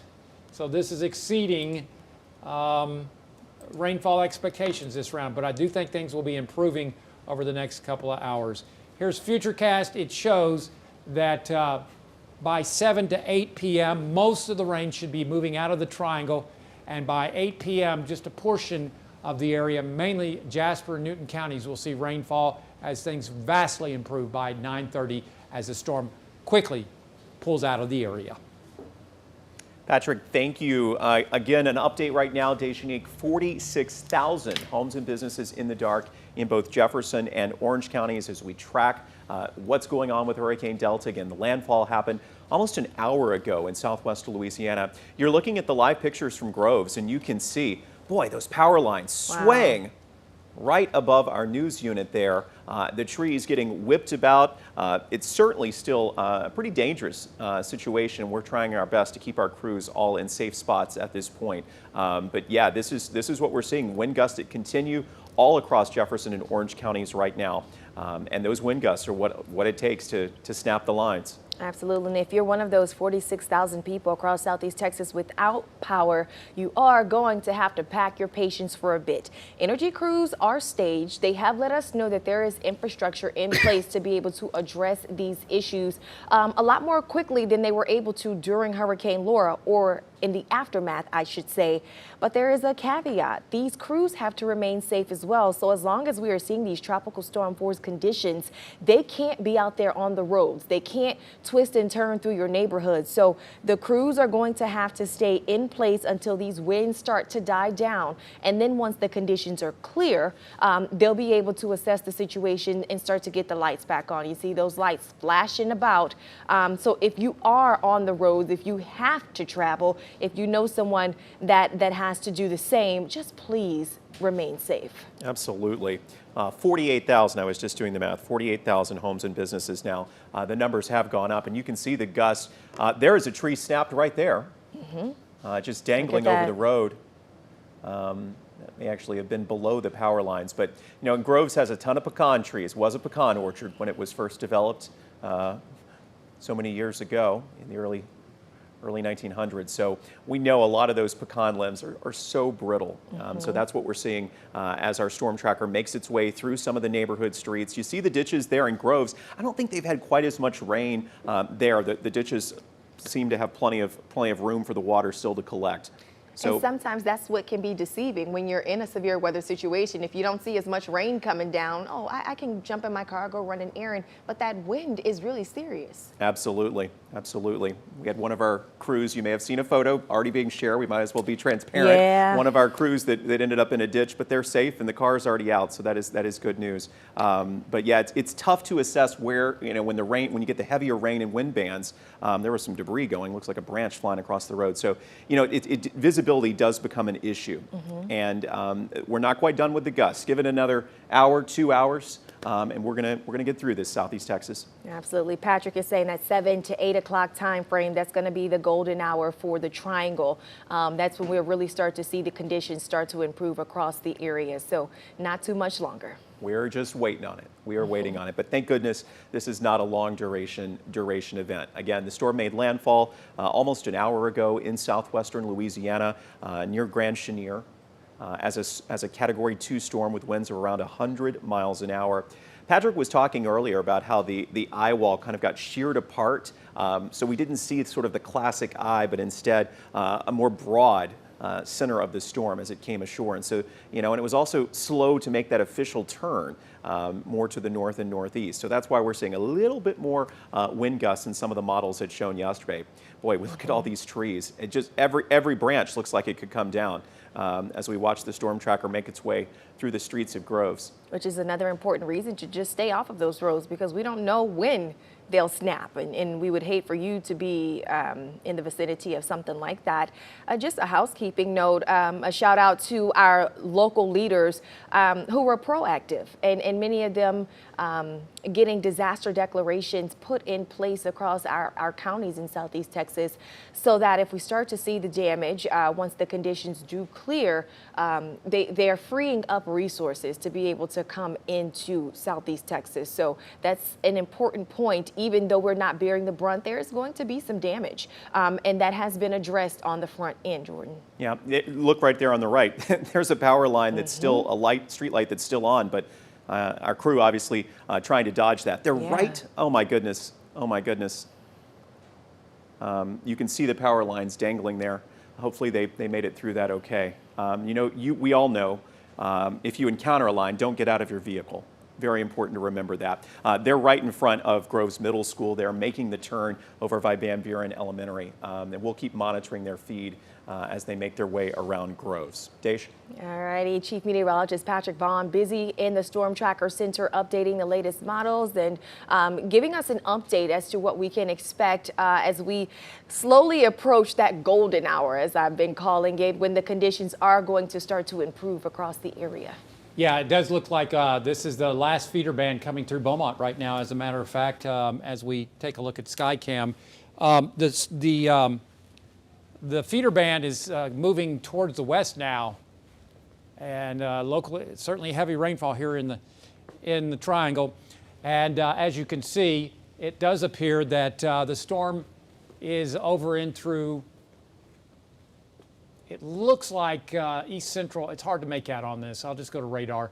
But you can see that the wind's really whipping out across the area. This is the center of circulation right over that way. And you can also see the back edge of this rainfall is going to be moving out of the triangle within the next, I think, hour or two. So we'll see an improvement as this storm pulls away from up towards the north and east. It will drag that back edge of the rain with it. Otherwise, here's the latest track. Winds are at 100 miles an hour, and it is moving faster than what I think the Hurricane Center is showing. Regardless, we do expect improvement as we head on in through this evening across southeast Texas. The storm expected to weaken to a tropical storm as we head on into this evening, late tonight, I should say, at 1 a.m. But we do expect a much improved forecast coming up here in the triangle after about 7:30, 8 o'clock tonight. This is the peak wind speeds, 29 over in towards Jasper, I think I saw 43 over towards Kirbyville, 68 Orange, 69 Port Arthur, 52 in Beaumont, and over towards Texas Point, the highest wind speeds that I've seen anywhere in southeast Texas, 82 miles an hour earlier this afternoon. As you can see, Futurecast showing wind speeds right around 70 miles an hour, doing a good job up towards Orange. But as we head towards 8:30, 9 o'clock, things are going to be moving out very quickly as the storm continues to exit out of our area. Doing a pretty good job. May not get the 70-mile-per-hour winds over into Orange. It's going to be close. Certainly 60, 65 plus miles an hour. Not quite hurricane force over towards our area. But again, strongest winds, Orange County, eastern Jefferson County. Lesser winds, lower levels, 30 to 40 mile per hour up towards Cominil, Woodville, and also towards Votah. Everybody else in between. Otherwise, there's the flash flood watches and warnings. The warnings are in red, but we're hoping that this will be improving as far as the rainfall amounts across southeast Texas. We've seen a good 7+ inches, very close to that in this purple area, in and around Winnie, back over towards southwest Jefferson County, over towards Hampshire, Fannett, in through West Beaumont, right around 6 inches, and right around 5 inches over towards Vidor. Port Arthur, roughly around 4.5 inches.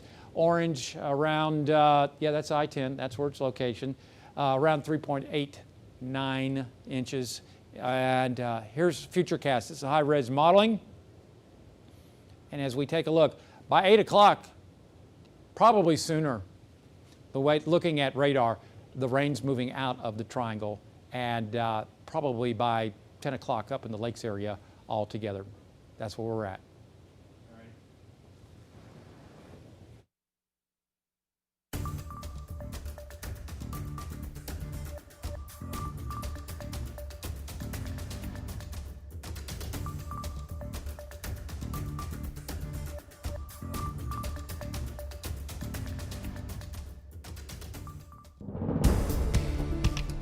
A good rainy evening, southeast Texas. The time now is 6 o'clock, and we're continuing our coverage tracking Hurricane Delta. We are your hurricane headquarters. Close to 50,000 southeast Texas homes and businesses in the dark right now. So if you or your loved ones are among those, please let them know that they can watch on our special live coverage. We're on Facebook, on YouTube, and on our app. And our crews right now are scattered around southeast Texas. Our reporters, Christiana Ramos and James Grant, they are in the storm tracker tonight, monitoring conditions on the road. We also have Mike and Ashley, our sports team, turned storm trackers. They're going to join us from the Port Arthur area in just a bit. Also, Jordan James and Amelia White, they're in Orange County tonight. But first, to Chief Meteorologist Patrick Vaughn, keeping a close watch on Hurricane Delta that came ashore just about an hour ago. Absolutely. Patrick's basically been living in that storm tracker center. He's been keeping a very close eye on our current conditions, what's happening, and what all of this means for southeast Texas. What can you tell us, sir?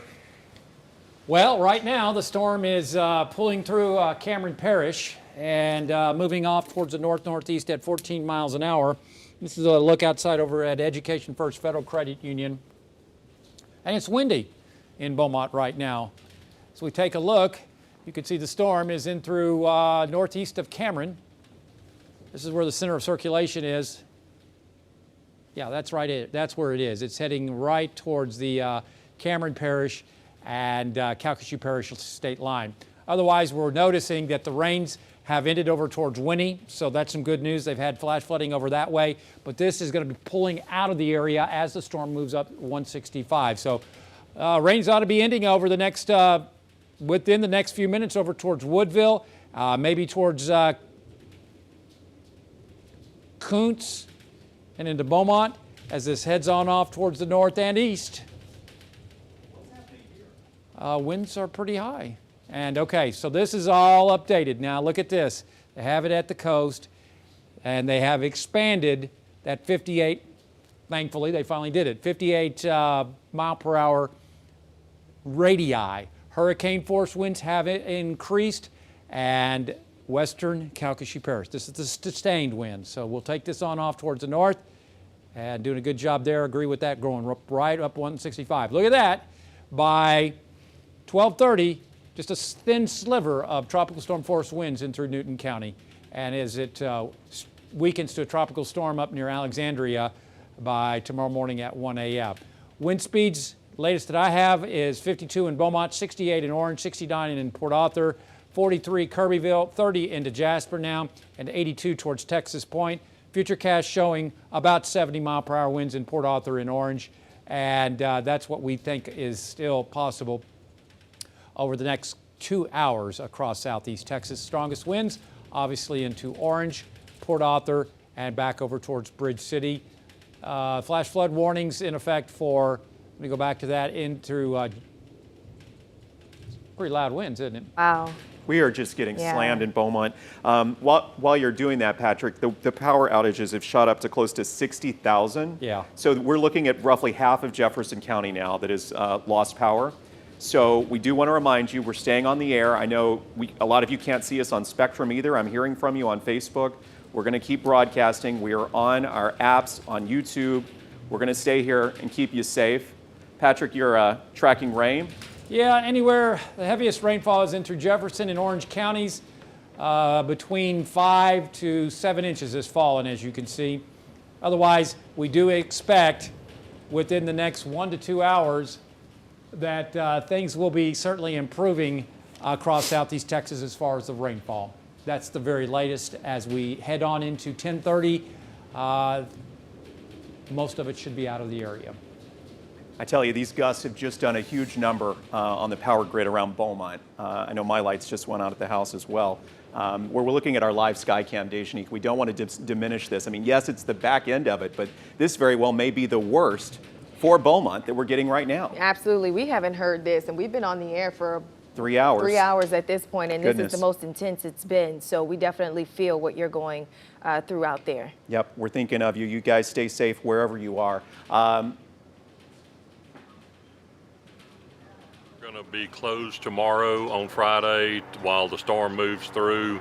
Plan on opening them back up on Saturday. Hopefully we won't sustain any damage. So look forward to being back here Saturday and back to serve the folks with whatever they need.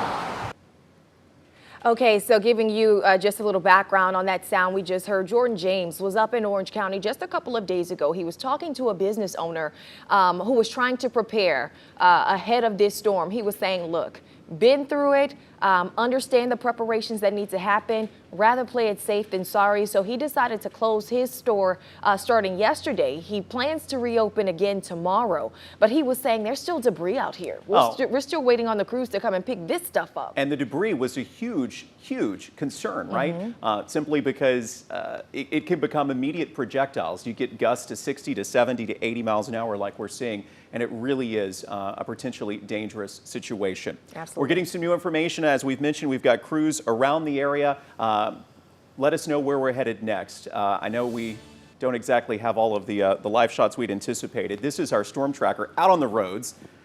Boy, it is a scary situation, Dej. I mean, you see the reduced visibility. We've got these, extreme winds right now. And to be clear, we are making sure they're safe. If at any point they feel like these conditions are not in their favor, they are going to pull over and find shelter. This is a situation where we want to keep you all informed, but we also want to keep our crews as safe as possible. When we first started taking the shot from the storm tracker, it was very clear. We didn't see a lot of rain coming down. We saw a few trees kind of dancing in the wind, as I've been saying this evening. But now things are definitely starting to shift. Looks like we may have briefly paused that shot as well. Yeah. If you guys have been with us all afternoon, you've probably seen Ashley Elam and Mike Canizales, our 409 sports team. They were at Port Neches Park, right along the Neches River, getting battered. They went down to Sabine Pass and just got slammed by the wind and rain that was being whipped up along the intercoastal. And to give you some perspective about them needing to be safe, they just let us know that they have sought shelter right now because of how severe the winds have become in the Port Arthur area. We don't have our Skycam to share from Port Arthur. We've lost that because of the power outages and the high winds, Dej. All righty, and just a bit ago, we were speaking with 12 News reporter Amelia White. She's in Orange County, and Amelia, you were telling us how it was tough for you to even stand your ground. You were under an awning, it looked like, and the wind was still making you shift. So what are the conditions now?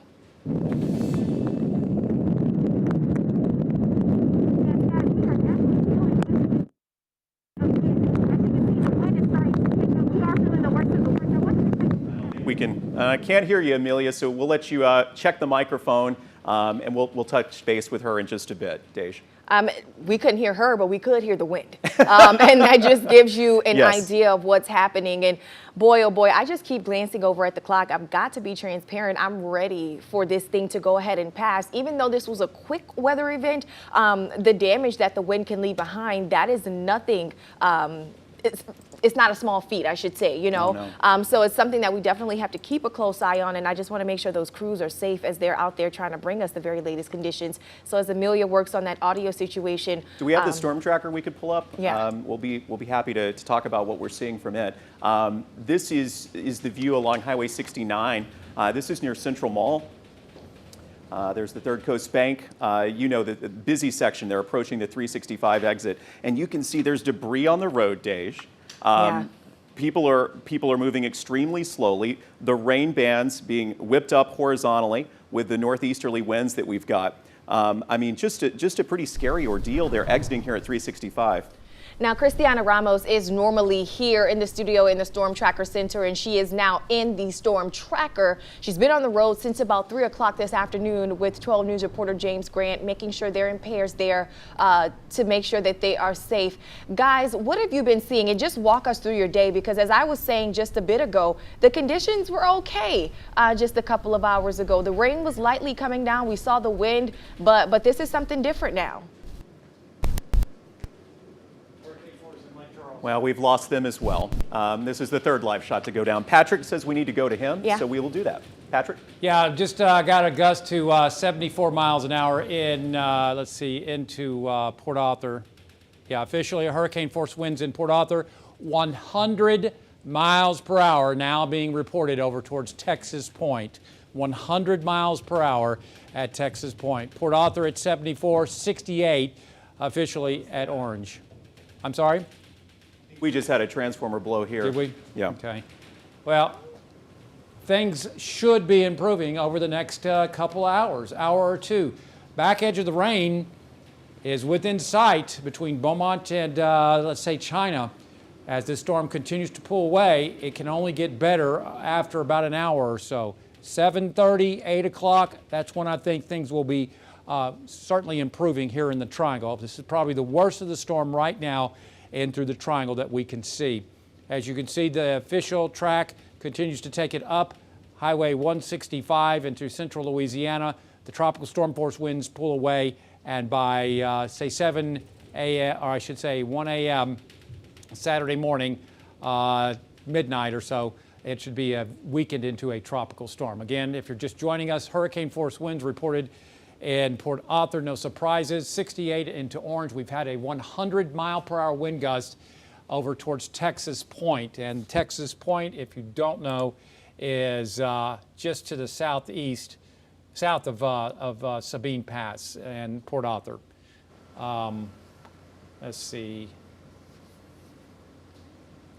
I'm getting new Can you information. show us where that is, Patrick? It's basically Sabine Pass? Yeah, it's Sabine Pass. Well, we want to, folks, if you're watching and wondering about our crews, we want to reiterate that we understand everybody is safe, but they have, especially Ashley and Mike in the Port Arthur area, now sought shelter. When you're getting wind gusts over 80 miles an hour, very, very dangerous situation.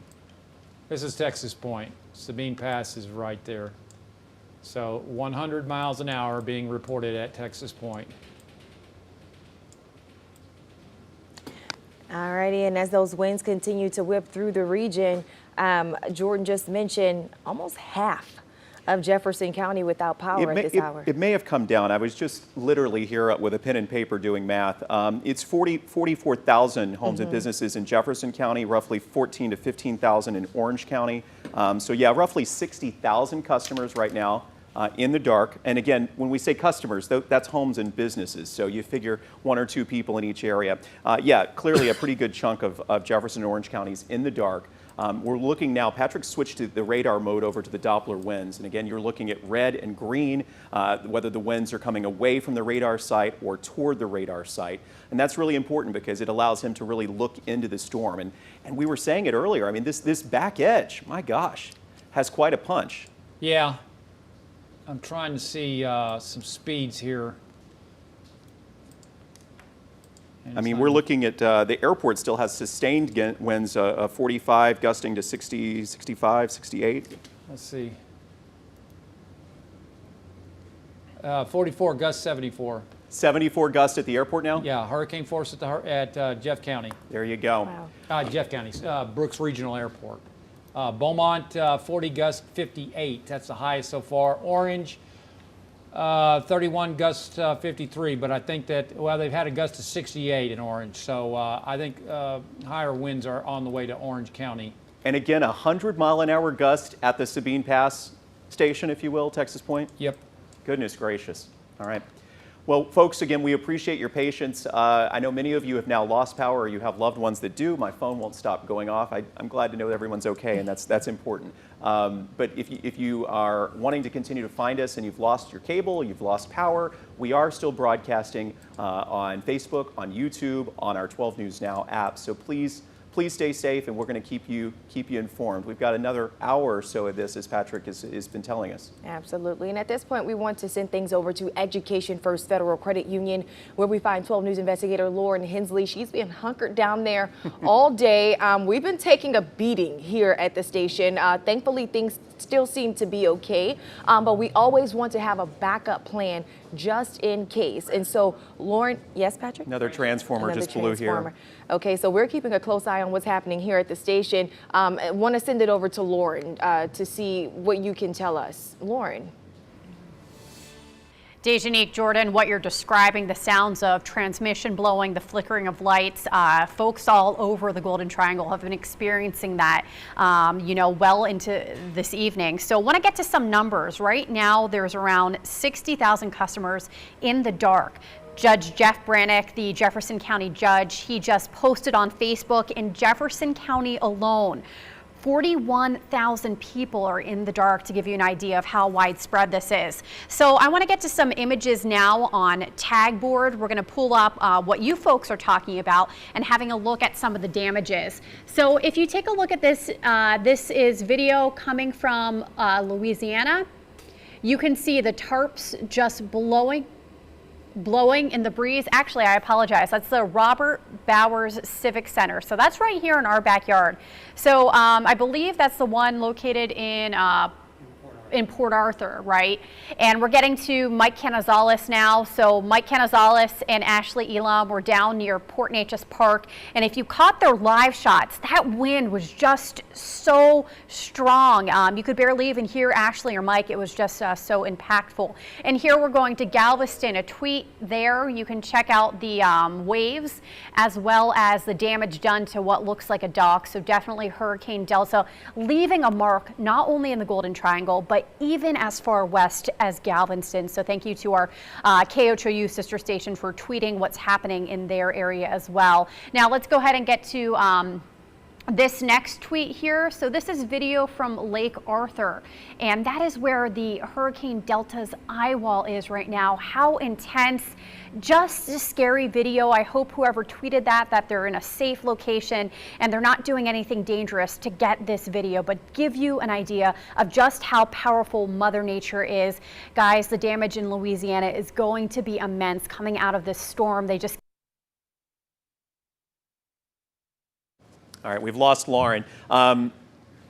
Is that another transformer? Sounds like it, yeah. I mean, I'm sure if you're in Beaumont, you're hearing this as well. I mean, it sounds like fireworks going off. 95-mile-an-hour wind gust. This is just coming in. 95-mile-an-hour wind gust in Lake Charles, Dej.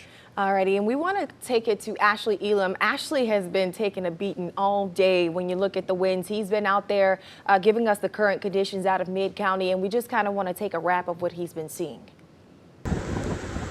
Ashley Elam out here in Port Neches. Our normal camera has just finally gone down. We've been all over the place and we're taking refuge next to, of all things, a restroom out here in Port Neches Park. Trying to get some blockage from the wind here, but you can see behind me, the winds are very intense right now in Port Neches. To give you an idea, I'm going to go around the corner. It's about to get loud, just to let you know.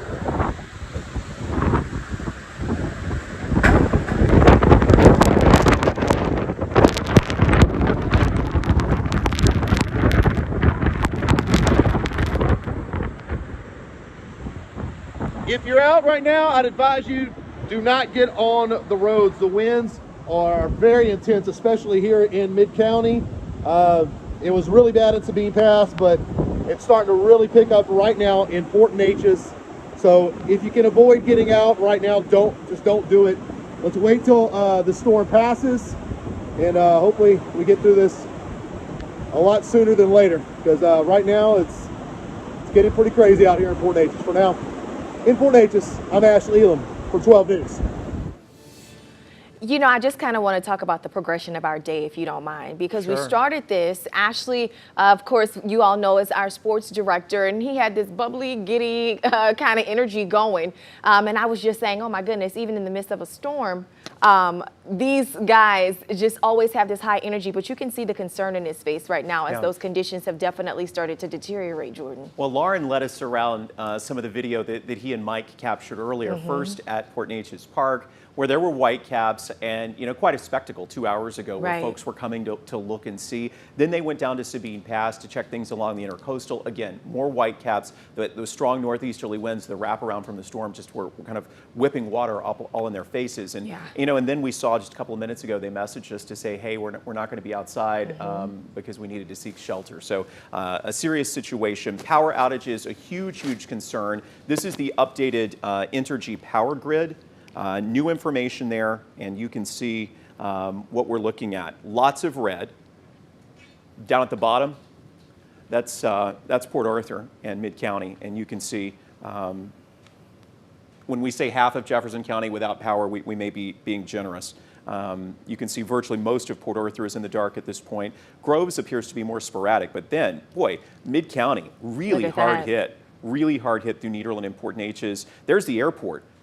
You know, in the center of your screen, almost where that 8 was. And you know, we've been seeing the hurricane force wind gusts recorded there. That's the official monitoring station for Southeast Texas. So that's why we're really seeing such a spike in the outages. And now roughly half of Beaumont in the dark.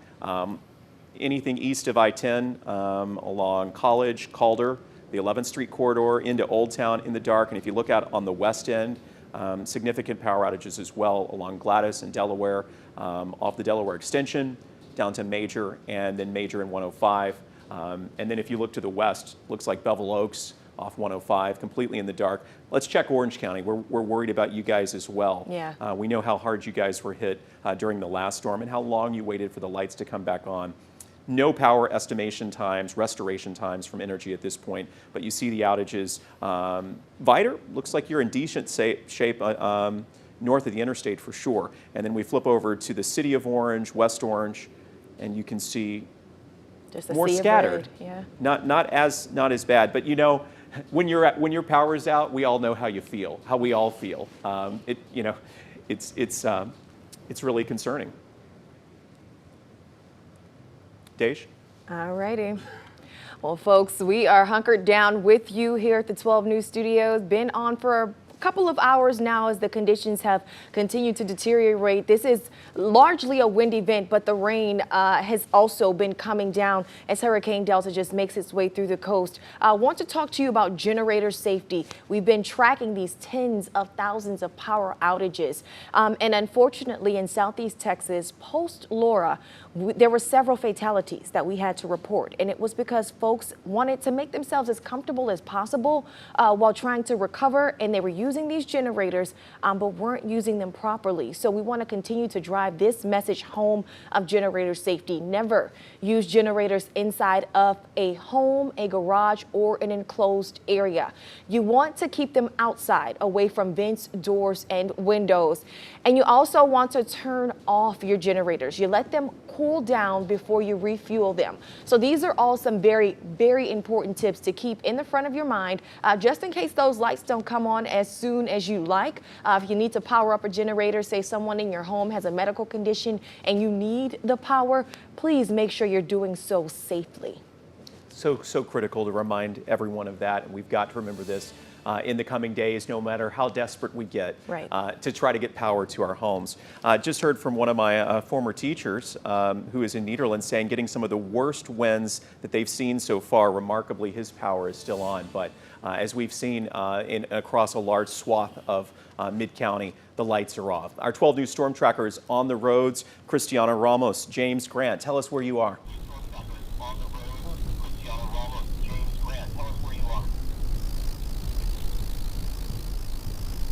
Hey Jordan, we are in Port Neches right now. We're seeing lots of strong winds out right now. A lot of people are just kind of pulling off on the side of the road, hunkering down in their cars. Conditions have strengthened, winds are strong, the car's a little shaky. The rain is coming down. Debris on the roads near main streets, neighborhood roads are flooded. We saw lots of power lines down in Grove, so lots of power lines that were blown. So if you're out on the road, it is not safe to be out there. We're probably going to be taking shelter here soon, just because of the conditions. They're strong here. We want you guys to do that.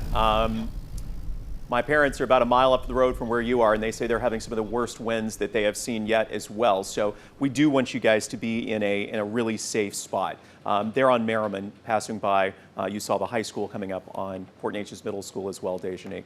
And the good news is we don't have much longer. Patrick says between 7 and 8 o'clock inside of the triangle, we should start to see conditions improve. At that point, once the winds have started to die down, the power crews will be able to leave their staging areas and go out into the communities to start to assess these situations. So from what we've been seeing from our crews in the field right now, the power outages seem to be the biggest issues. We've seen a few trees, a few fallen limbs on the ground. Haven't seen lots of flooding, some pooling of water, if you will, but no major flooding to report right now. But that could very well change as we are able to assess the situation getting into those different areas across the region, Jordan. Yeah, more power transformers blowing here outside our studios. Yes. Again, this is the view in Port Neches. Our crew looks like they're moving to a safe spot. Amelia White is with us as well right now. She is in Orange County, I believe. Amelia, what are you seeing? Yes, Jordan, we are in Orange. We're at this local tire shop. We decided to seek shelter as well. We're under this covering to protect ourselves, but the winds are definitely starting to pick up. I have to hold on to this brick every now and then. One thing I want to point out, since the winds are picking up, you're starting to see more debris on the road. As you can see, a sign is over there laying down. I know we talked about the power outages that we're seeing across the region. Take a look at this. The power line is completely down. As you can see, the wind is definitely starting to pull the trees. The wind is picking up, so we're going to keep you updated on air as well as online. Live in Orange, Amelia White, 12 News. All right, Amelia, a good reminder for all of us, when we see those down power lines, don't get near them at all. Please back away from those. You never know whether they're still energized, and that is what the crews from Energy would tell us. So we'll let you guys maybe get to a slightly safer spot there. And the lines are coming down quickly, Dej. We saw as the storm tracker was driving through Groves earlier, those dangling wires right by Groves Middle School. They've turned back around on Merriman. This is right in front of Port Neches Groves High School. They are heading toward the park. Guys, if you can hear me, we won't come to you right now, but you just keep going and you'll dead end into Port Neches Park. We'd love to see what the Neches River looks like at this point. So if you just kind of proceed there, we'll check back with you in a couple of minutes. Dej? And the issue with what we were seeing in Orange County, what I perceive to be an issue, if you will, no expert here, but the power lines are in danger because there are so many trees just enveloping them, you know. And so when you have these winds, you have these weak limbs coming down on these lines. That's why we're seeing the number. Look at those trees. Wow. Yep. That's why we're seeing the number of power outages that we're seeing. And these are not numbers we enjoy sharing, but I'm just doing quick math. 55,000 customers in Jefferson County. That's 55,000 homes and businesses. 15 to 16,000 now in Orange County. So we're quickly closing in on upwards of 70,000 now. And as we try to keep you in perspective, we came on the air and that number was around 10,000 this afternoon or fewer. So again, 75,000 homes and businesses. It's going to be a long night. Let's stay with the storm tracker here for just a second. They're approaching the Neches River, and they're about a block away. So let's just see if we can stick with this. Patrick, we were watching this live earlier from Ashley Elam and Mike Canizales during our 4 o'clock hour of our live coverage, and there were just, tremendous whitecaps Yeah. on the Neches River. Almost looked like you were out on the Gulf or something. So as they approach safely, we'll keep an eye on what things look like there tonight. You know, Was this going down to? that's Port Neches Park. Oh, okay. Yep. Well, I can't tell you the number of times I've crabbed there as a kid. Right. I mean, you know, and the wheelhouse is right there on the left, and Few vehicles in the distance. Yep, there. that's where I've crabbed. I can't tell you the number of times I've crabbed down there. So this is where Ashley Elam and Mike Canizales started the day. they stood there earlier this afternoon, and Now we'll be able to contrast. Yeah. Yeah. The river is angry. And wow. Patrick, you might be able to offer a little perspective for us. The wind is coming, what is it? Is it easterly, northeasterly? Out of the northwest. Northwest now, okay. No, northwest. It's along this feeder band. Let's go ahead and, go ahead and take a look at this on radar and put it into an idea. The winds are out of the north and northwest. Got to get rid of this band right here. This is what is producing winds of, I think, 50, 60, maybe 70 miles an hour in through portions of Jefferson County. So that is on the process of moving out. This is the backside of the storm, and the center of circulation is just to the east of Lake Charles. But I'm seeing wind velocities of 50, 60, maybe 70 miles an hour from Lumberton, Beaumont, back over in towards Port Arthur. But notice the back edge of the rain's almost done. It's pulling out of China and out of Nome. As this storm continues to pull off towards the north and east, center of circulation roughly just to the southeast of Lake Charles. Over the next hour, I think the rains will end in Beaumont and possibly into Port Arthur. So about another hour of rain at the most, and about an hour to 2 hours in Orange. And then later tonight, things will be improving. I think the winds will continue to persist. I've been looking at this very closely. I've been seeing some velocity returns of, again, about 50 to 60 miles an hour from the northwest. That's good enough to bring trees down. Otherwise, the latest track continues to take it through Jefferson Davis Parish, back up over into central Louisiana, up towards Rapides Parish, and through Alexandria up 165. That will then weaken it to a tropical storm, but we'll see improving weather over the area, especially the triangle. I think where it's probably within the next hour or so, winds will start to decrease. I think we're looking at the worst of it here in southeast Texas, here in the triangle right now, but in about an hour's time, things ought to be improving, and then we'll start working on trying to improve it up towards the lakes area. Nothing has changed yet. I've seen 101 over towards Texas Point near Sabine Pass. Hurricane force wind gust to 7. And this is a gust, not sustained. Okay, one time it's happened now. Over towards Port Arthur at 74, 58 now in Beaumont, and 68 over in Orange. Lake Charles, that's just not updating. I think I saw what was it, 95 I saw over towards Lake Charles just a few minutes ago as far as the wind gust. Certainly they're seeing hurricane force wind gusts over in Lake Charles, and my memory fails me now. See, the latest was in Lake Charles. Let's see, 95 miles an hour in Lake Charles. So that this site is not updating, unfortunately, over in the Lake Charles, but they've had a peak gust of 90. Now that's with all the blue roofs, the blue tarp roofs, 95 miles an hour in Lake Charles right now. Oh. So if that's snapping trees, imagine what it's doing to little tarps, you know. So That they just tried another, to nail down and they tried to secure. Yeah. It's been so heartbreaking hearing ridiculous. from the people Just this week. ridiculous. Within 6 weeks. So. Is your dad okay? What about your? Oh, my dad evacuated 2 days ago. They're Good. over in Houston. They don't play with this anymore. With what they learned with Laura, they're saying, if it's a Cat 3, we're gone. They're, to be clear, they're over in live Houston. over in Lake Charles Yeah, normally. yeah. So, but anyway, it does look like winds gusting to 70 miles an hour, quite likely into Orange. And then as we head towards 8:30, 9 o'clock, vast improvement in the triangle. And after about 10:30 up in the lakes area, vast improvement. As far as futurecasts, I wanted to get to that. As far as rainfall, we've had anywhere from 5 to 7 inches, roughly from Beaumont to Winnie and over in Port Arthur. Here's the latest run of futurecast. It's doing a pretty good job showing the back edge of the rains ending in the triangle by 8, if not sooner.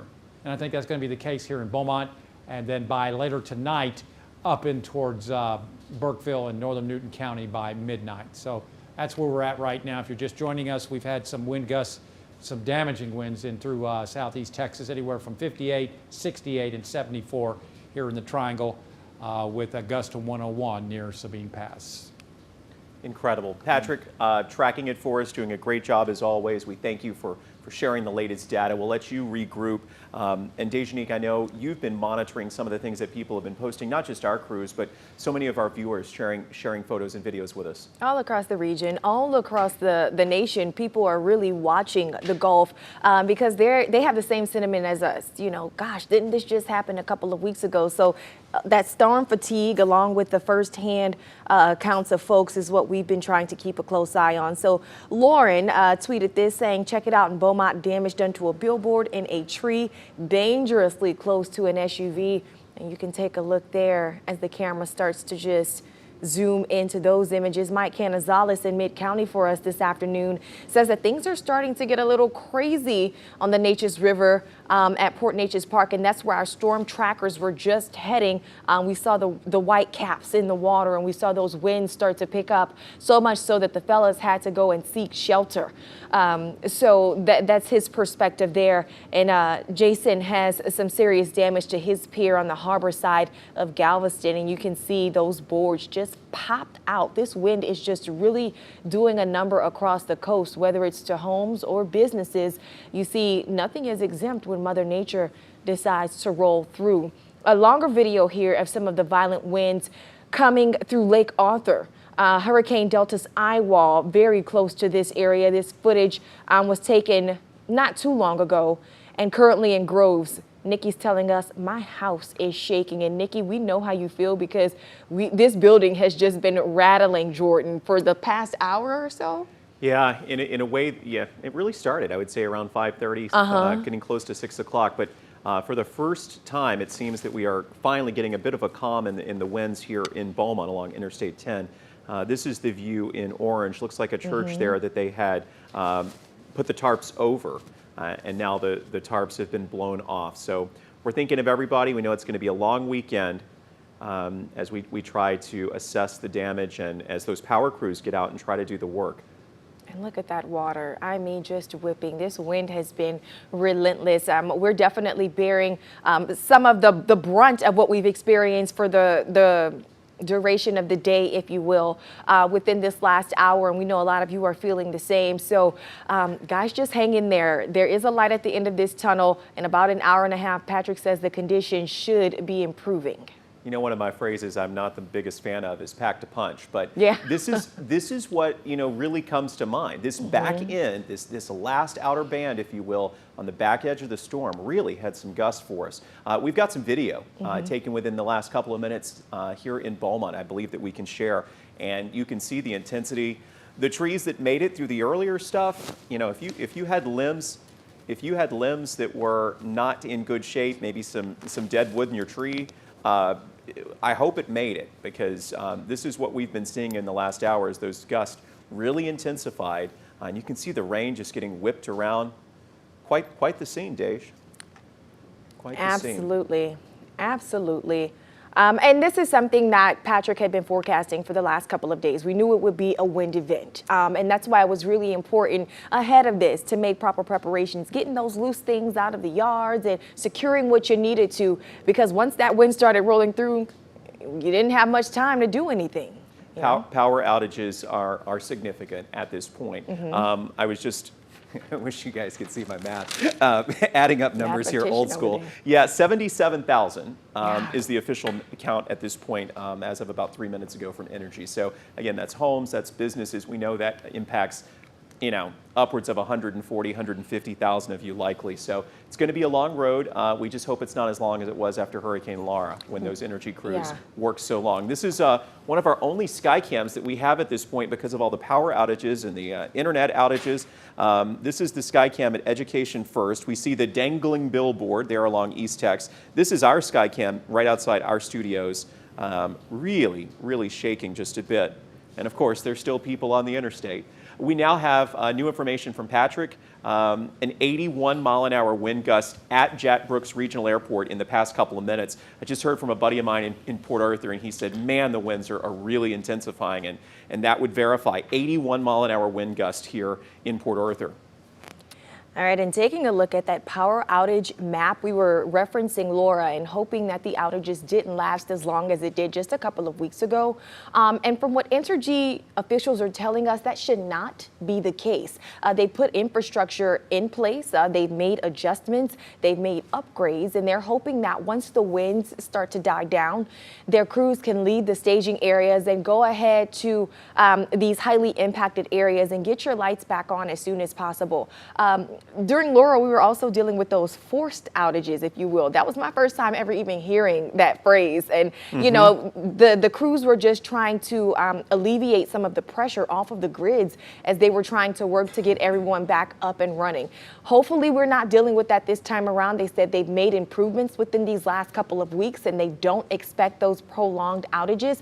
But you still have to pack your patience. I mean, if you're talking 80-mile-per-hour wind gusts in Port Arthur, crews can't be on the roads right now. No. So, and if you guys in the back can hear us, we need to update that banner at the bottom. Again, we're looking 77,000 now without power.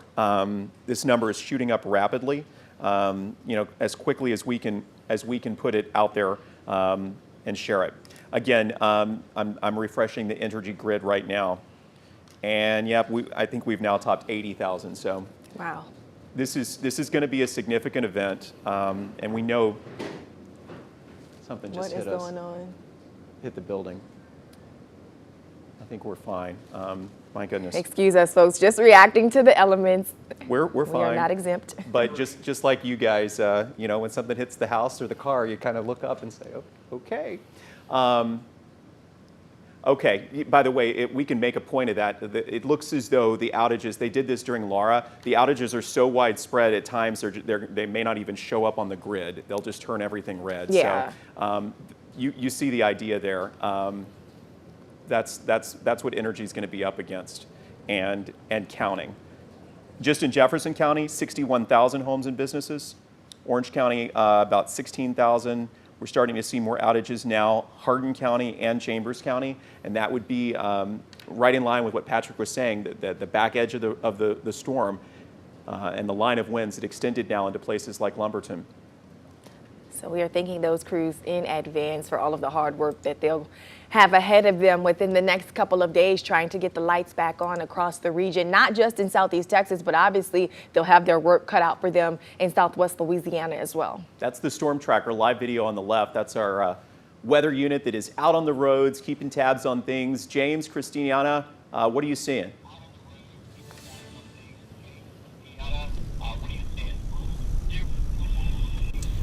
We're seeing it's pretty windy still. Conditions are very strong out.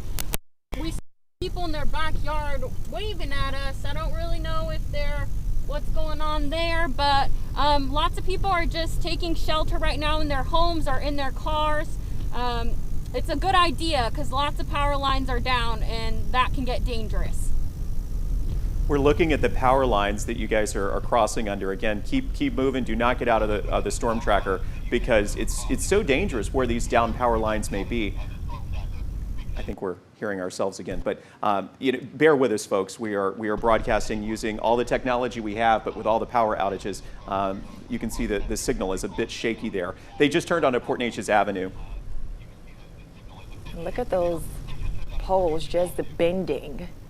Oh, a flag hanging on there, hanging on. Rainbow and Veterans Bridges are now closed. Patrick is letting us know that the Rainbow and Veterans Bridges are now closed because of the sustained winds and the gusts now to hurricane force, upwards of hurricane force. 80-mile-an-hour wind gusts reported at Jack Brooks Regional Airport in the past couple of minutes.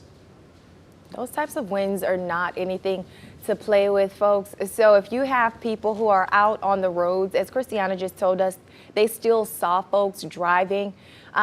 Give your loved ones a call, give them a heads up that they need to go ahead and get inside. Absolutely. Some damage. The trees in Evadale already starting to come down. Obviously, we think of everybody who's going to be dealing with limbs again. This is so reminiscent of what we dealt with 5 weeks ago. Was it the last week of August with Hurricane Laura? And we were hoping it wouldn't be as bad this time. One thing keeps coming to mind. This phrase keeps coming to mind. This storm fatigue. This region has seen so much and been through so much. And as these storms continue to roll through, we're right there with you, just dealing with the impacts and the aftermath. And so glancing at the clock yet again, just waiting for that magic hour where the conditions will start to improve. But for now, we've just got to hold on and get through. We're going to make it. We want you guys to stay safe. You know, if you've got debris flying, you know the drill, kind of like a tornado. Stay away from your windows, if at all possible, and move to an interior room if you get into a particularly scary scenario. I'm looking at our Skycam that, Patrick, you're showing us there. Is this the back end? Are we starting to see the clouds move out? If you look up towards the west, you can see the sun through the altostratus. We see it. How nice. It's brighter. It's brighter from the west, but still we've got strong northwesterly winds. I'm estimating a good 50, 60, maybe 70 miles an hour from Lumberton, Beaumont into Port Arthur. There's the center of the storm, now passing very close to Jennings, between Jennings and Lake Charles. We'll say Lake Arthur in that vicinity. But again, in this area, this is the back edge of it.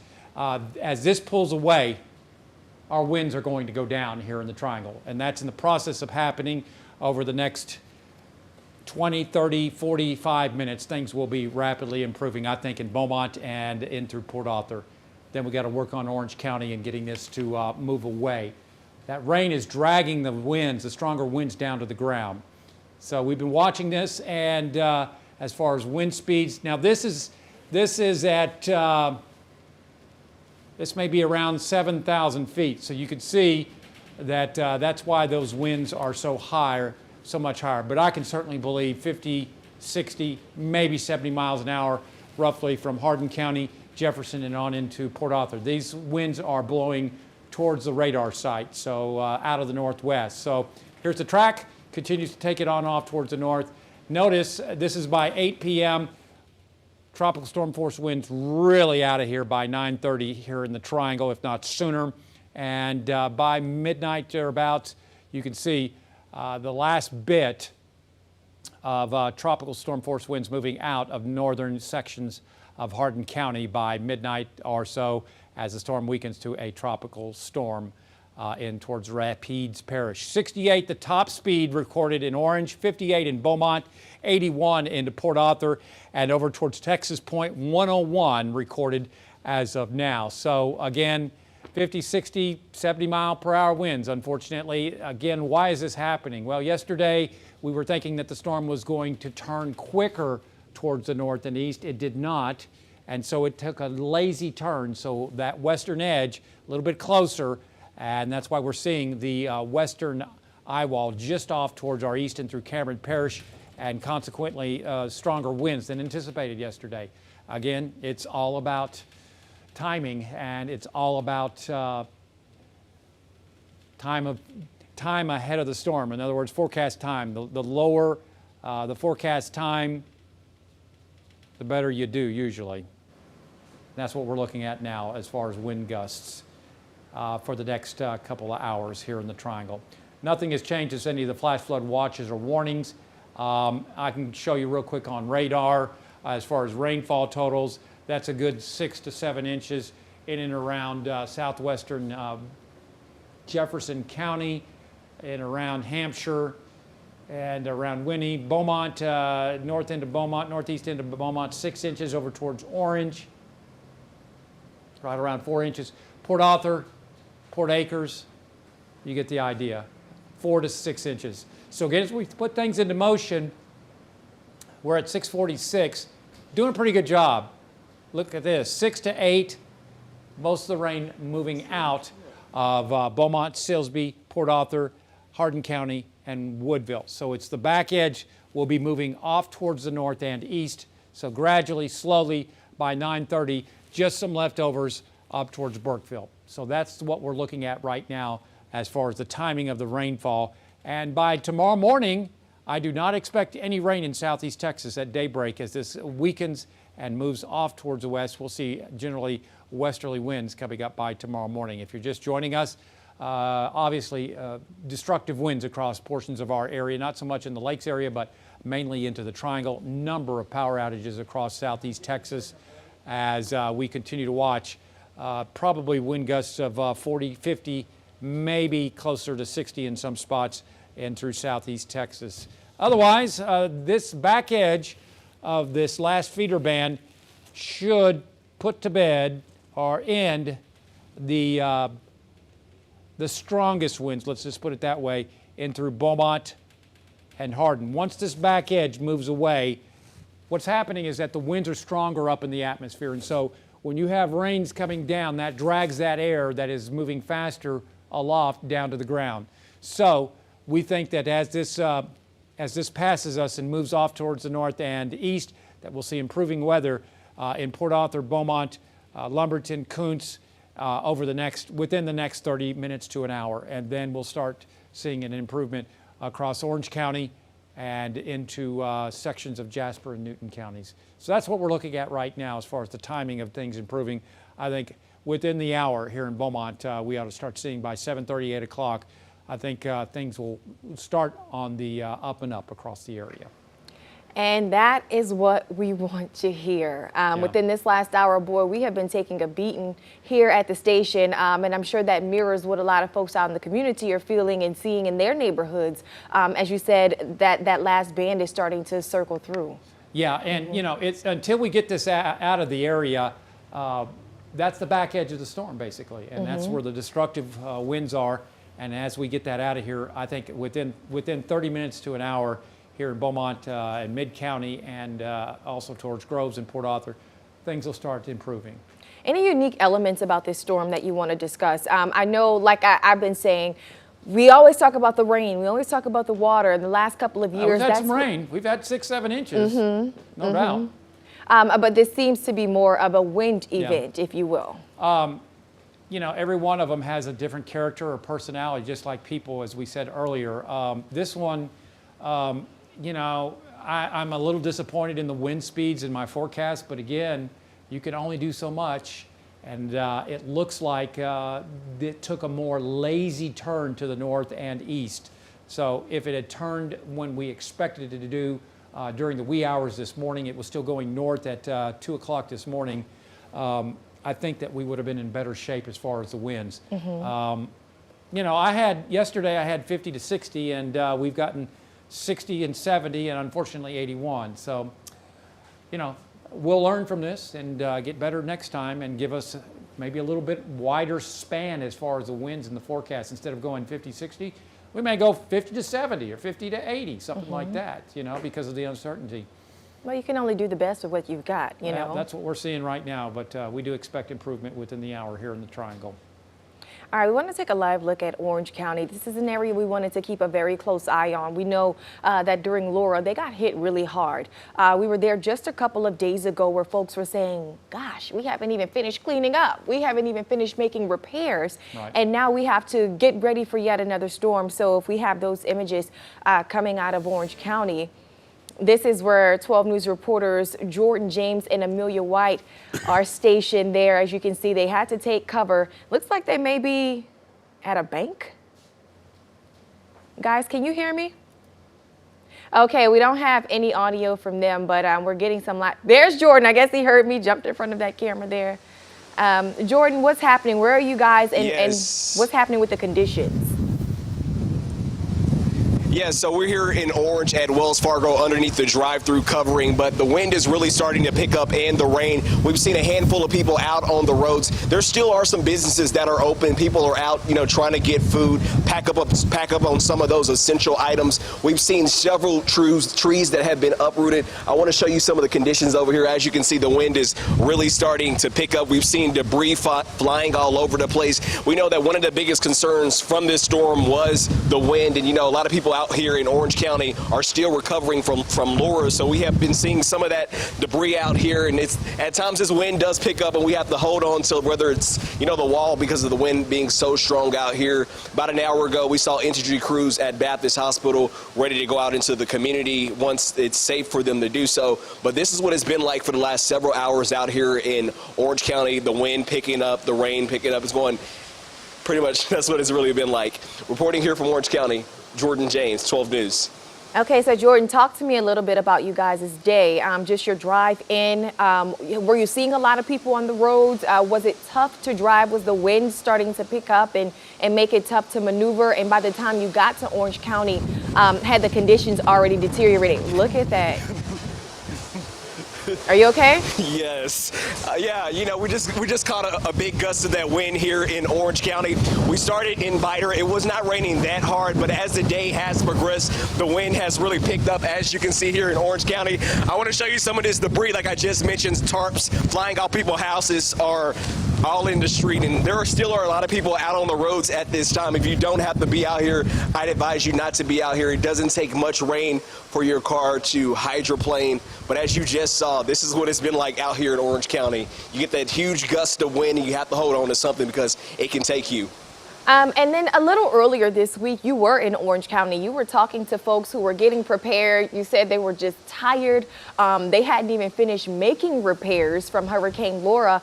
Did you feel like a lot of them took heed and they decided to just hunker down and make sure that they were in place, or they decided to just, take a couple of days and go away? What was the overall tone of the community when you were there just a day or two ago? Yeah, for the most part, it seems like people are taking Hurricane Delta serious. I had one guy tell me that he's actually going to the Houston area because he just did not want to have to deal with another hurricane. And the reality is there are a lot of people in Orange County who are still trying to recover from this previous hurricane, and to be hit with another one is just like another blow that they can't afford to deal with. All righty, we want to make sure you and Amelia remain safe. If you need to get inside of that vehicle, I'd like you to do that as those gusts come through, and continue to just keep us updated on what's happening, how the conditions are continuing to develop, and how you guys are doing, okay? All right, thank you. Thanks, Jordan. All right, folks, we are continuing our live coverage as Hurricane Delta cycles through the Gulf Coast. Southeast Texas, we are feeling what should be the last band coming through our region. In the Triangle, Patrick wants me to continue to make sure we are very clear about that. In the Triangle, the lakes, they're going to feel it for a little while longer. But in the Triangle, we are nearing the end of this severe weather threat. Lauren Hensley joins us from Beaumont. She's at Education First Federal Credit Union. Lauren, you've been speaking to a few officials throughout the area. What are they saying this evening?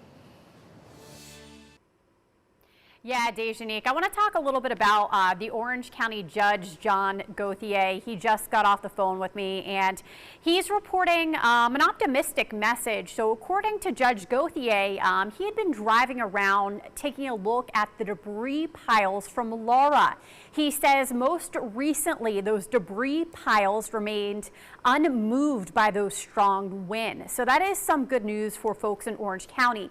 Now, he says the other piece of optimistic news is that he's not getting any reports of poles down. He says the bulk of the power outages he's been hearing about are due to trees and branches down on power lines. So according to Judge Gauthier, he says that he feels as though that could mean a quicker restoration time. So a positive message coming from the Orange County Judge, John Gauthier. He says so far the reports he's been hearing is that the problem areas are due to down trees and down branches, and he says that he believes Entergy crews can address those issues pretty quickly. Now, if you remember, during Laura in Orange County, the major problems were due to entire poles, electric poles coming crashing down, as well as those big transmitters. So he's holding out hope that once Entergy crews can hit the roads, they'll be able able to assess the problems and get some of those problems resolved relatively quickly. Taking a live look now outside of Beaumont, if you look down I-10, there is a portion of a billboard that was damaged by the storm. It has no backing, so it looks like a piece of paper flapping in the breeze. And you know, Dejanique, here at Education First Federal Credit Union, our backup facility, the last time you checked in with us, we lost power, so we're experiencing the impacts of Hurricane Delta, just like so many of you at home, and we are running on a generator, but the good news is we are back up and running here at the satellite location to make sure we're getting you guys the news you need to know. I'm going to send it back to you, Dejanique and Jordan. Lauren Hensley, 12 News. Boy, that's good news to hear. Orange County Judge John Gauthier just kind of reiterating what Lauren had to say there, saying a lot of those debris piles in Orange County that were there post-Hurricane Laura or are still intact, excuse me. And we were worried about that with such strong winds. We were worried about that debris turning into projectiles and maybe causing harm and additional damage. So that's in place. He also says he is anticipating that there will be a quick restoration when it comes to power outages, not seeing a lot of structural damage. He says a lot of the damage they're seeing, or a lot of the reasons for the power outages, are those trees falling onto lines. So if they can get those limbs out of the way and get those lines back up, folks should be in good shape. Dej, who was saying that? Was that Energy? Judge John Gauthier. Oh, John Gauthier. Okay, that's good. You know, in Orange County, there are roughly 17,000 homes and businesses without power, and this is an updated look at the grid. 68,000 and counting in Jefferson County. It's, you know, we have not heard, let's be clear, we've not heard from Energy this afternoon. I have a feeling that these numbers may be higher than they were anticipating. We've certainly seen some higher gusts than the initial forecast was calling for. So we'll update you as soon as we hear anything from Energy about when the restoration might happen. This is a view, kind of a broad view right now as we look at the city of Beaumont. My goodness, lots of the city is in the dark. As we zoom in, you see some of the colors go back between purple and red. That's Old Town. If you look along the College Street, 11th Street corridor, South 11th there, all along Calder. As you make the switch just to the other side of Interstate 10, things look just a bit better there. So that is some good news. That's one section of the city that still has lights, but you see Caldwood in the dark there, Calder Terrace, the entire Gladys corridor, from 23rd all the way roughly to Major. Looks like it's in the dark. So we know it's going to be a long haul, and we hope it's not as long as it was last time. I know I've said that several times, but you know, we are hoping that Energy will be able to get a better grasp on this. Can we check Mid-County and PA as well? Let's jump down there and see. I know they've had higher gusts, again, 80-mile-an-hour gusts at the Jack Brooks Regional Airport within the last hour. Oh my gosh.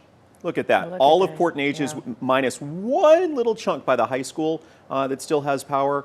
Most of Nederland in the dark. Looks like almost all of Port Arthur and Groves now. This is going to be a long duration event. I hate to say it, but I mean, there's no way Energy is going to get this many people back on in the next few hours. Right. And you were saying you're hoping that it's not a situation where the outages are not prolonged. The crews aren't going to know until they're able to get out and assess the situation, and they can't do that until these winds die down. And that hasn't happened yet. No. So folks, you've just got to be patient. Got to be patient. It's a little worse than I, you know, you try to have a sense of what the storm will bring, but no two storms are the same. Each one, as Patrick said, has its own look and its own identity. And the way this one kind of got spread out, as it came closer to the coast, the eye wall got sheared apart. And Patrick can do a better job than I at explaining this. But the way I saw it on the radar when we went on the air this afternoon, he was drawing these things, and I said, you know, that's the eye, and it was sort of this elongated stretch of just wicked rain and wind. And it makes you grateful to have the leaders that we do in place for such a time as this, getting those disaster declarations in order. As we've been saying, maybe we didn't expect the wind gusts to pick up as strongly as they did. With those orders in place, if there is extensive damage, we'll be able to get the resources that we need. So it's just kind of making sure you have your I's dotted and your T's crossed on the back end, so that once it's time to start making repairs and assessing damages, you have that at your disposal. You know, we are staying on the air here with you, and you know, just a bit longer until we get the back edge of this system out of the area. This is a live look at our storm tracker as they near our studios. That right here, they just exited College, and there's debris all over the place. In the road, yeah. Perhaps some palm fronds there. All right, and if we can talk to Christiana and James, you guys have been crisscrossing the Golden Triangle for the better part of the afternoon, guys. Just kind of give us a breakdown of what you've been seeing throughout the entire day.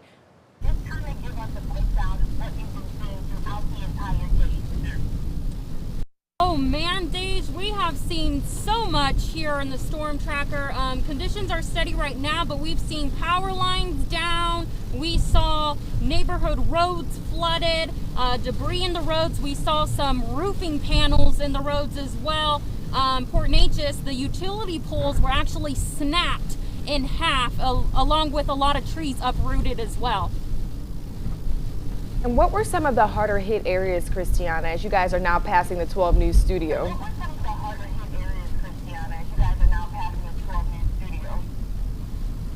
Some of the harder hit areas that I saw was Groves and Port Neches.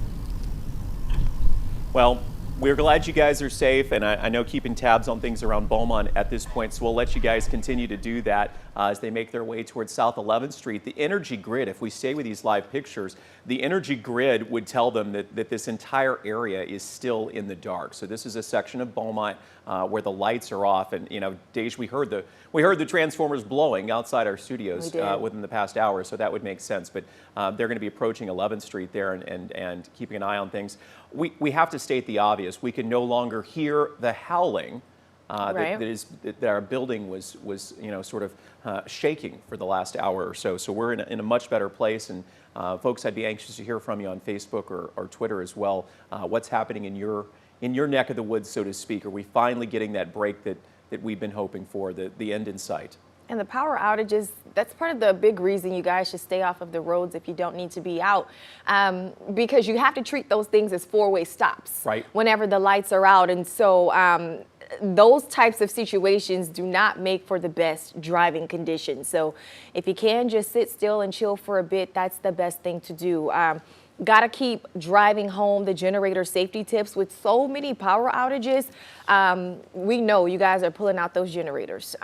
That's what they're there for, but we want to make sure you use them safely. So just a few tips for you to pass along to your friends, your family, and your neighbors. If you see them using their generators, never, ever, ever use it inside of a home, a garage, or an enclosed area. That's how we saw a handful of fatalities post-Hurricane Laura, folks putting those generators inside of their garages and those fumes traveling through the home. We do not want to see a repeat of that. So please do not use those inside of enclosed areas. You also want to keep them outdoors, away from vents, doors, and windows. Remember, those fumes can travel, so you don't want to have it close to a vent. Also, turn your generator off and let it cool down before you refuel it. Just another safety tip to have in mind. These devices can be so helpful throughout our areas, because we do know that when these storms come through, we are prone to losing power, but we want to make sure you are using them safely. Don't want to have to report on any unfortunate events across our area. So guys, just a couple of tips to keep in mind as we bear the brunt of this storm. The worst seems to be starting to pass throughout the Triangle. The Lakes has a couple of more hours to go.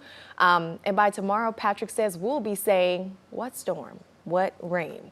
Lots of you have been keeping track of what's happening and sharing with folks across social media. We want to highlight just a few posts that we pulled this evening. Ryan saying this is an update west of Pecan Island as Hurricane Delta moves ashore. And just take a look at that water, those white caps. The water is just taking a beating from the wind. Lauren giving us some video, things looking calmer in this part of the West End, similar to what you saw in Beaumont from our storm trackers, Christiana and James, as they were driving through Beaumont, passing the 12 News studio. this is a welcome sight. The sky's a little lighter. You don't see any rain coming down, and those trees are sitting still. So this is what we want to see, and we're looking forward to the point where this is the scene across all of Southeast Texas.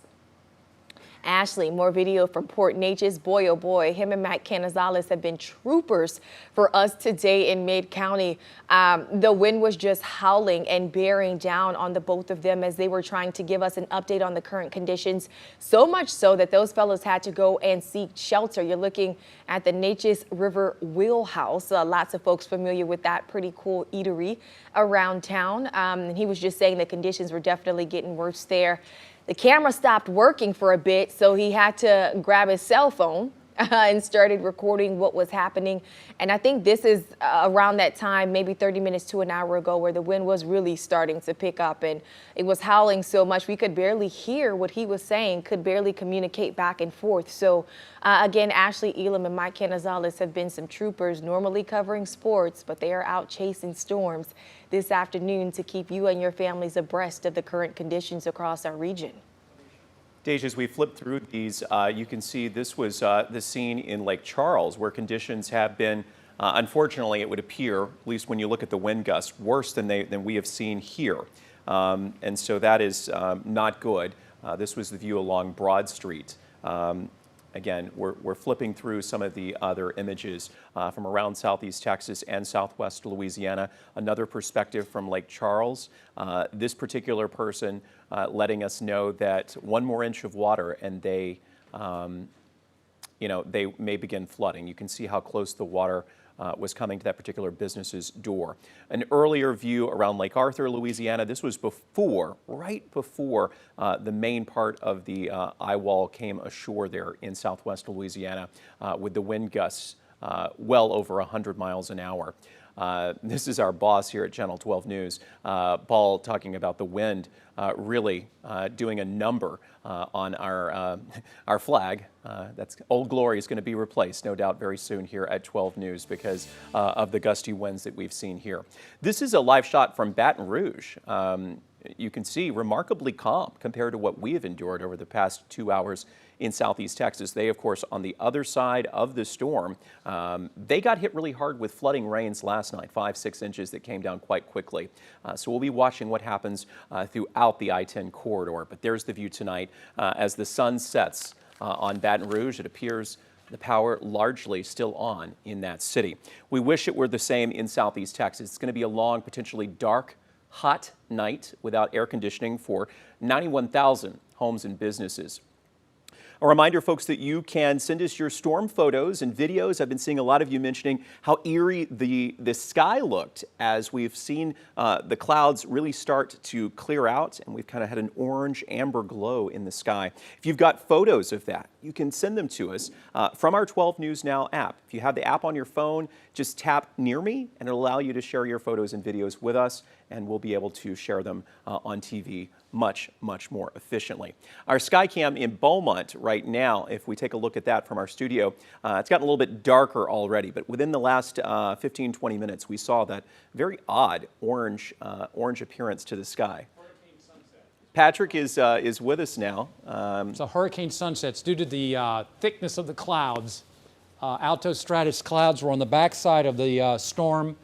Notice how things are quieting down. Oh, you hear that? We needed this. Yeah. It's still raining, and it's still breezy, but look at the back. You see the back edge of the rain? That's why our winds are starting to decrease here in the triangle. A lot of power outages out of this, and it's western side was pretty intense for anything I've ever experienced. Looks like your pals over at the Weather Service just put out a graph that says it was gust to 84 at the airport. Let's see, 100 at Texas Point, Southeast Texas Regional 90. Oh, it may have gone even higher after they did this graph, but yeah, it's... I'm looking at the public information statement. Beaumont hit 58 so far. Interesting. Port Arthur 78. Nope, that may be old because let's see. I have my graphic says what? 81 in Port Arthur, 58 in Beaumont, 68 in Orange.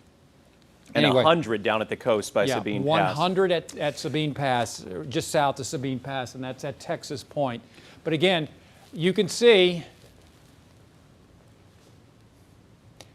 it's almost like a part of the eye wall was close to us or something. This has been a strange storm. The winds have been stronger than I ever expected out of this. This was surprising to me. And I'm gonna have to do some real thinking about this. But you can see how the rains are ending along 96 and, or 69 and I-10, I should say 69 and into Port Arthur. Roughly from Kuntz to the split there in Lumberton, Beaumont, and into Port Arthur. That's the back edge of the rains. We don't hear the transformers exploding. We don't hear the winds right now. This is moving on out as the storm, which is, I think, right over the corner of 165 and I-10. That's where I think it is right now, east of Lake Charles. There's strong winds sinking down on the west side. That is substance is what that's what's doing.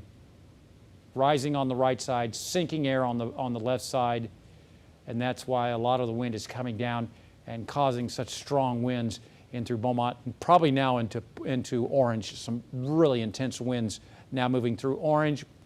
Right along this line, you could have 50, 60 mile per hour winds, maybe higher. But it appears that things are weakening here in Beaumont as this back edge, you can see it moving on off towards the east and northeast. So there you go, up towards Deweyville, Orange, pretty much guaranteed you'll see 60 mile per hour winds or greater, but the sustained hurricane force winds, Lake Charles, Kinder, Jennings, back over to Cameron. As we head on in to 9 p.m., yeah, very much improved here in the triangle. This back edge is the tropical storm force winds. By midnight, just a thin sliver of northern Newton County seeing tropical storm force winds. Again, the 58 to 73 mile per hour ring up towards Oakdale and Alexandria. It becomes a tropical storm by 1 a.m. Saturday morning. Otherwise, again, the highest wind speeds that we've seen, okay, there you go, Lake Charles 79, 81 over towards Jennings, 33 into Jasper, 49 into DeRidder, Beaumont 58, 68 into Orange, 81 into Port Arthur. Those are the top sustained winds in southeast Texas. Again, Texas Point at 100 miles per hour. And as far as the flash flood warnings, still continuing over towards Jefferson County, flash flood watch, Jasper, Newton, Tyler, Jasper and Newton, Orange and Jefferson County. Flash flooding going up towards Oberlin, Opelousas, Lake Charles, Kinder, back over towards Jennings, Welsh, and DeQuincy. There they have seen, wow, look at the rainfall, Jordan. 10 inches, not surprising, over towards, was that Bogor, Calcasieu, Jeff Davis Parish. Yeah, 10 inches over that way. Here in the triangle, the worst of it has been actually not along the Sabine River as it was forecast. It's been basically over towards western and northern Jefferson County. And look at that. How about that for a forecast? Orange only 4 inches, and Beaumont's picked up over 6 inches. Always fun. Anyway, let's take a look at the forecast on this particular model. Back edge of the rain, this model is doing very good. Back edge of the rain, roughly from Woodville, Silsbee, Lumberton, and Port Arthur. As we take it to 8 p.m., it moves over towards Evadale, the back edge from Jasper, Evadale, and Orange.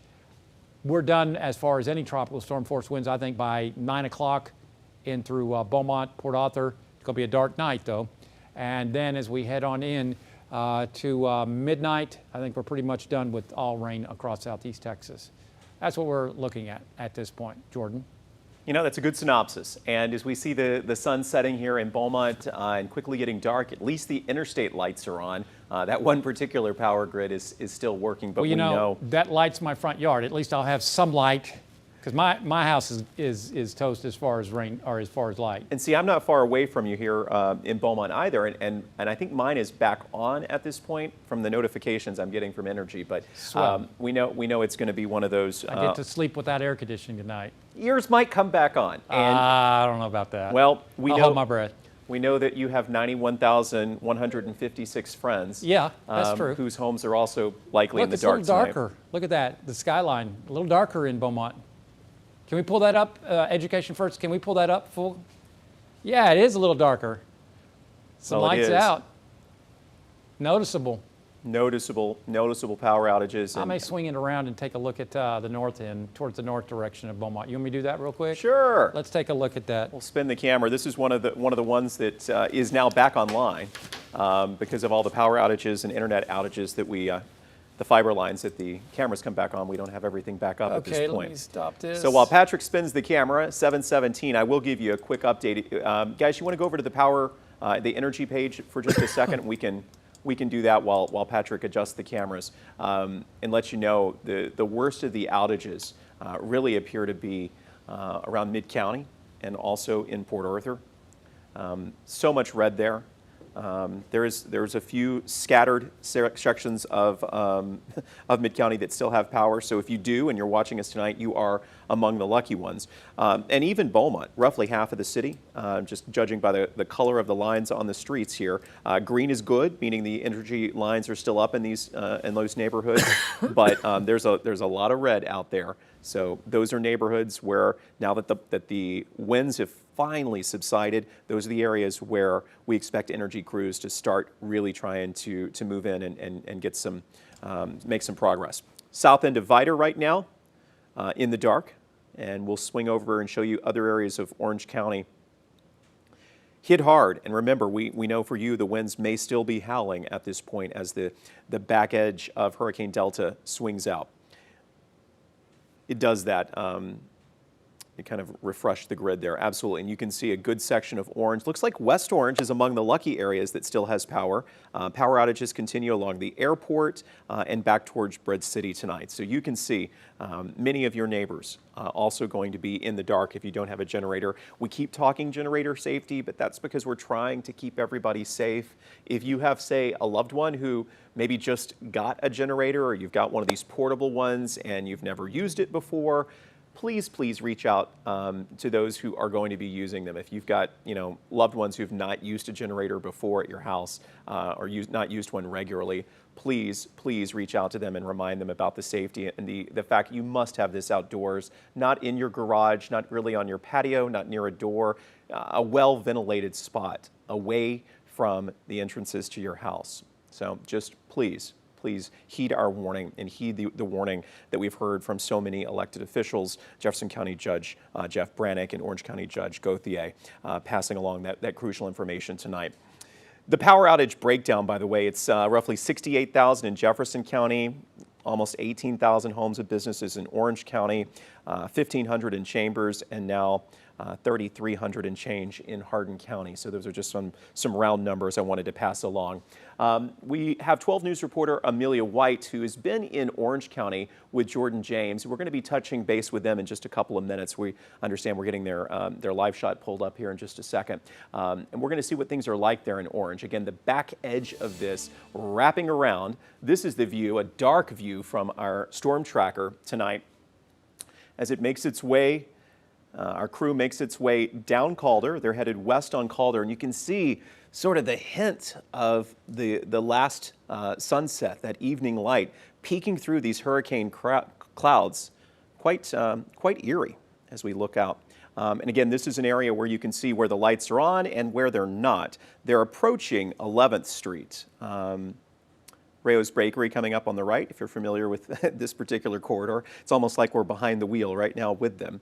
And we're going to see, it looks like the lights are on there as they near 11th Street here in the next couple of blocks. There's 10th and Calder and Beaumont. Where again, we must state the obvious, the winds have finally subsided. If you're watching us right now over the air on 12 News ABC, we want to let you know that we will be switching back to network programming in just about 9 minutes and heading back to our ABC programming, the NBA Finals tonight. We are going to stay on the air until 8 o'clock over on KJAC NBC tonight. So that's just a kind of a quick update on what's happening here. And I understand we still don't have Amelia, is that correct? Don't think so. Patrick, I am going to bring you back into the conversation here. Just about 9 more minutes until we wrap up our coverage on ABC here on 12 News. There's the Skycam. I think you were spinning around, Yeah, and now we've switched it. Yeah, I didn't see much of her to the north. Okay. But the winds are lighter. Which is great. Which is great. Yeah. Much needed. Yeah, the back edge is has passed through Beaumont, and things are improving now. Let's take a look at it. Bring me up full and take a look at radar. Again, this back edge of the rain, once that passes you, the rains or the winds will really decrease. What's happening is that we've got sinking air here wrapping into the storm, and that's one of the, it's almost like a little jet stream, if you will, that we saw some winds gusting to 60 to 70 and maybe 80 miles an hour into portions of Jefferson County. But again, there's where the storm is, right there. I can always remember, down 171, what is that, 171 into Lake Charles? Yeah, it's right over Lake Charles. That's the center of circulation at Lake Charles right now. And it's moving to the northeast at 14. And it is, winds are now down, this is 7 p.m., now down to 90 miles an hour as it continues to move away from our area. Just about 20 miles to the north and northeast of Cameron, Louisiana. It made landfall earlier this evening around Creole, Louisiana. That's between east of Cameron and to the west of Grand Chenier. And let's see, yeah, Iowa. Okay, yeah, Iowa, Fenton, and then Kinder. I remember that. It's right over towards Iowa, Louisiana. And Iowa is spelled I-O-W-A, so it's like Iowa. So then it's heading towards Fenton. So that's where it is right now, heading towards Fenton and Kinder. But again, the back edge of the rain, that will signify an incredible decrease in rainfall. So, or an incredible decrease in wind speeds. Deweyville, Orange, probably seeing some of the worst winds across southeast Texas now. Things winding down, I think, in through Port Arthur, Beaumont, Nome, and China, and Winnie. Otherwise, strong gusty winds up towards Spurger, Buna, and also towards Bon Weir. As this continues to pull away over the next 1 to 2 hours, we will see an improvement, a marked improvement. By midnight, most of the area should be tropical storm force free. It's tropical storm winds free, if that makes sense, just over towards Newton County, as this becomes a tropical storm and then moves away from southeast Texas. So over the next, we've got about, let's see, we're at, what time is it? 7:24. So certainly by 10:30, I think most of the action will be out of the area. It's just be up towards the lakes area. DeQuincy reporting 61, 79 over in Lake Charles. Did I see 95 over to Lake Charles? I want to say 95 mile per hour winds. This is not updating over towards Lake Charles. And those are all the folks that are having to deal with blue tarp roofs. 68 officially the highest wind speed I've seen in Orange, 58 in Beaumont, 81 in Port Arthur. Port Arthur, Mid-County, seeing the worst of this. Back over to Bridge City. How's Bridge City doing on power outages? There a lot? Yeah. Okay. So Bridge City and back over to Mid-County, Port Arthur, the worst of it as far as power outages. And what about Orange? Orange is more mixed. I think West Orange has power from what I could see largely, but you mentioned Port Arthur and Mid-County got hit really hard. You look at gusts of 81 miles an hour at the Jack Brooks Regional Airport. Right. Bridge City is mostly in the dark as well. Okay. Well, that was not the case during Laura. Remember, Bridge City stayed on. Very interesting. And Orange, they're mostly on. Not everybody, but they did worse during Laura. All right, here's the flash flood watches. Jasper, Newton County, Orange, and also Jefferson. Flash flood warning in effect until Saturday morning, it looks like. Again, here's the heaviest rainfall. A foot of rain has fallen over towards, let's see, Calcasieu, back over into, what is that, Jeff Davis Parish. And again, 6-7 inches over towards western Jefferson County. So again, as this rain moves out over the next hour or two, we ought to start seeing some vastly improved weather conditions as far as the winds in southeast Texas. All right, Patrick, with the assessment there. Deja's back with us as well. 7:26 as you watch our live continuing coverage now on the aftermath, that's a word I'd like to add, the aftermath of Hurricane Delta, which has really barreled through the region this afternoon with quite strong winds. Absolutely, and our crew. Not sure we can hear you just quite yet, Dej. Well, Actually, I think it is on. give me a moment. Well, I'll talk while you do such things. I said I could hear you slightly, Deja. That's funny. I do want to send it over briefly while you're doing that, Dejanique. We need to do a quick check-in with Lauren Hensley, who is standing by at Education First Federal Credit Union, our backup facility here in Beaumont. Do we have Lauren? Yeah, Jordan, you guys have me, and I want to give a quick update coming from the Port Arthur Mayor Thurman Bartee, and I want to read this quote to you directly. So Thurman Bartee just told me over the phone, "We are experiencing some hurricane-type activity, yet we're on the good side of it.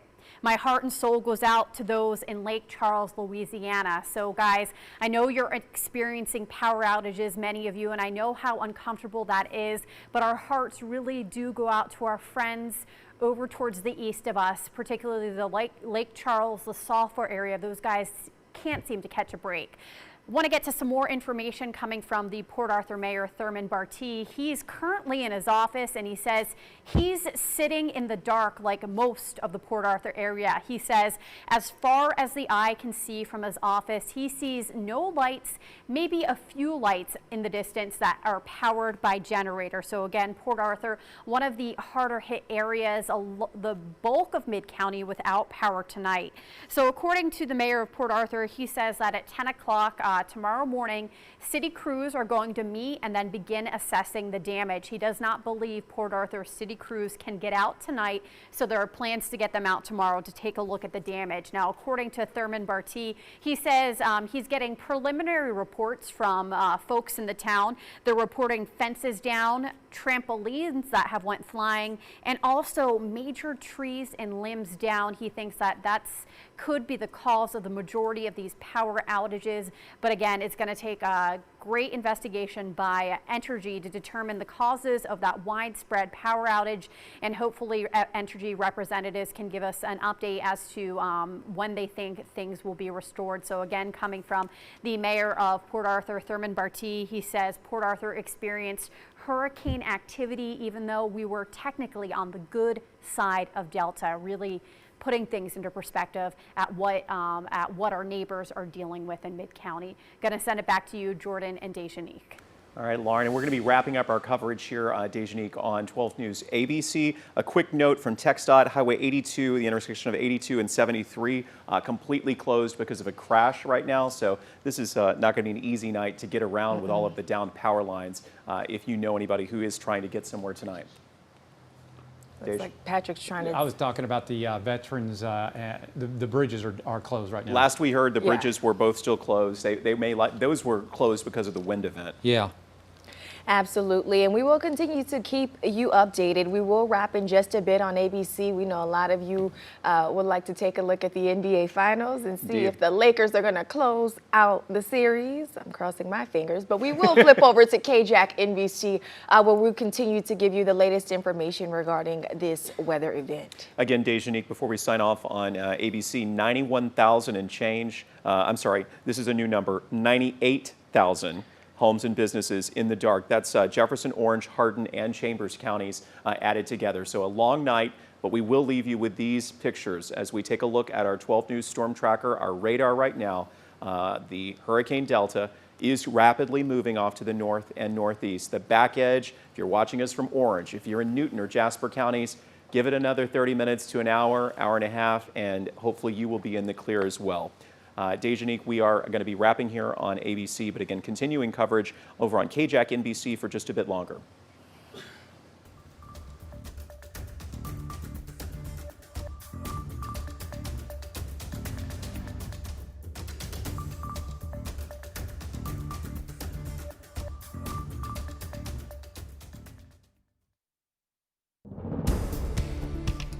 Alrighty, Southeast Texas, things are finally beginning to die down. We are seeing that silver lining that we have been so desperately waiting for all evening. I'm Dejanique Garrison, and we have been keeping a very close eye on Hurricane Delta as it made its way up the Gulf Coast. Good evening, everybody. I'm Jordan Williams, continuing live coverage from 12 News on air, online, and on our social media platforms tonight as we track this storm and the damage that Hurricane Delta inflicted on our region. Unfortunately, the picture, as we've been talking about in terms of power outages, really quite troubling. You know, we didn't have a number. Energy doesn't share with us their information on how many people they expect to lose power, but something tells me they may not have been expecting 91,000, 98,000 now, homes and businesses to be in the dark. That is a wide look at the energy power grid.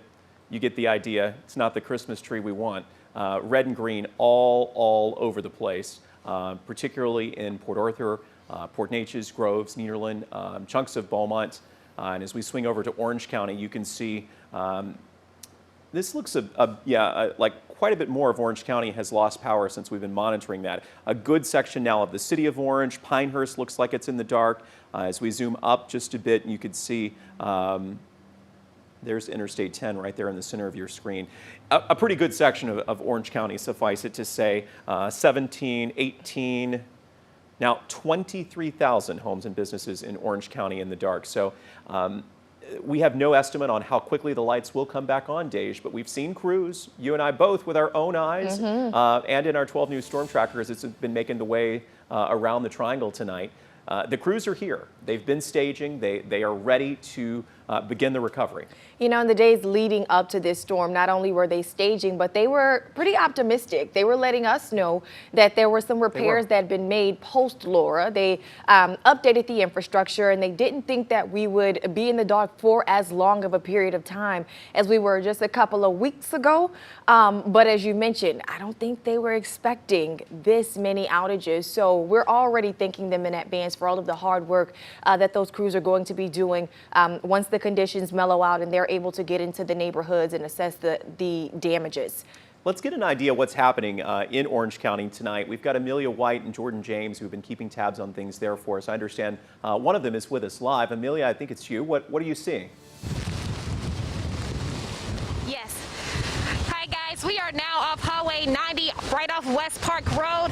Earlier when we drove past here, power lines were still up and the lights were still on. Now, Jordan, if you zoom in right over there, that traffic light is down and the lights are completely out. Now, power trucks are still on standby at the Baptist Hospital, but the wind is definitely starting to pick up over here as well as the rain, but I think things will ease up soon. Right, for now, live in Orange, Amelia White, 12 News. Oh my goodness! Yeah, you know, we know it. We know the relief is coming. The end is in sight because we just got it here in Beaumont. But that's quite the scene, Dej. Absolutely, and that particular crew, they've been in Orange on and off over this past week, and I'm so glad, as Jordan James said, a lot of those folks took heed to the warnings to, you know, pick up the belongings that they had in the yards. They were still making repairs post-Laura, and in Orange County, Judge John Gauthier let us know that a lot of those debris piles that were already on the sides of the roads, they were still intact. We're hoping within the next hour that's still the case. He gave us that info about an hour ago, but as you could see, Amelia had to hold on to that pole, so the winds were picking up. So we'll be sure to check back in just to see how they're holding up, an area already working to still recover. You're taking a live look now at our 12 News Storm Tracker on the roads, keeping tabs on current conditions in the area. A much clearer picture at this point. The rain has subsided. They are just crossing Delaware in Beaumont, and you can see things look much better. They're on. Yep, this is as best I can see the HEB on Dallin. You know, and at this point, it's nice to be able to see where the lights are on and where they're not. This particular shopping center and the one across the street. That's where McAllister's, James Avery are. They've got the lights on there as well. So we'll keep tabs on sort of the power situation around Beaumont tonight, and as our crews make the way in the storm tracker, maybe they'll end up in your neighborhood as well. As you mentioned, we've had the storm tracker all over the place tonight, Dej. Christiana says a few of you are waving from your porches, so she appreciates the love. Only been here in Southeast Texas a couple weeks. Lauren Hensley tweeted this picture out saying folks in Sour Lake reporting much calmer conditions, and we definitely can co-sign that. I mean, for about an hour or so, this building was really starting to take a beating. Jordan and I were looking up to the sky like, what's happening? So we're glad to see that we're not the only ones that are getting some relief. Chris says legit, no filter, the sunset in Galveston tonight. Look at that one. Wow. Wow, just take a look at that. And Mike, this is video. He says it doesn't even really do the scene justice. He has never felt wind like this before in his life. And Mike is a hometown Mid-County boy. So that just lets you know those conditions were nothing to play with. Around 3 o'clock, folks were out there just kind of trying to assess the situation, if you will, waving at the cameras, hanging out. And now you're starting to see that it was a little more serious.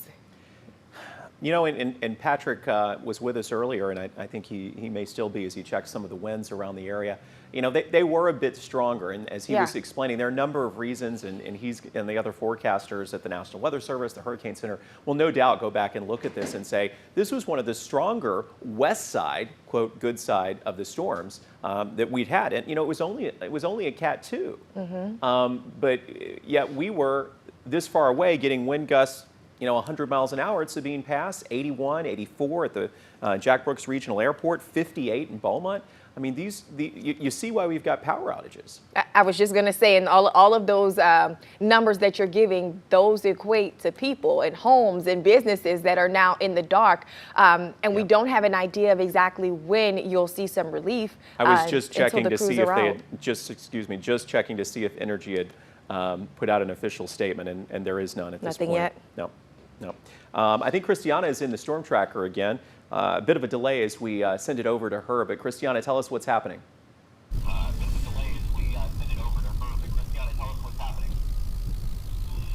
Thanks, Jordan. Yeah, Delta was small but mighty. Mid-County was hit pretty hard today, what we saw in Groves and in Port Neches. But it's dark here in Beaumont, some light in some areas. Rain is pretty light, but the winds have calmed.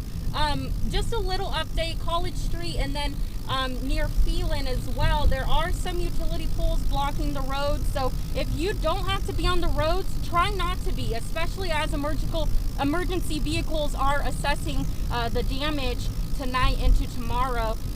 There is a lot of people out right now, so I know that everything has calmed down, but again, there are some trees and utility poles blocking the roads. That's a really good reminder, and you know, Christiana, there's going to be more. There are going to be more utility crews out throughout the evening and into the early morning hours doing what they can. I would imagine, again, and this would be great if there's any chance that we can get an Energy spokesperson on the line back in the control room, folks. That would really be helpful to us. I know they're busy, and I know the next thing they're going to be doing is assessing, you know, sort of where things stand in terms of their grid and the power grid.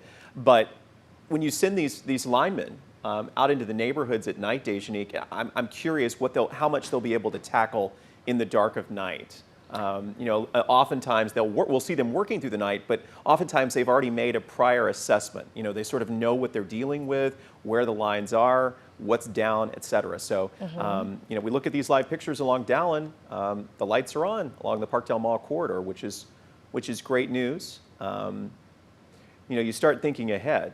We've been through so many of these and thinking, well, where will I be able to get food tomorrow? Right. Et cetera. So, you know, here's a hint, folks. It looks like the Dallin corridor has the lights on at this point. But yeah, it may be potentially a bit of a long haul with a power restoration. Rayos has the lights on there, at that Rayos at least, on Dallin. So shout out to all of our local businesses we know are going to be all working to recover together.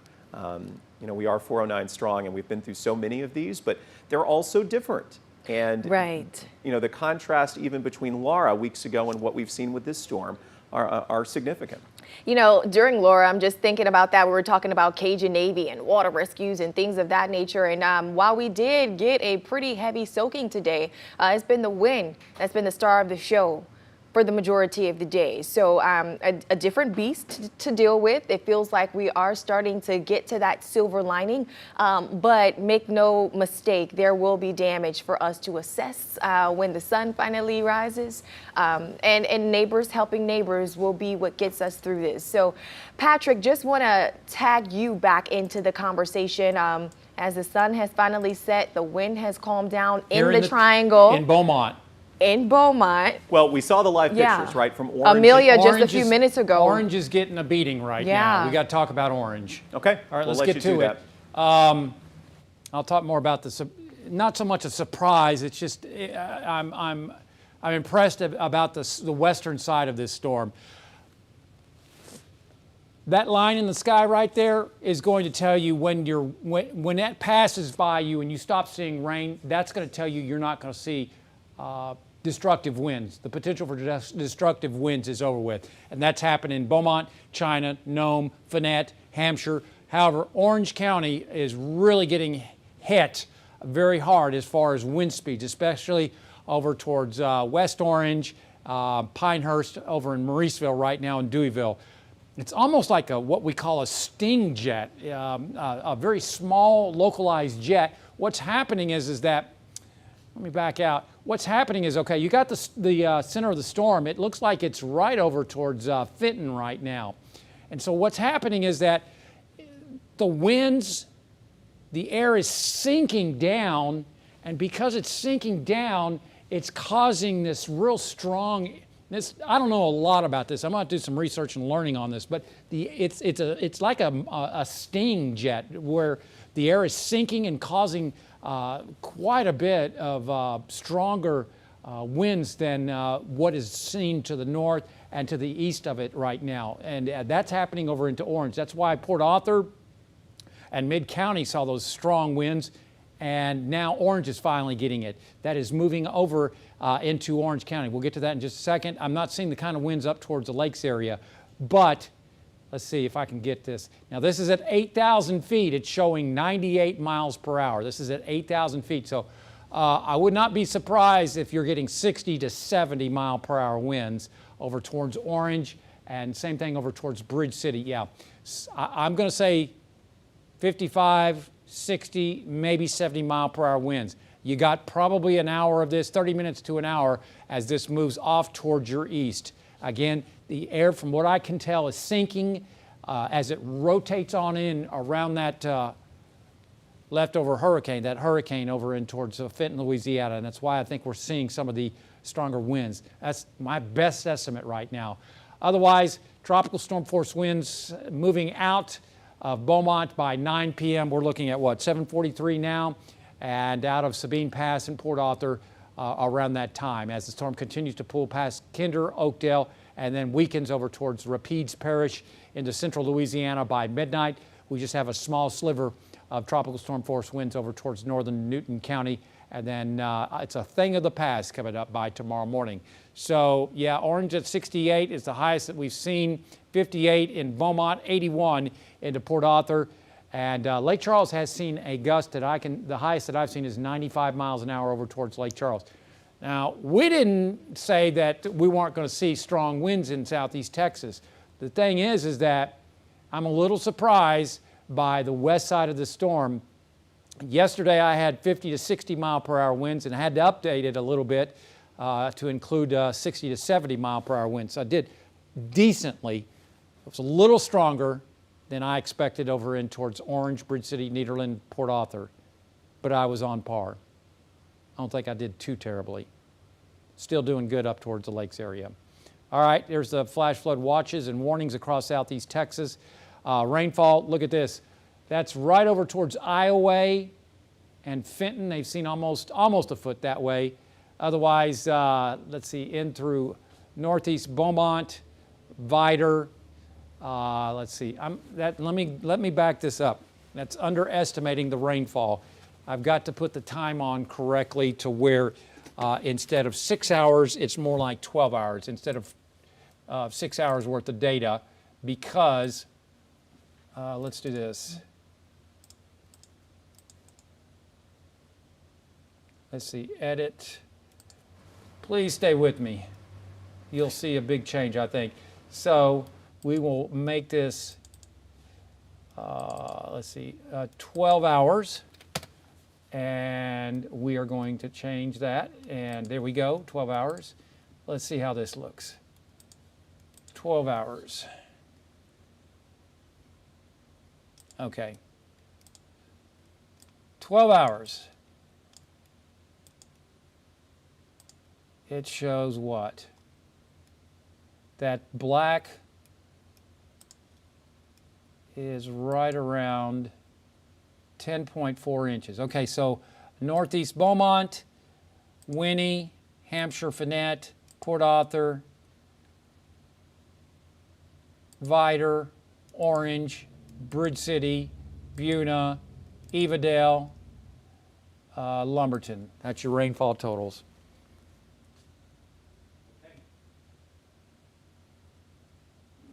Patrick, we'll jump in here while you're tracking that. Again, Futurecast has been doing a great job. Let me show Futurecast just one more time, because I want you to see. Once that back edge of the rain ends, the threat for severe winds ends, and it's doing a really good job. I love this new model. We just got this. It's called the IBM Graph model. We just got this with our data provider. Let's see, about 4 or 5 weeks ago. No, it's been longer than that. It's been about 2 months. So this is the highest resolution modeling that you'll see in television, and it's doing a very good job. But as you can see, by 8 p.m., the rains have ended in through Beaumont, Vidor, back over to Orange. Well, I say Orange. 8:30 Orange, okay? Once that passes you in Orange, yeah, by 8:30, maybe 8:30 to 9 over in Orange, your winds are going to take a big nosedive. So just a little bit longer over towards Orange County and into southern Jasper, Newton counties. But as this back edge of that rain moves out, then we will see a vast improvement. So again, let me go back and take a look. I want to see the wind speeds over towards Orange County. And again, this is at 8,300 feet. Why is it not doing it? Let me go back over there. It's because I didn't engage it. Sorry. This is the stuff that normally happens behind the scenes. I'm just running out of gas. Let me do it this way. Let's go back to graphics. Okay, and in and around Orange, 43. Okay, maybe some improvement. 38. It's hard to say. Let me switch to a different radar site. Right now, I believe in Orange County, they're seeing anywhere between 50 to 60, maybe 70 miles an hour. Patrick, we want to get some fresh perspective. We have a crew right now. Jordan James is in Orange, where the winds are still an issue. Jordan, what's happening there? Yeah, Jordan, we've been out here in Orange County all day. As we've been saying, the wind has really started to pick up. Right now, we're at a gas station where there are a bunch of people stocking up on essentials and getting gas, as you can see right here at this gas station. And then right now, and over in the distance, transformers have been blowing left and right. Right now, I'm joined with a man who's here at the gas station, Larry. So talk to me, what has it been like being out in these conditions? It's been very dangerous. I actually came out to fill up my gas tank because my power was been off. I still feel behind Walmart, and trees done fell all over in the yard. Had a big tree almost hit the house, but thank the Lord for that. But since the power off, I had to come fill up because I've been sitting in my truck basically. It's very hot, but it's very dangerous being out here. If you don't have to be out here, please go home. And yeah, Larry, I know a lot of people in Orange County saw a lot of damage from Hurricane Laura. Did you see any damage during Laura as well? Yes, our roof was peeled back. We still trying to recover from that, but just give the prayers to the good Lord, you know. Hopefully all this will be over soon. And after dealing with Hurricane Laura and now Delta coming in and messing up your house, I mean, what's the reaction to that? I mean, you basically just, you know, rebuild and keep going. That's one of the things of living down here in Southeast Texas. You know, this is something we deal with yearly. So, you know, it's something I'm used to, and you just pray that everything gets better, you know. Yeah, Jordan, as you just heard, there's a resiliency in this community after enduring a lot of natural disasters over the years. But as you can see, plenty of people are here at the gas station stocking up on essentials because there's a bunch of power outages out here in Orange County. Reporting here from Orange County, Jordan James, 12 News. You know, fascinating perspective, as the gentleman, I believe Larry, was telling you. These seem like yearly occurrences Right. at this point, sadly.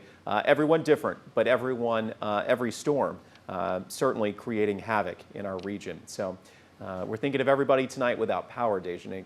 Absolutely, tens of thousands of folks across Southeast Texas without power, and that's going to be the main issue. That's going to be a big issue, especially once the sunlight comes up in the morning. Energy crews are going to have to go out and assess the damage in the hardest hit areas.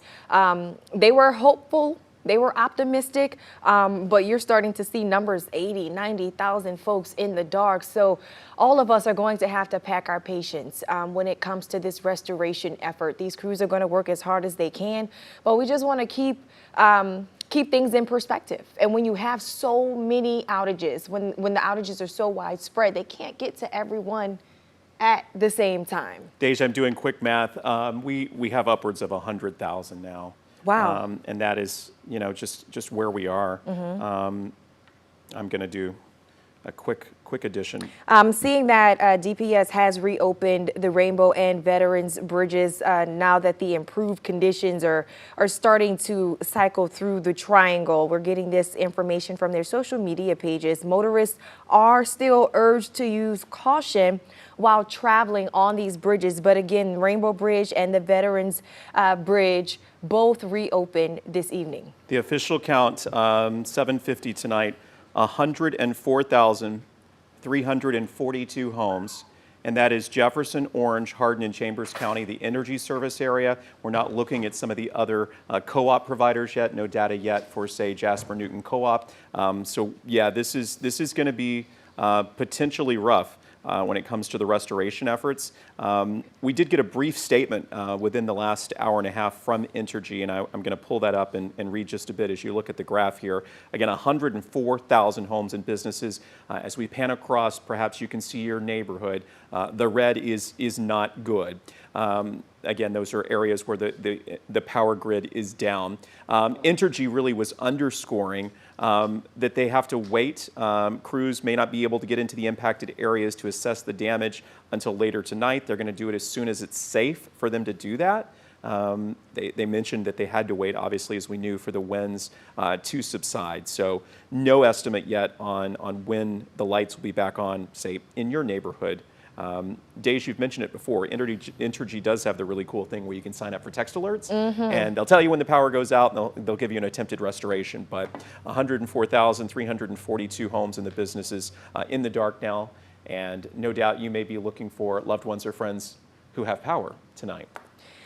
Coming up tonight at 10 on KBMT ABC, we're going to give you a full overview. Our crews are all over Southeast Texas, Jordan. Just to give you the quick rundown, we've been checking in periodically with James Grant and Christiana Ramos, who've been in our storm tracker. They have crisscrossed Southeast Texas so many times, I tell you. But it just gave us a really good perspective of which areas were really feeling the brunt of the blow, if you will, in Southeast Texas as the feeder band started to roll through the area. Jordan James and Amelia White in Orange County, an area that we were really keeping a close eye on because lots of them were still trying to clean up and recover following Hurricane Laura. Thankfully, the judge in that area tells us that most of those debris piles were in place, and we checked in with him about an hour and 30 minutes ago when we got that update. This is some new video that came in from Jennings, Louisiana, Dejanique. And you can see this was obviously during daylight, probably closer to landfall. We look at those trash cans, no match for wind gusts of 80, 90, 100 miles an hour. Absolutely. Absolutely. So we expect the power outages will be equally challenging on that side of the state line as well, probably worse for the restoration times there. This was outside our studios, by the way. I understand this tree is in pieces outside our back door here. No match for the wind. And then here was the view along the interstate earlier. You know, when we were just seeing The incredible rain and the wind gusts, and you can sort of see that was getting closer to sunset, I think, toward the end, when you could sort of see the hint of what Patrick's been calling the hurricane sunset as the sun was peeking through the clouds.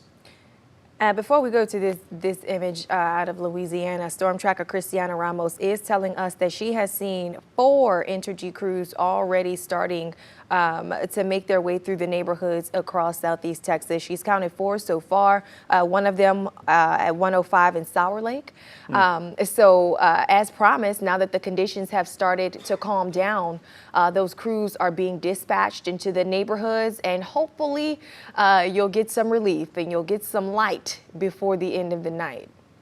These are pictures, I'm assuming, from Southwest Louisiana. I think this was Groves. Yeah, we're flipping through all the videos we've received. We know Groves, really hard hit. Of course, there are a lot of pecan trees, a lot of old pecan trees around Groves. And so that's why it's called Groves. That is why it's called Groves, sir. We learned about that history lesson. growing up there.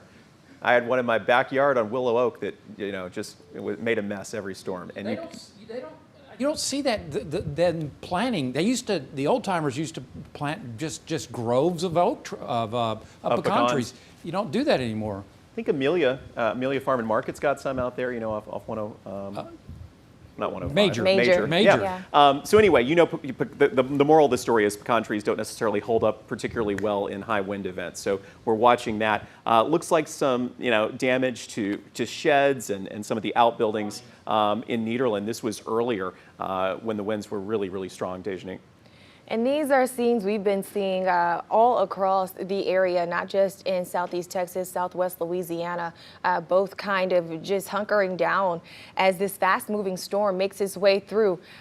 Mind you, this has only been a couple of hours. A Category 2, it made landfall earlier this afternoon, and it's leaving behind these types of, these types of images. This is right outside of our studio.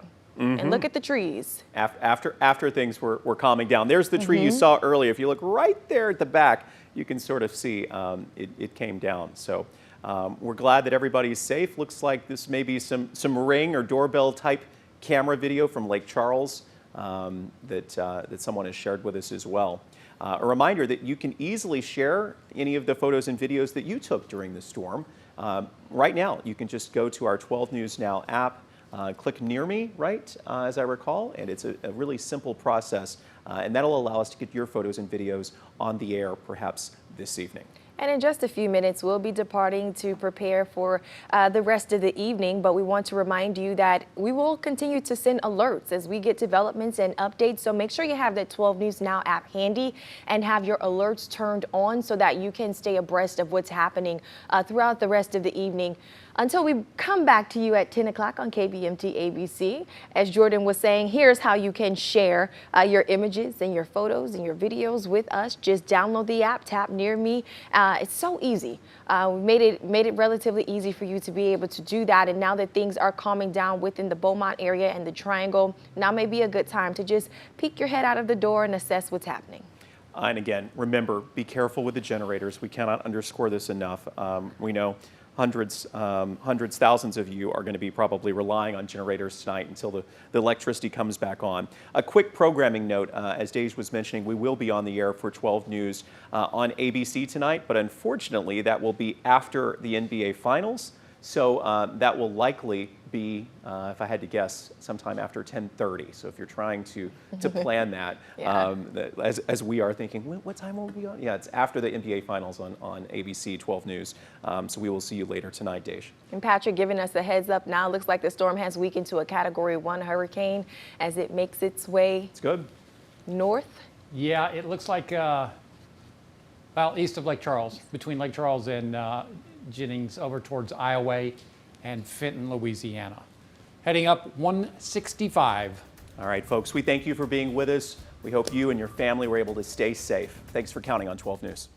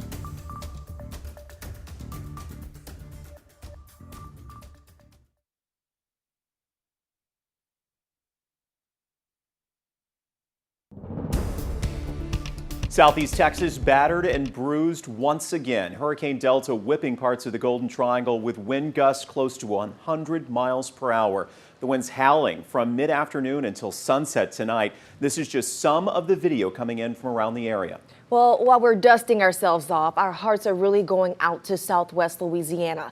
Many of the same areas hit hard by Laura, now hit hard by Delta. We have so much more from Lake Charles ahead. But first, the big headlines back here at home. Entergy showing that more than 100,000 Southeast Texans are without power tonight. These numbers higher than we saw during Laura. A big reason? We saw winds popping at nearly 100 miles per hour, as Jordan just mentioned. That was in Orange and Mid-County. That was during the height of the storm around 6 o'clock tonight. Trees and power lines are down all over the area. And we've heard from lots of you that your roofs also took a beating. Now, 12 News was with you before, during, and now after the storm. Tonight, our live team coverage, our Storm Tracker team spread out around Southeast Texas in Mid-County, Orange, and Beaumont, updating you on all the damage. But first, the star of the show. We think he's the star every night, but you really did a great job. Meteorologist Patrick Vaughn in our Storm Tracker Center. You know, Patrick, you've been doing this a long time, and Delta is a storm that you've never really seen before. We were on the west side and ended up with tremendous wind gusts. It was an asymmetric storm. What that means, it was lopsided, and we had surprises. That is just the nature of the beast. Sometimes this happens. You know, we are trained in what is classical as far as the tropics, as far as how the storm structures are put together. We don't really see that until we basically do nowcasting, and that's basically we see it on radar, then we can tell you. But there was very little prior notice that this would be as bad as it actually materialized. Texas Point near, let's see, over towards Sabine Pass, 100-mile-per-hour winds. Port Arthur, higher winds with this than in Laura. Orange, 68. Beaumont, 58. And over in Kirbyville, 44-mile-per-hour winds across Southeast Texas. So this is the way it looked at about 5:30 when things were really hitting hard. It's just the storm produced winds stronger on the west side. I think there was some type of low-level jet or something around that eye that was producing these winds gusting to around 80 to 100 miles an hour in South County and along the coastline. Mid-County seeing very strong winds. Just all you can say, it's a surprise. Every once in a while this happens, and I've never seen anything like it. Right now, the rains have moved on out. For the Triangle, we are done. As you can see, the rains will be ending over in the lakes as we head over the next few hours. As far as watches and warnings, flash flood watch still in effect, but the warnings as far as the flash flood warning is now discontinued. As you can see, the wind's moving out, and so does Delta. As we head on in towards tomorrow morning, becomes a tropical storm by 7 a.m. Saturday morning. Our forecast for tomorrow, certainly a lot clearer. I'm highly confident. How about extremely confident that we will see sunny skies coming up tomorrow as temperatures around 73 by 10 a.m. Coming up, we'll talk about your extended forecast. Nice calm sky cam there in Beaumont. Thank you, sir. Let's head to Orange County, which we know was especially vulnerable heading into this hurricane. So many folks out there still busy cleaning up after Laura. And tomorrow, many of them will start yet another round of cleanup. 12 News reporter Jordan James has been out today and even had to take cover for a little bit when he saw the worst of the winds. He joins us tonight. Jordan. Yeah, Dejanique, now that Hurricane Delta has moved through the area, we're getting a better look at some of the damage left behind. Take this Orange County neighborhood, for example. There was a tree blocking the road for several hours. That's until members of 409 Search and Rescue came to remove it. In fact, they're still here right now, getting ready to go across Southeast Texas to help with some of the relief efforts. Take a look at some of the video we shot earlier today. For several hours, we witnessed down power lines, trees, debris scattered all over the place for Orange County. Thankfully, Delta did not pack the same level of destruction that the area experienced just a few weeks ago. Moments ago, I caught up with a man who described what it was like as the storm moved through the area. It's loud. Some of those wind gusts were pretty loud. Kids talked about in the upstairs of the house. Sounded like the roof was maybe coming off. It didn't, and obviously won't have any trouble with that, but it was loud for them and for us. The majority of Orange County is without power tonight following Delta. Remember, if you're going to be using a generator over the next couple of days, keep it outside of your home in an open area with plenty of ventilation. And just be mindful, if you're going to be out on the roads, there's places where there's still trees on the road, as you can see right here in this Orange County neighborhood, along with some flooding still out there. So take it easy while on the roads. That's the latest here from Orange County. Jordan James, 12 News. Appreciate that perspective, Jordan. Now, here's the headache. A little more than 100,000 folks are in the dark across Southeast Texas. It's going to be a long night. 12 News investigator Lauren Hensley has been keeping tabs on all of the power outages. She's been adding things up. Lauren, what can you tell us? Yeah, Jordan and Dejanique, to put things into perspective, just after 4:30 this afternoon, only 13,000 people without power. Now, after several hours of dealing with Delta, the Golden Triangle is seeing more than 100,000 Entergy customers in the dark. That's more customers now in the dark than following Hurricane Laura. Take a look at the numbers. Jefferson County and Orange appear to be the hardest hit, Chambers County as well. Jefferson County with more than 74,000 customers in the dark, and Orange County with more than 28,000 customers in the dark. In Beaumont, the outages appear to be a little bit more sporadic. Now, if you compare that to Mid-County, much of that area in the dark, in the red tonight.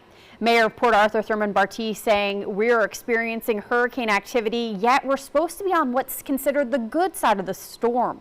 My heart and soul goes out to those in Lake Charles. And okay, guys, we want to remind you, as more homes continue to lose power, we want to go over some safety measures. A lot of people are going to depend on that on your screen. The generator, they're going to depend on that to get them through in the hours or even days for Entergy to restore power. So just a reminder, never use that generator inside a home or garage or enclosed area. Keep it outside, away from vents and doors and windows, and turn off the generator. Let it cool down before you refuel. If you have a CO alarm, make sure it's working. Our 12 News crews have been reporting seeing Entergy crews out in the area. Some of our team has seen them in the Beaumont area, some on 105 near Sour Lake. And one of our 12 News employees here in Beaumont reporting that within the last hour or so, they now have power again. So we are seeing those crews start to work out there. Now, I did speak with an Entergy spokesperson. They told me that due to the high winds and severe weather, it's really limited their ability to assess and evaluate the damage. After crews are able to get a good damage assessment, Entergy says they'll be able to provide a better estimation for restoration efforts. Lauren Hensley, 12 News. Now, Lauren, I figured there was only so much those crews would be able to do in the dark tonight. We know damage widespread around Mid-County. You're seeing scenes from Port Neches and Groves, a tree down there on Knoll, and some of the wind damage that we saw earlier in Groves. Just extensive damage. Days it happens. Trees start snapping when you have gusts over 80 miles an hour. And someone who knows this firsthand, Mike Canizales, we saw him earlier today with 12 News sports director Ashley Elam. They were at Port Neches Park. We want to check back in with those fellas. Hey guys, here at Port Neches Park in Port Neches, where this is just some of the aftermath left by the wind of Hurricane Delta.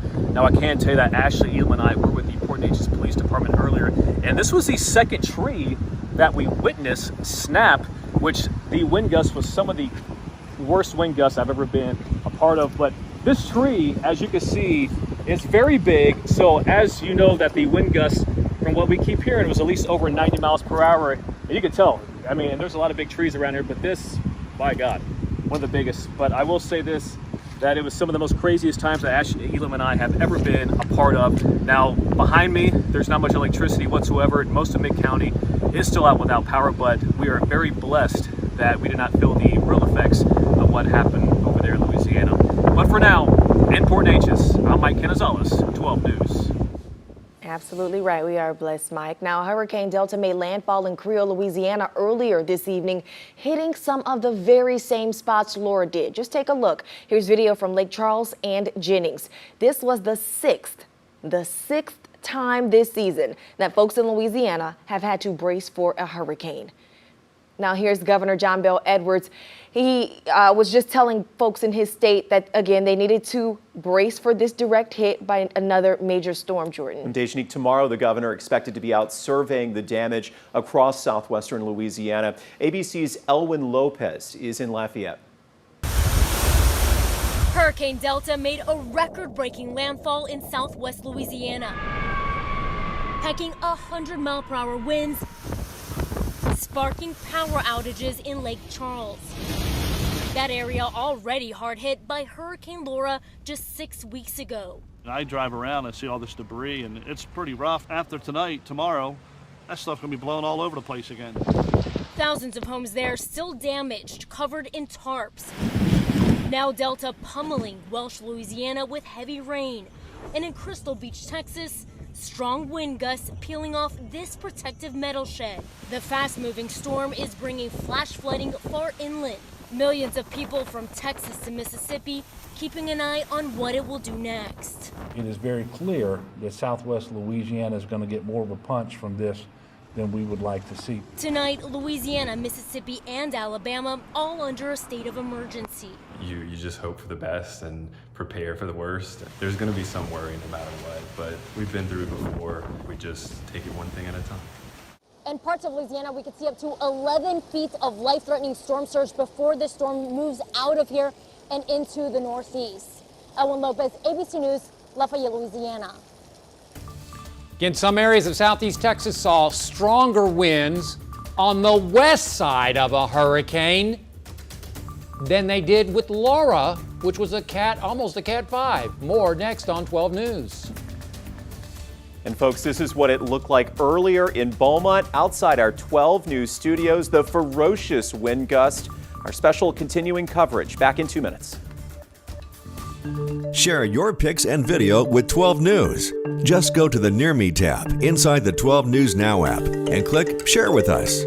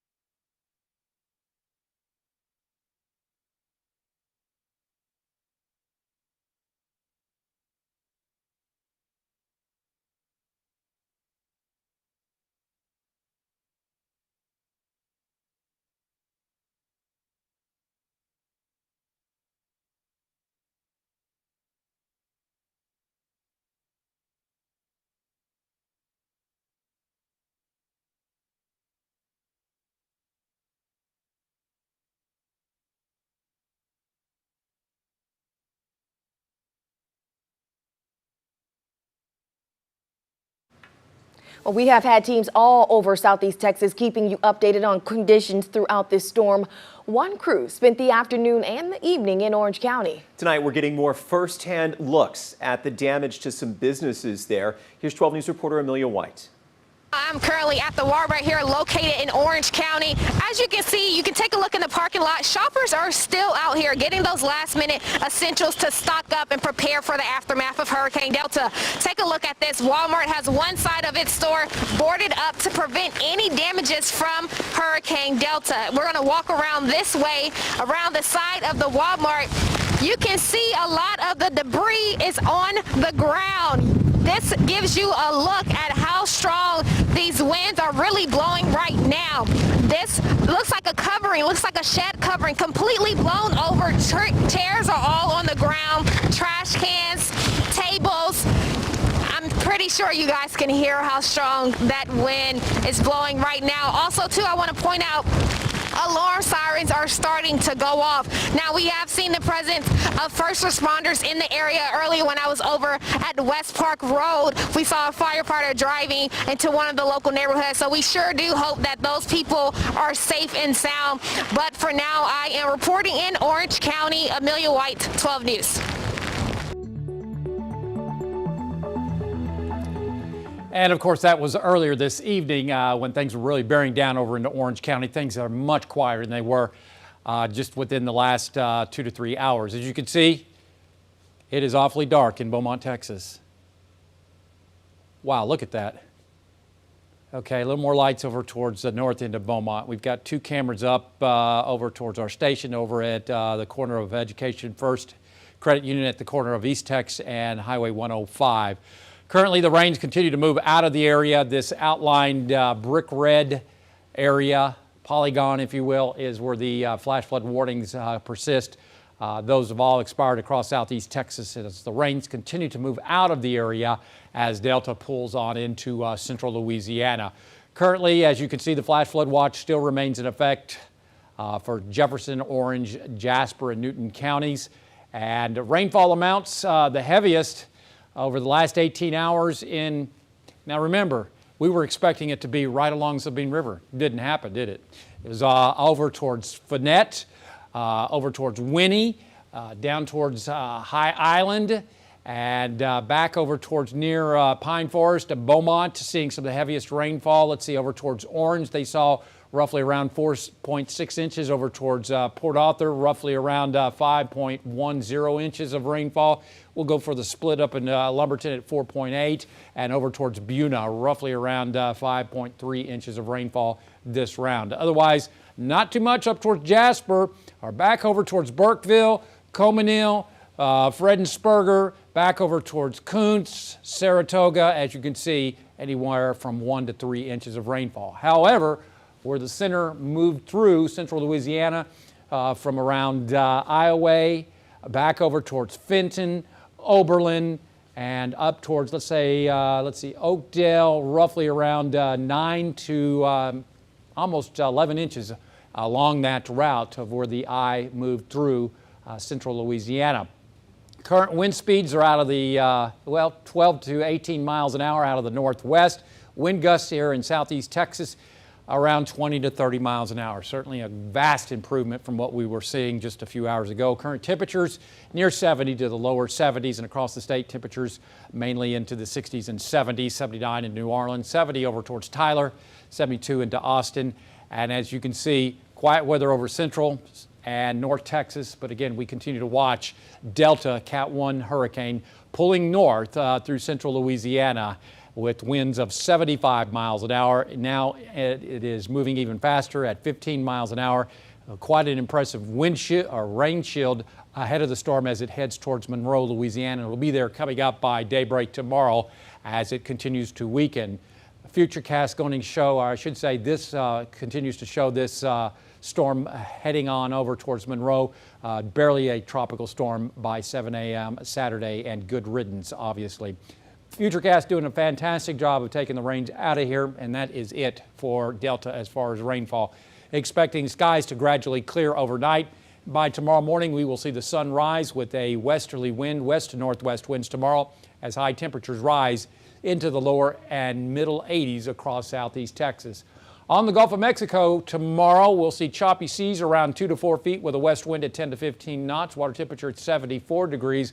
Our forecast will go with a 40% coverage of rain in the lakes. We're done with that in the triangle. And then overall for the area, we'll see decreasing cloudiness, breezy, but non-destructive as temperatures drop into the upper 60s. Then tomorrow, lots of sun, warm and dry with highs in the mid 80s, westerly winds at 6 to 12 miles an hour. Extended forecast. Wow, look at that. Beautiful weekend with highs reaching the upper 80s on Sunday. Weak front, and I mean weak coming up on Monday. We may hit 90 degrees, maybe a little bit of a cool down for Tuesday and Wednesday, but mainly looks dry through the next 7 days ahead of a fairly strong cold front by next Friday. You know, I'm drawn, though, to those temperatures. You start closing in 88 and 90 by Sunday. Right. Not going to be comfy for folks who don't have AC by that point. But I will take this hands down, compared to what we experienced after Rita. And refresh us on that, as some of us I know weren't here. 100 degrees with no power in the middle. I remember of coming summer. back to help family and check on you guys. That was not fun. It was, I can only imagine. Deja? All righty. Thank you so much, Patrick, for everything you've been doing today to keep us abreast of these current conditions. And now the calm after the storm is what we're starting to experience. And as we go to break, we are taking a look at some of the damage earlier today. This is from Nederland after winds gusted over 80 miles per hour.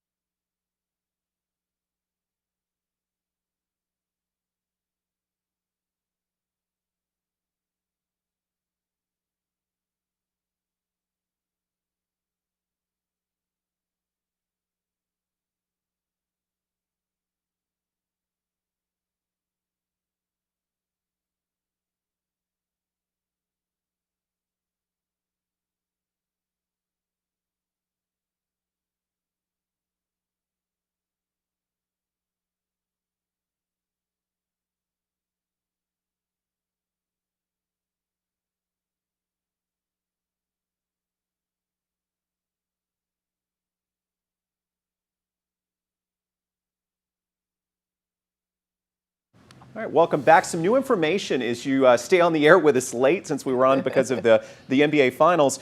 Do want to let you know we're hearing about so many of you already getting your lights back on. Roughly 6,000 customers that have had power restored just since we went on the air about 20 minutes ago, Dej. So I know there's still a lot of ground energy has to make up, but you know that some people's lights are coming back on right now. The ball's already rolling. Some of our 12 News crews were telling us they saw the energy trucks rolling through the streets. So we know that those crews are working, and we thank them for everything that they're doing. And lots of you guys have sent in pictures and videos of the conditions in your neighborhoods, and we really appreciate that. And we are so glad that you were able to do that while staying safe. Helping us cover this storm, Lauren Hensley has been keeping tabs on your post. She is with us live. Lauren? Jordan, Dejanique, I keep seeing this comparison from Southeast Texans. They're comparing Hurricane Delta to Hurricane Laura. So which one packed a greater punch to Southeast Texas? Well, that depends on who you ask. Let's go ahead and take a look at some of your social media posts. We're going to start off in Port Neches. Just take a look at this video. It's from outside the Wheelhouse restaurant. Many of you very familiar with that. That's the Neches River, and you can just see how fast and furious it's moving. Trees whipping in the wind. And in Lake Charles now, this is video from Adam. Trucks trying to make their way over the I-10 bridge in Lake Charles. They're fighting the wind. The big rigs, no match for Mother Nature. And Delta's impact fell as far west as Galveston, damage to this pier on the harbor side.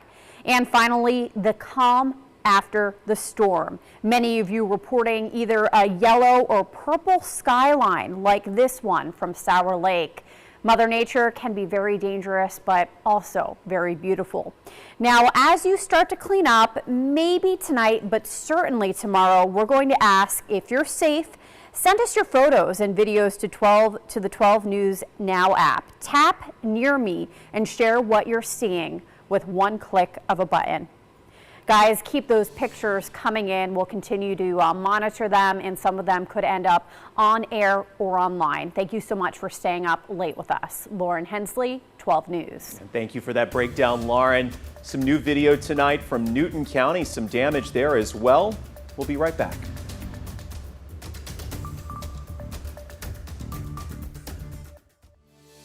Find news in your neighborhood. Just look for the Near Me tab inside the 12 News Now app.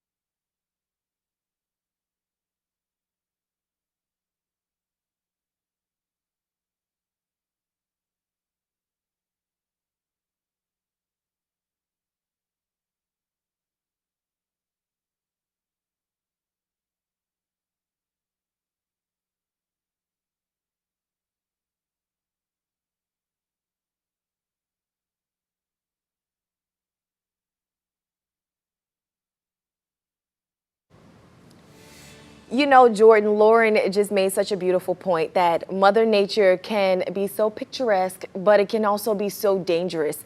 But we want to talk about the former for just a bit. We've been battered and bruised today, but we want to take a look at some video that is just really going to highlight the beauty of what can be Mother Nature. These were some of the pictures of the sunset. I believe this was on the Galveston seawall. And here's some pictures from the west end of Beaumont. And you could just see the gorgeous sky. And you know, Patrick is back with us.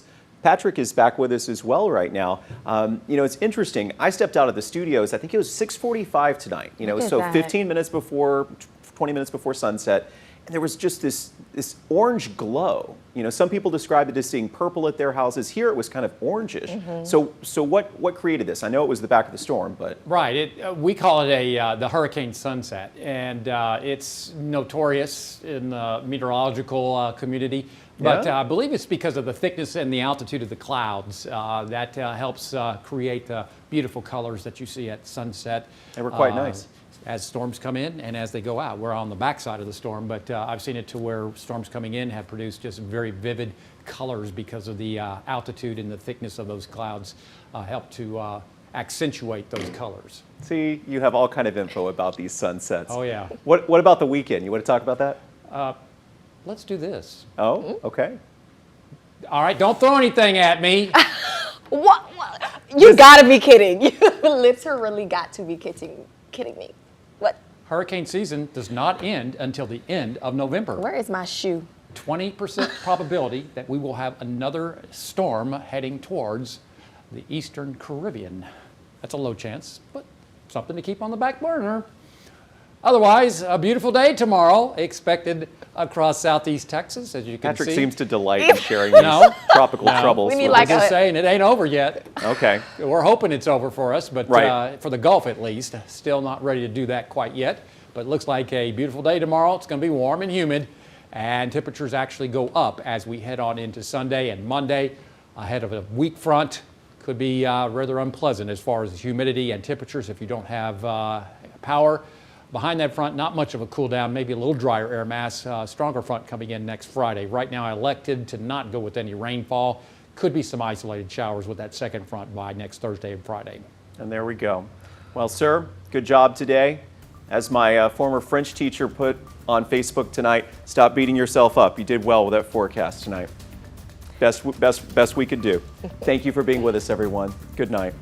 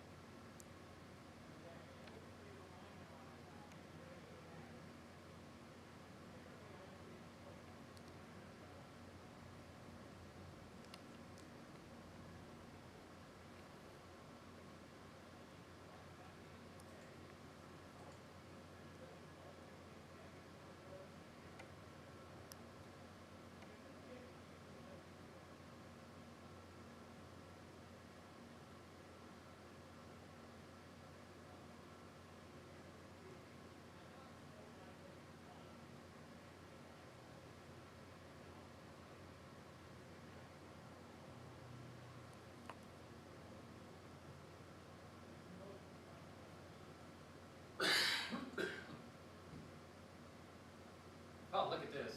Have you seen this? Yeah.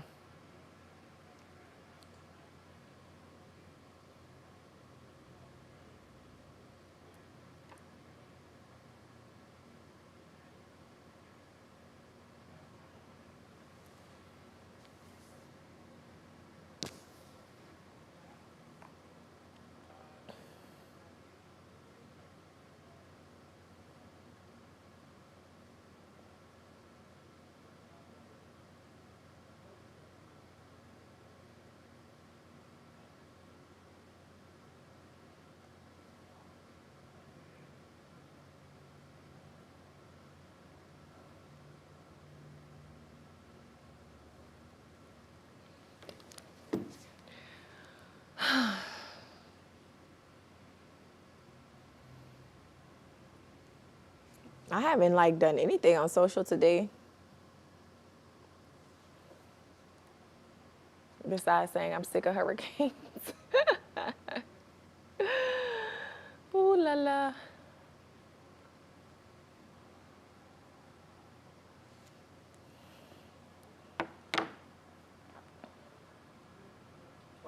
Difference in, Yeah.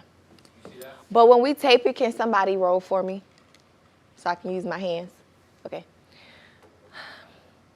Hurricane Delta testing southeast Texas again with winds that left more without power than Hurricane Laura. Another test even before our communities were able to recover from the last storm. One team. Is this supposed to be like...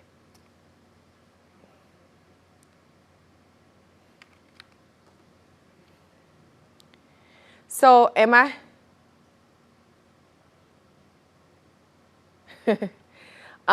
So am I supposed to, is this like strong or is this like?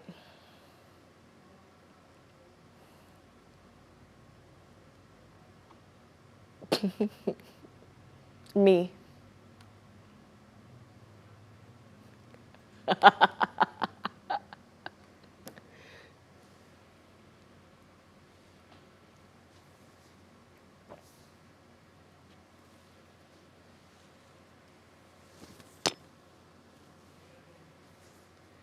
We are, we're still on YouTube, I think, Patty.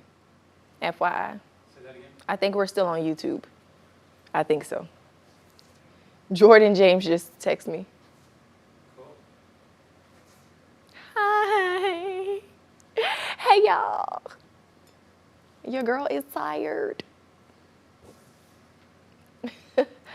We are about to do a promo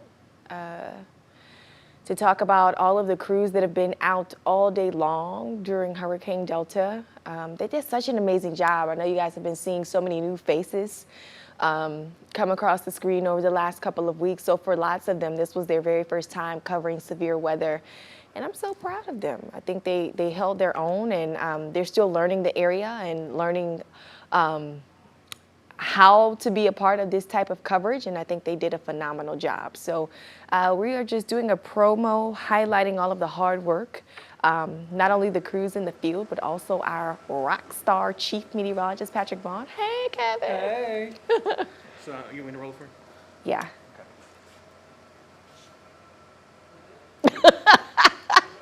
I feel like that's against regulation. Probably. All right, let me ready. Are we rolling, guys?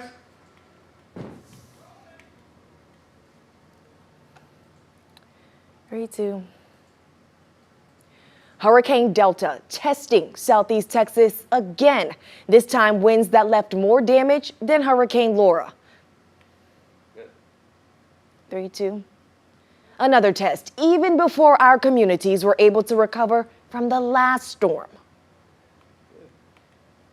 3, 2. One team was there for you. Give me that one again.